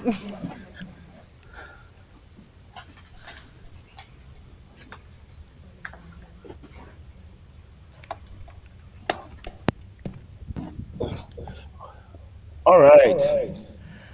Can you hear me now? I am still hearing you. Can you hear me now? Yeah. No. It's okay, Greg. I feel like melanistic You're asking is. about finding the voice? I was just saying that you said that melanistic has high standards. Yes, it does, which is incredible. But I also wanted to just give people an opportunity to think that, yes, high standards is fantastic, but don't let imposter syndrome interrupt you because you might know something incredible.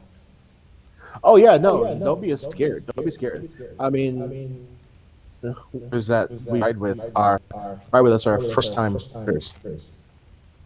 So we actually coach them up. So Yes, I do know that. I do know that y'all are great coaches.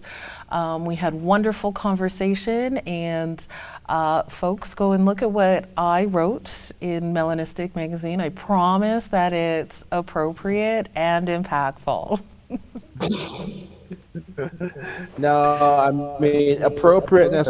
We don't want to tame anyone. That's never a goal. I was appropriate. I don't mean everybody else.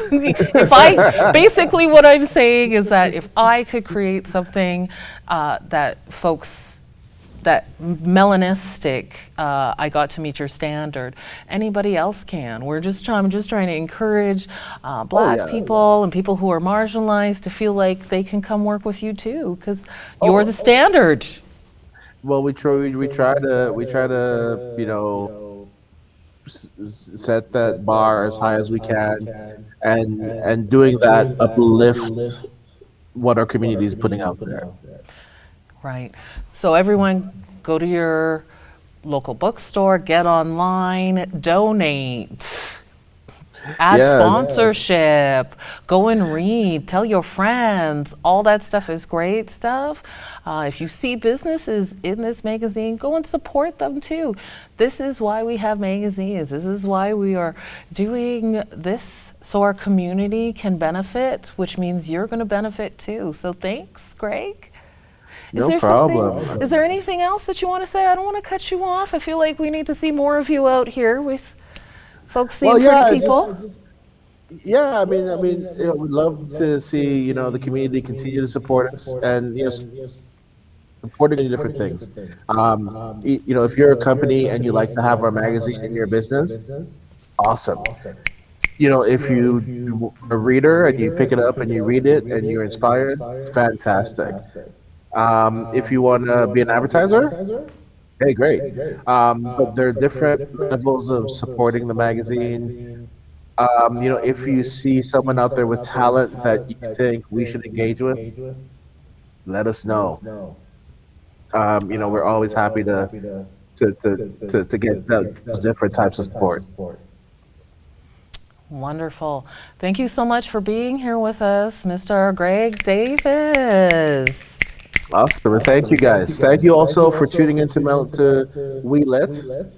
Nilo, who's on our team, one of our founders. This is something she's passionate about, and Melanistic is super happy and to be a part of it. We've discovered so many authors and learned so many things about our Black writers, and we just want to see it grow. And if she's watching, Asha, I've known you since you were 5 years old. Super happy to see you on here today. So yeah, cool. Yeah. Thank you, Gig. We'll see you another time.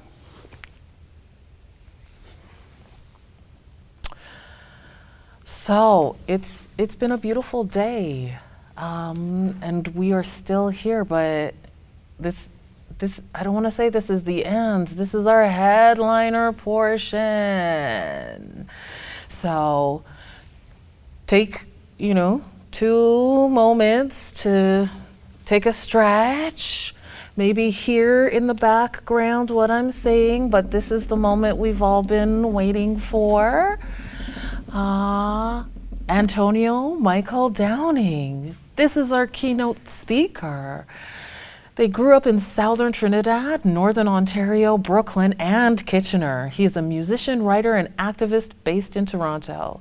His 2010 debut novel, Molasses, at Blue Rock Press, was published to critical acclaim. In 2017, he was named by the RBC Taylor Prize as one of Canada's top emerging authors for nonfiction. He performs and composes music as John Orpheus. So we have another name here. Everybody put your hands together. Get ready for the spectacular headliner. Hello, Antonio. What's up? I feel like that's a lot to live up to, but I appreciate it. I mean, live up to, you did it. We're living up to you. You already lived up to it. You're surpassing it, and no pressure to do so. You're already incredible. No, that's beautiful. It's great to be here. First of all, I don't know if anybody said it yet, but I'm gonna say the obvious and say that you look fabulous today. I appreciate you. Thank you so much. I want my shoes to be shown, but the shoes aren't here. But if we could get someone to bring the shoes, I'm a shoe lover. To be honest, I'm upset about it. So, Anta, we're not going to put them on, but we are going to bring them into the screen. Look what I did. Oh my goodness. Look at these. I might have to go out after and wear the shoes. So thank you for saying, but nobody needs to see me look cute. We're done with that. Let's talk about you. Absolutely. What would you like to talk about? I want us to start with your presentation so that our listeners and watchers can get to know more about you. And then I'm going to come in hot after with some questions. True. Okay. That's beautiful. I mean, first of all, I want to say thank you for the organizers of We Lit for having me here. I'm honored to be on such a roster of amazing African diaspora and talent. I've been checking out some of the presenters today, and people like Dr. Jeffers and Alina Mosa. Fabulous work, and I think I'm proud of that to be part of that legacy and to be here with you today. So I wanted to talk to you about something that I think is really crucial for us as Black folks and as Black creators of culture in Canada. It's about identity and memory and belonging. Something that wasn't said in the intro, which I hope people know, but my book Saga Boy, here we go. My book Saga Boy, which is my memoir, came out in January on Penguin Random House. It is a story of of blackness and belonging. It's a story of immigrating to this country and having to find my way with being disconnected from my past, the place I grew up. I mean, imagine, if you would, at the age of 11, the place you grow up in, the people you know, your family, everything that defines you gets taken away from you. Um, how do you go about piecing together an identity?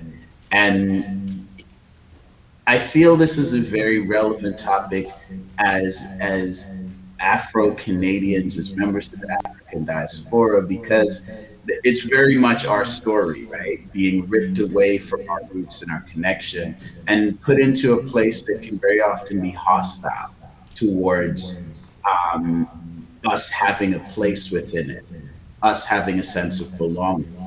Um, I felt really blessed to hear uh, Cheryl Fogo talk about um, Black Americans immigrating to Calgary, and it's important to me because today is important to me because my family has a very deep seated connection to Calgary. When my Aunt Joan first came to Canada, she immigrated to Calgary. My cousin Judy still lives in Calgary. Her children and their children still live in Calgary. My dad first immigrated to Canada in Calgary, and both my two of my brothers, Adrian and Nigel, were born in Calgary. So, um, and I've been lucky to have a beautiful set of associations with the city, even as a musician touring and spending a lot of time in Alberta and feeling like I was walking in my family's footsteps. And so I'm familiar with what it feels like to have a legacy in the West, even though most of my life I've lived in Eastern Canada. But I feel very connected to you, and I appreciate this opportunity to speak to you on this. So I wanted to start with a little reading from my book Saga Boy, a very short one.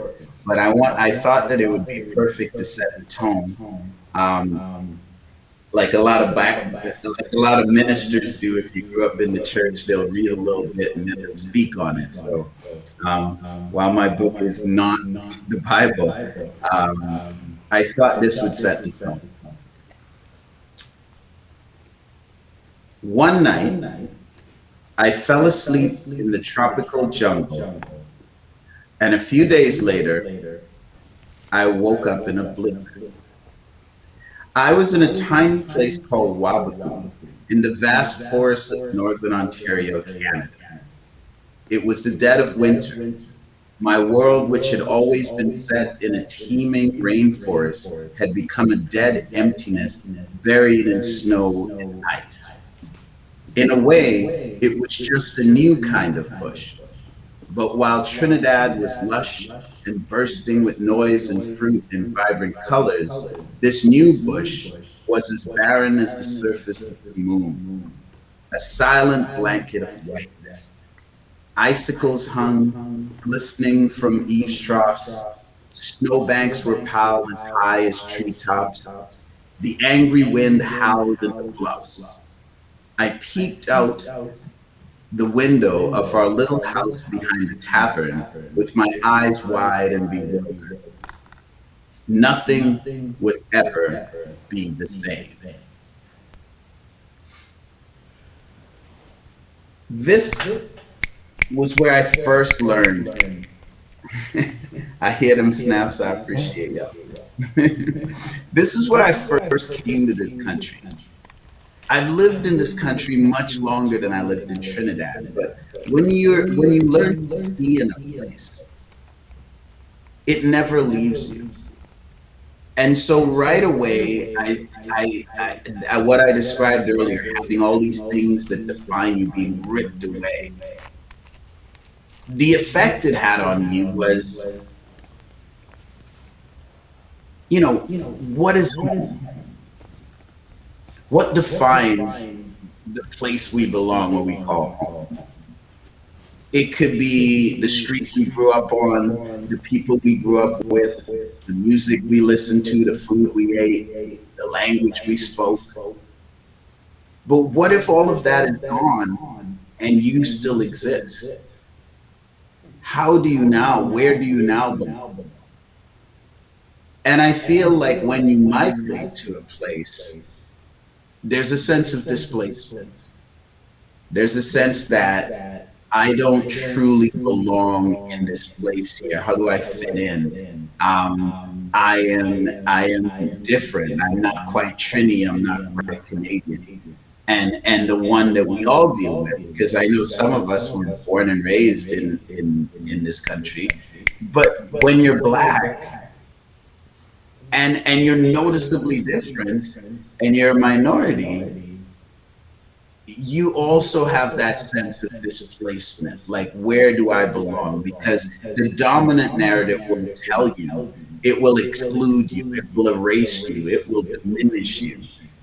It will do anything but center you in a real and authentic way. So the question then becomes, where do I truly belong?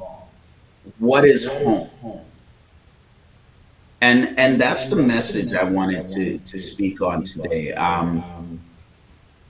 My answer to that quite simply is home. My home is my heart, which is to say that who we are in our hearts, at our core, that's where we belong. So I've spent my whole adult life since that passage I just read when I was 11 years old. Um, I've spent that time trying to reassemble some sort of identity and belonging, only to discover that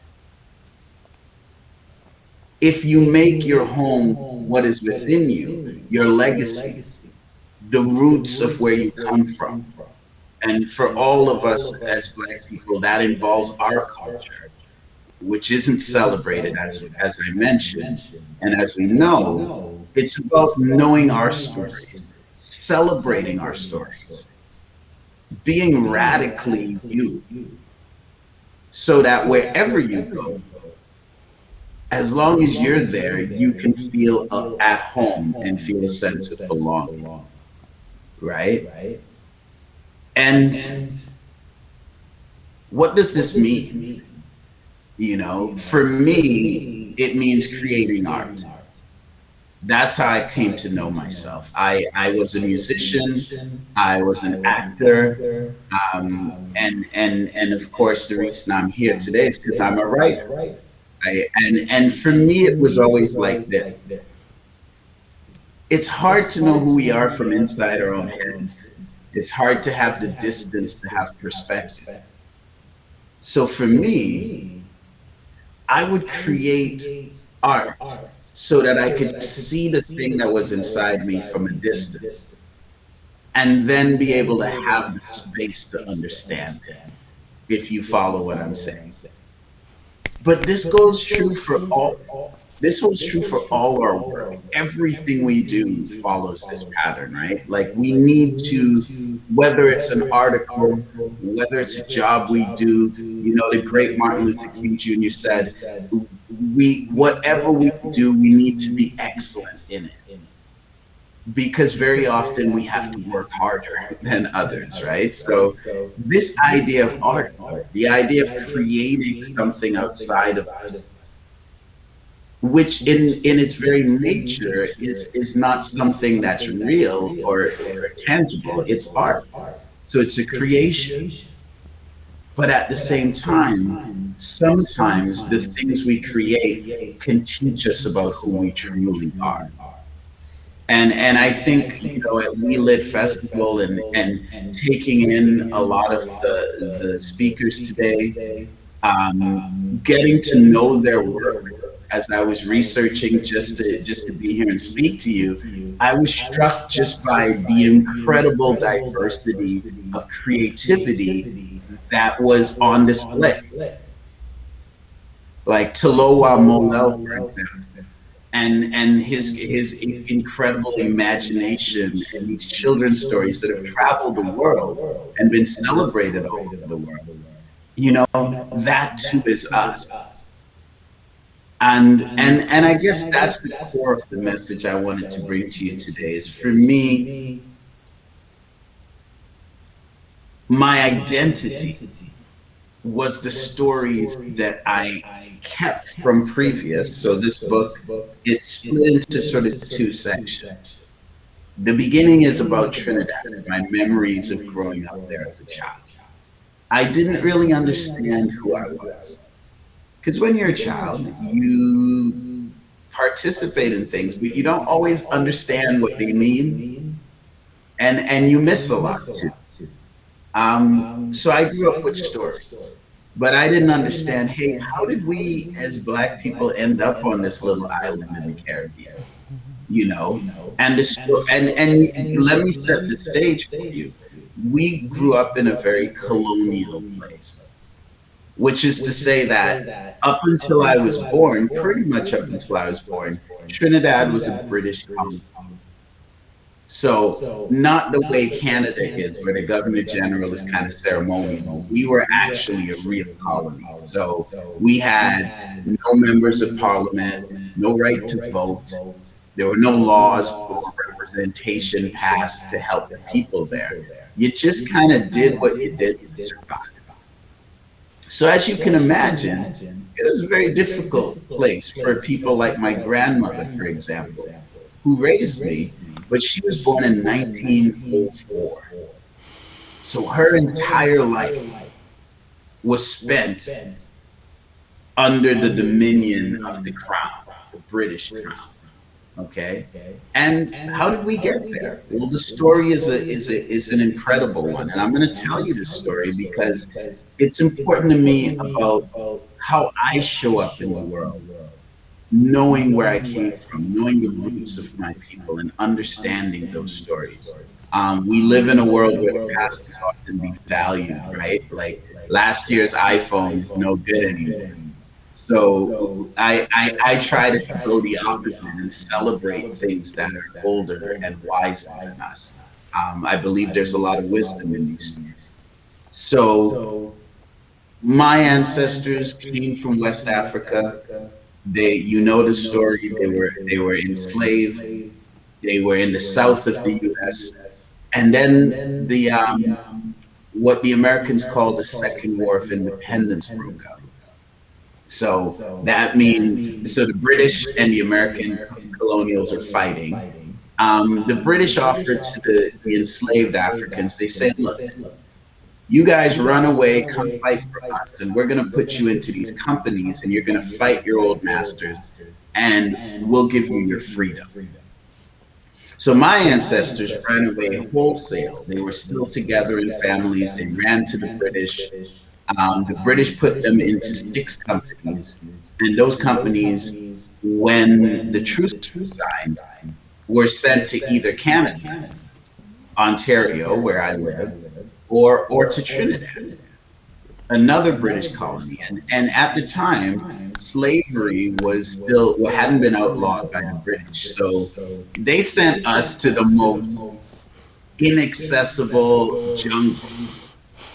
They basically dropped them in the jungle and they said, "Okay, guys, it's up to you. You make it do, make it happen, make a living."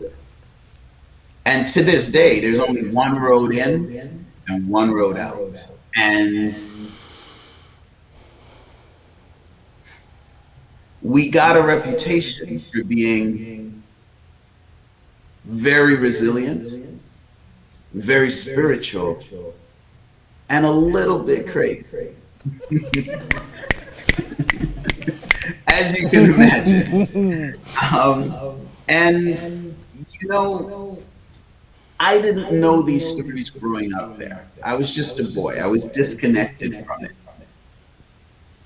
And you might think that that's an old story that doesn't mean anything, but for me, I went to write this memoir because I hit a point in my life where I didn't know what I was going to do. I felt like I was trying on options for my future, like jackets that didn't quite fit. and I just kept putting him on and going, no, no, that's not quite it. I was having what they would call a midlife crisis. And then the idea occurred to me, and it was a remarkable one. Until we understand our past and make peace with it, we cannot fully live our future. And it had to do with me healing from the things I'd gone through. But of course, that has to do with my parents and my family, right? I had to learn what they went through because I had to be able to forgive them for things that they weren't able to do and things they did do to me that weren't so nice. And in understanding them, I had to understand their parents. And then I had to understand all the way back to this story of how all our families ended up in this place in the first place. And just knowing that story, what it allowed me to do was to forgive um, the shortcomings of the way I was raised. And I got to tell you, we were poor, but we didn't know it. We lived in a very. I remember the day my cousins Brian and Andy, who live in Calgary, and their mom Judy, a cousin who lives in Calgary, they were half white, and we had never seen white people ever, except for Sesame Street, and we were like just amazed. We were just amazed at these people, and that I was somehow related to them, I grew up with my grandmother. My father, who was at the time living a lavish life in oil boom Calgary in the 70s, he was like a wisp of smoke that blew through my childhood. He was a rumor I heard. I looked like him, and so people spoke of me, and I say in the book, they watched me like a baby snake that might grow up and eat them one day. Because my dad was a he was a career criminal. He was unpredictable. He was dangerous, but he was also part of the community, and he was also my grandmother's child. And my grandmother was a loving, generous, um, saintly woman, and so they just didn't know what to make of me. I was abused physically, sexually as a child. And the legacy of trauma that left with me um, was really hard to live through as a grown man. And I tell you this because, not because, I know there's a great appetite for black misery these days. And I got to tell you, I'm not miserable. I'm not miserable. I'm triumphant. I am filled with life and joy for my experience. And I'm thankful for all of it because it's made me the man I am. So I don't want to tell you I'm taking you down that path. But what I want to say to you is that it was difficult because I felt disconnected from myself, from my family. And as a black person, that personal trauma, I found that being echoed in the eyes of the black people I met in Canada. Not that they went through those similar challenges, but there was a similar, we all share in the diaspora a similar trauma in our family history. We live with that legacy of trauma. Whether we know it or not, whether we see it or not, it is all our inheritance. And so I hope that the sense of how I've healed myself personally can speak to how we can all approach the healing of ourselves together as a people. And knowing these stories of my past allowed me to forgive my grandma, forgive my mother and my father, and ultimately forgive myself and heal in myself, and realize that the drama I was living was part of this wider legacy. And that brings us up to today. being able to understand these stories gave me a sense of rootedness and groundedness, that no matter where I am in this country, I stand on my own too, and I am the man I want to be. And I mean that because wider society will put expectations on you because of your skin, but other black people will put expectations on you because of your skin as well, that aren't authentic to you. And it's just as important to go thank you, but no thank you. And I feel like that is the crucial element that really turned the corner for me. And I wish that for all of us. I wish that for all of us. And I think, and that's my message for you today. My message is that for wholeness, for identity, for the finding of home, understand who you are, where you came from. What are the stories that make you who you are, the personal and the wider ones of your family as well. And to finish, I will say that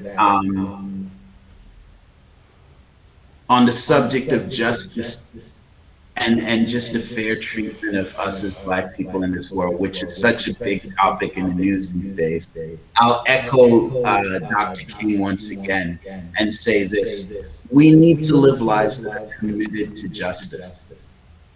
I learned to read from the King James Bible. I'm not very religious these days. I'm a backslider, as they say, but every now and then I'll like to drop a little scripture, and I think about.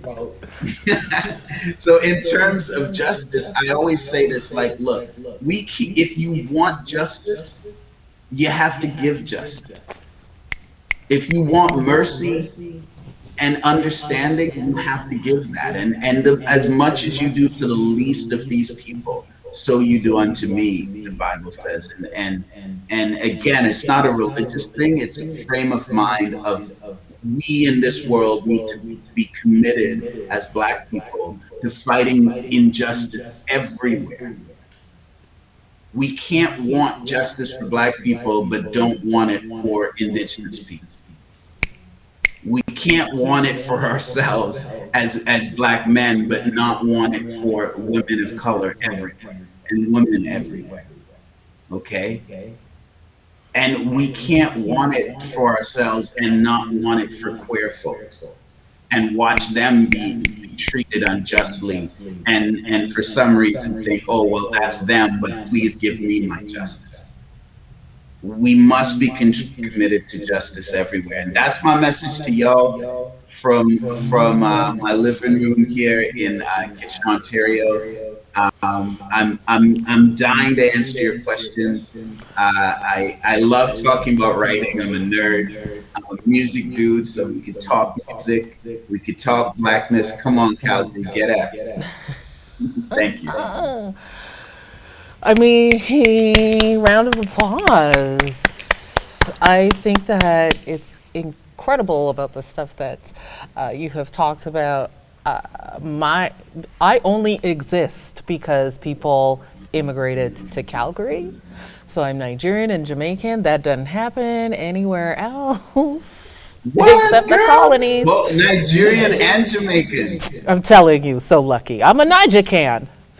Right? Nigerian, Jamaican, Canadian, all three and nothing less. And I'm pretty sure that my parents know your parents or your grandparents, and we're going to have a conversation about that later on. For sure. For sure. Yeah, so one of the questions that we have been asked, I'm going to start with people in the audience because they're way more important than me. You've spoken about your late grandmother influencing your life and helping you become the writer and singer you are today. In Sagaboy, you tell of your alter egos and how you searched for your Black identity in Canada. What was it like for you as a writer to remember and share some of these experiences as you retold your story? Wow. So there's a lot to cover there.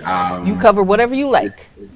There's my grandmother, there's the identities, and then there's what it's like to tell them. Well, first and we're gonna foremost, ask you to sing too. Sorry, just You want to pull a tune? Okay. Well, I can't talk about my grandmother without singing a tune. My grandmother is the soil that I was planted in. You know, she nourished me in ways that were powerful. She taught me two major things. Firstly, she liked to read her King James Bible, but her eyes were bad. And so she taught me to read when I was 3.5 so that I could be her eyes. And so that shaped, when you think about the King James Bible, King James got all the best writers of the English language to translate the Bible for. And so when that becomes the first reading you do in your life, your brain gets the very DNA of the language gets imprinted into you. And it's the other thing she taught me is how to sing, because the woman would wake up and sing first thing in the morning.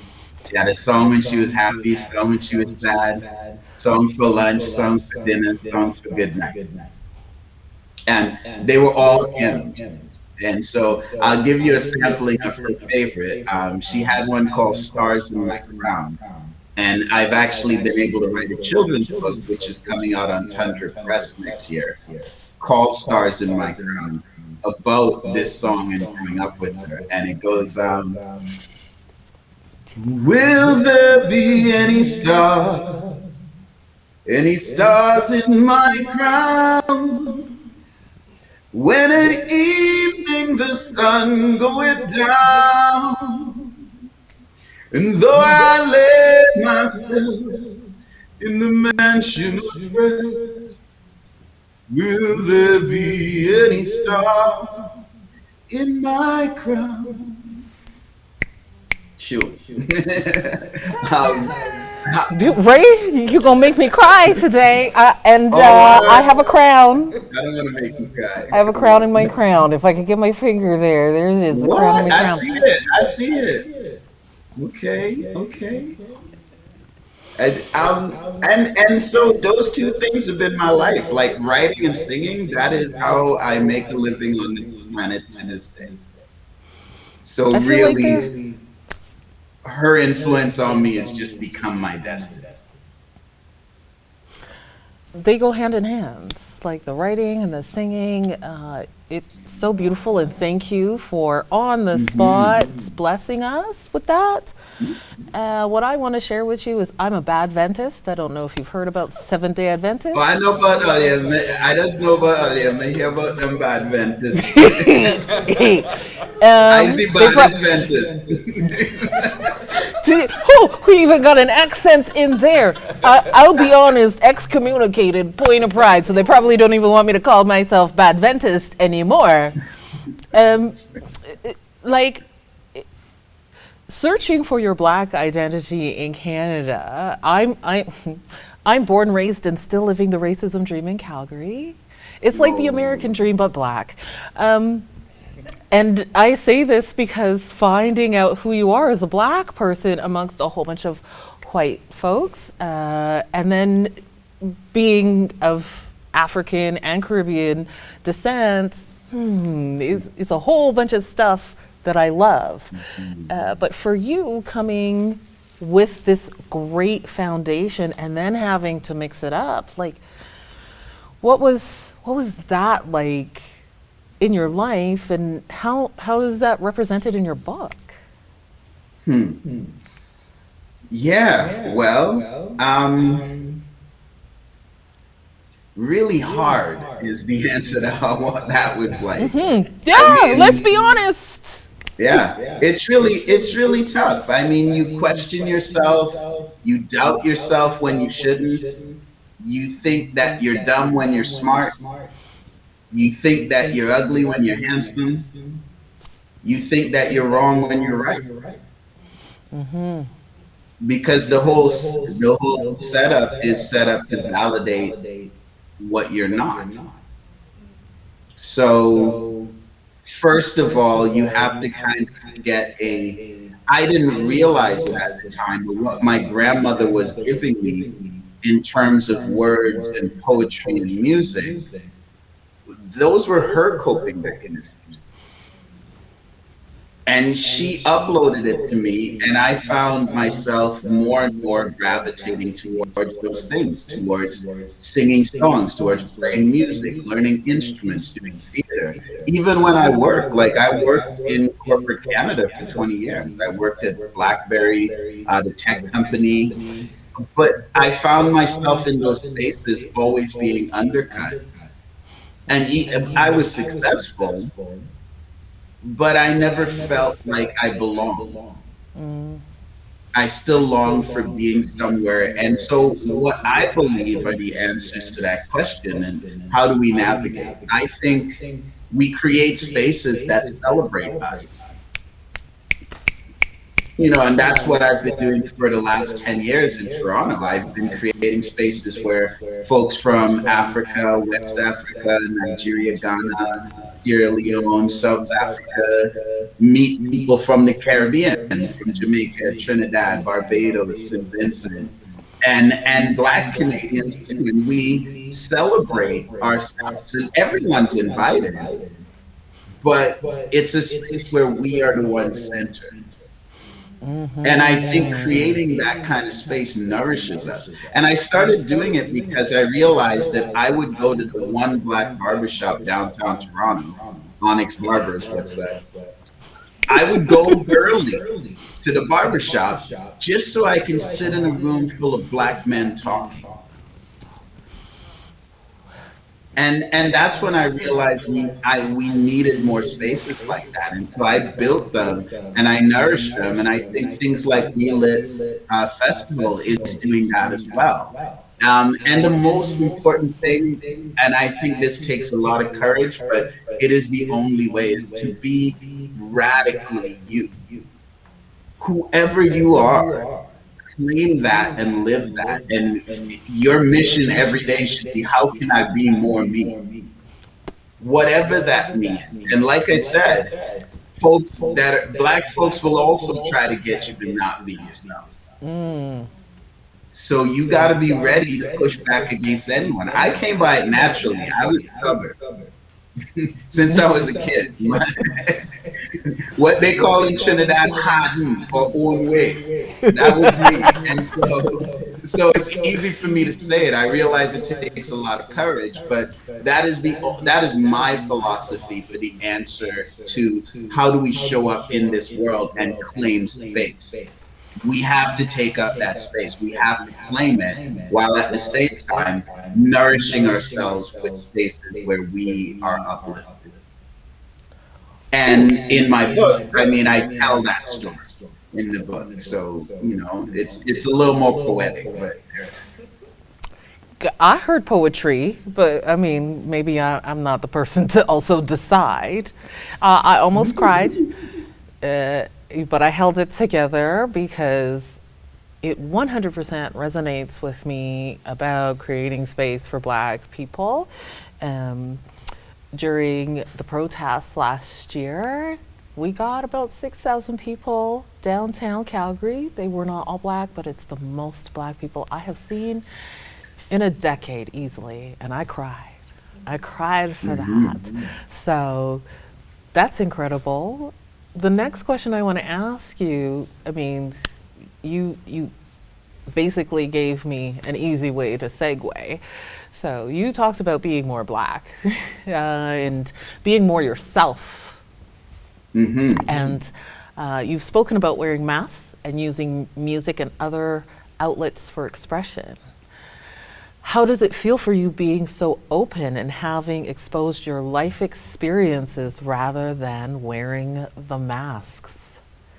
Ooh, that's a hot one. Yeah, take a moment to think about it, because we're just coming out of mask wearing. For me, I was like, here's another accessory. So I was excited, but it's for real. I always think that in Trinidad we have a thing called playing mass, and if all y'all lit from Trini or like Caribbean, you know what I'm talking about, where we dress up And the legacy of that is that the slave owners had masquerade balls because they were French aristocrats at one point in Trinidad. Um, and so like Marie Antoinette kind of masquerade balls, but the slaves weren't invited.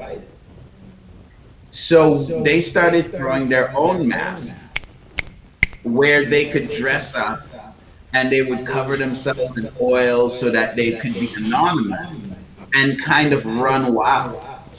And so all the freedom that they didn't have for the rest of the year, during Carnival, it would come out for those couple of days. And so I grew up with the tradition of, look, you dress up so you can express yourself. And even though you look different, in some ways, it's the real you that's coming out. So that's why for me it was natural to sort of like, I played in bands, I played in punk rock bands, soul music, jazz. I did all kinds of stuff and I would dress different. I would call myself something different. I just looked at it like theater, and by doing that and by inhabiting these personas, I was able to express myself. Like Oscar Wilde says, give him a mask and he'll show you the truth. And that's kind of how I look at it. So now, to your question, what does it feel like just sort of taking the mask off? I feel like I've learned so much from my journey through the masks that I have a lot of truth to tell about my journey. And so I felt like now it was time to sort of be like, hey, here's my first name. Here's my original self. And I want to show you that because I want to show you how much power and authenticity you can get if you can find the right outlet to express yourself. And that's the life I've lived. And so what you're hearing in my voice is you're hearing someone who's played math and in so doing has learned who they really are. Ooh, wow. I want to say everybody here is like on fire. I'm gonna say for myself, yeah, the snaps, goosebumps, all the stuff. Nobody knows that I am right in this moment writing about Carnival, but here you are saying it. So that tells me that my ancestors are like, you are right on track, lady. Oh, really? I didn't know that. No, of course you wouldn't know that. You don't even know me. I'm not even a nothing right now. But like all the stuff that you were saying is so important. I'm the person who has led the most people in protest in Calgary's history. And I love to have a party. And a lot of people don't think that that can go together. And I'm going to tell them here that yes, it can. And you gave me a message right now in this moment that I must.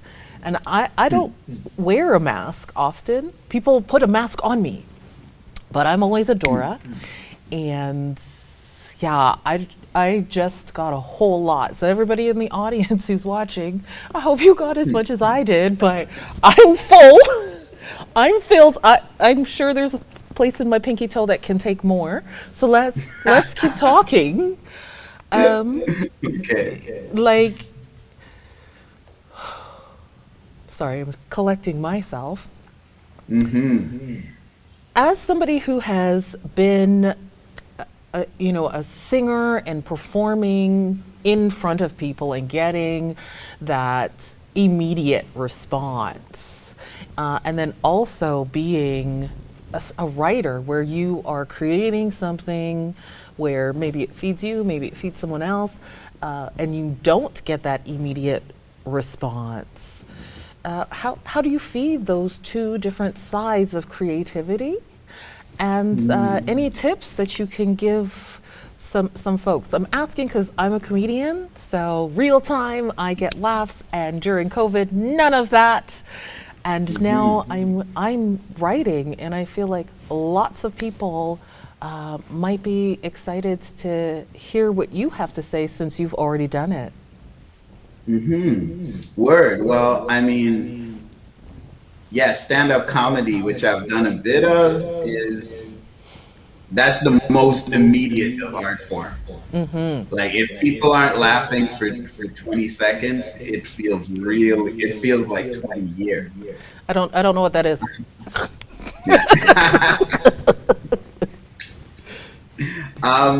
Yeah, I think you make a beautiful point. The immediacy versus the sort of more patient thing. I guess there's a part of me where, to me, there's different things I enjoy. One is I enjoy the still silent creativity, and I still do that for music. Like I have my guitars, I have guitars in every room. I have instruments in every room. You know, in the bathroom, I have a little piano. I'll just play. You know, if I have an idea or just to entertain myself. And so that to me is immediate, but it also requires a kind of stillness. And then with writing, even though people don't get to see it for a while, every day I'm writing. I write every day. It's the first thing I do every morning. I'll sing a little bit and then I'll write. And every day is just joyful for me. So it is immediate, except the audience is just myself. And then when I get to this point and I can talk about the work or read the work or engage with people who have read the work, then it's not the same as a concert, but it's very similar in terms of being able to interact in a way and learn what the work has done and means to people. And so all of those things are things I enjoy, and I don't really separate them. I'm just very thankful that I get to do them every day. And I'm very much so. My advice I would give is this: don't worry about the outcome. So many writers do that where they're like, well, I don't know who's going to read this. I'm not sure what genre this is. My cousin and my uncle are going to be mad at me if I write this in a memoir. And to that I say, look, forget the outcome, focus on the process. If you get up every day and you're excited to write and you write something that excites you, that's what it's all about.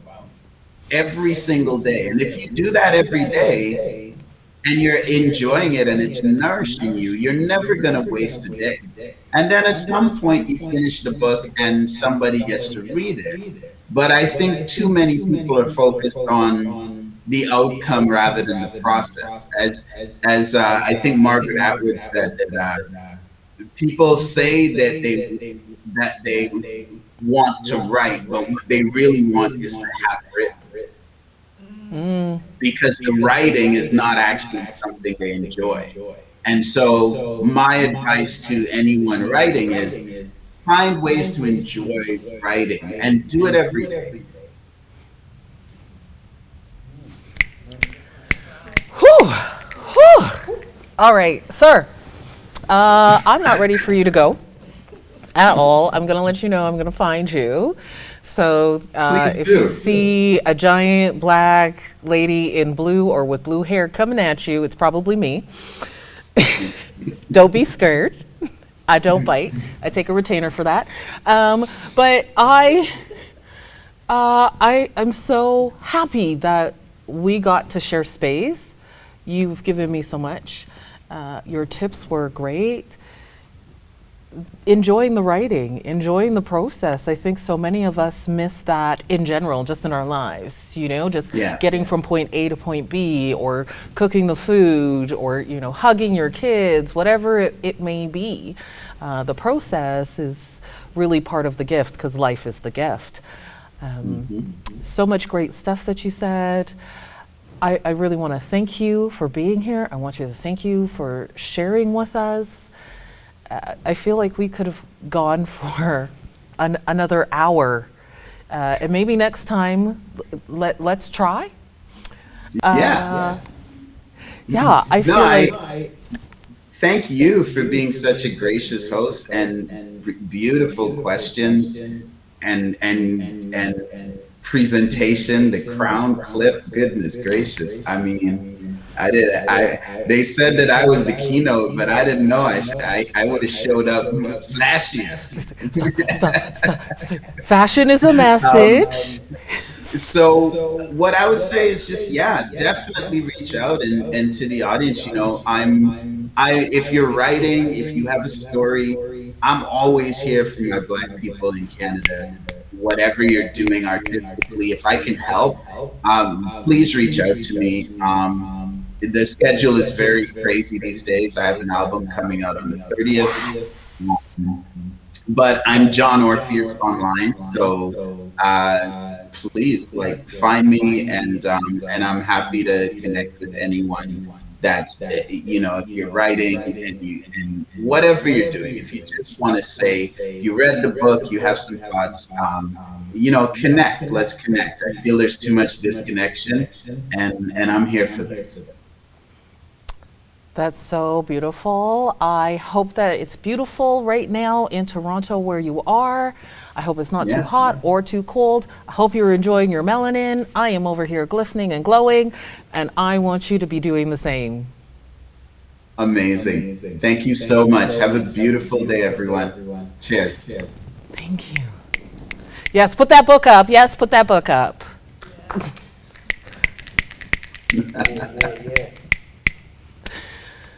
So, wow, what a great day. I feel like everybody has touched me in some sort of way. I want to thank our sponsors. I don't want to forget anybody. If I do, please tell me. Rise Up Calgary, Calgary Arts Development, Calgary Foundation. And we are in partnership with the Calgary Public Library, the Central, the downtown location, and also Melanistic Magazine. I feel like we haven't said that enough. Today, they are creating great things. We Lit, thank you for having me as a host. Thank you for giving me audience, stage, and allowing me to say or do anything that I wanted. See, folks, I can pretend appropriate. I can perform appropriate or not. Like I said, I'm writing. Comedy is coming. We can't do it without the team. So everybody who is here, our ASL, so important. And really, listeners, viewers, thank you for here. Thank you for being here. Thank you for watching. Thank you for giving us your time, your questions, your energy. We are motivated, and we were going to keep doing things like this and more. Calgary, Edmonton, beyond. World, get ready. We Lit is coming. If you want to be part of this, volunteer, sponsorship, reach out, let us know. I feel like for now, that is it. We Lit 2021 is out.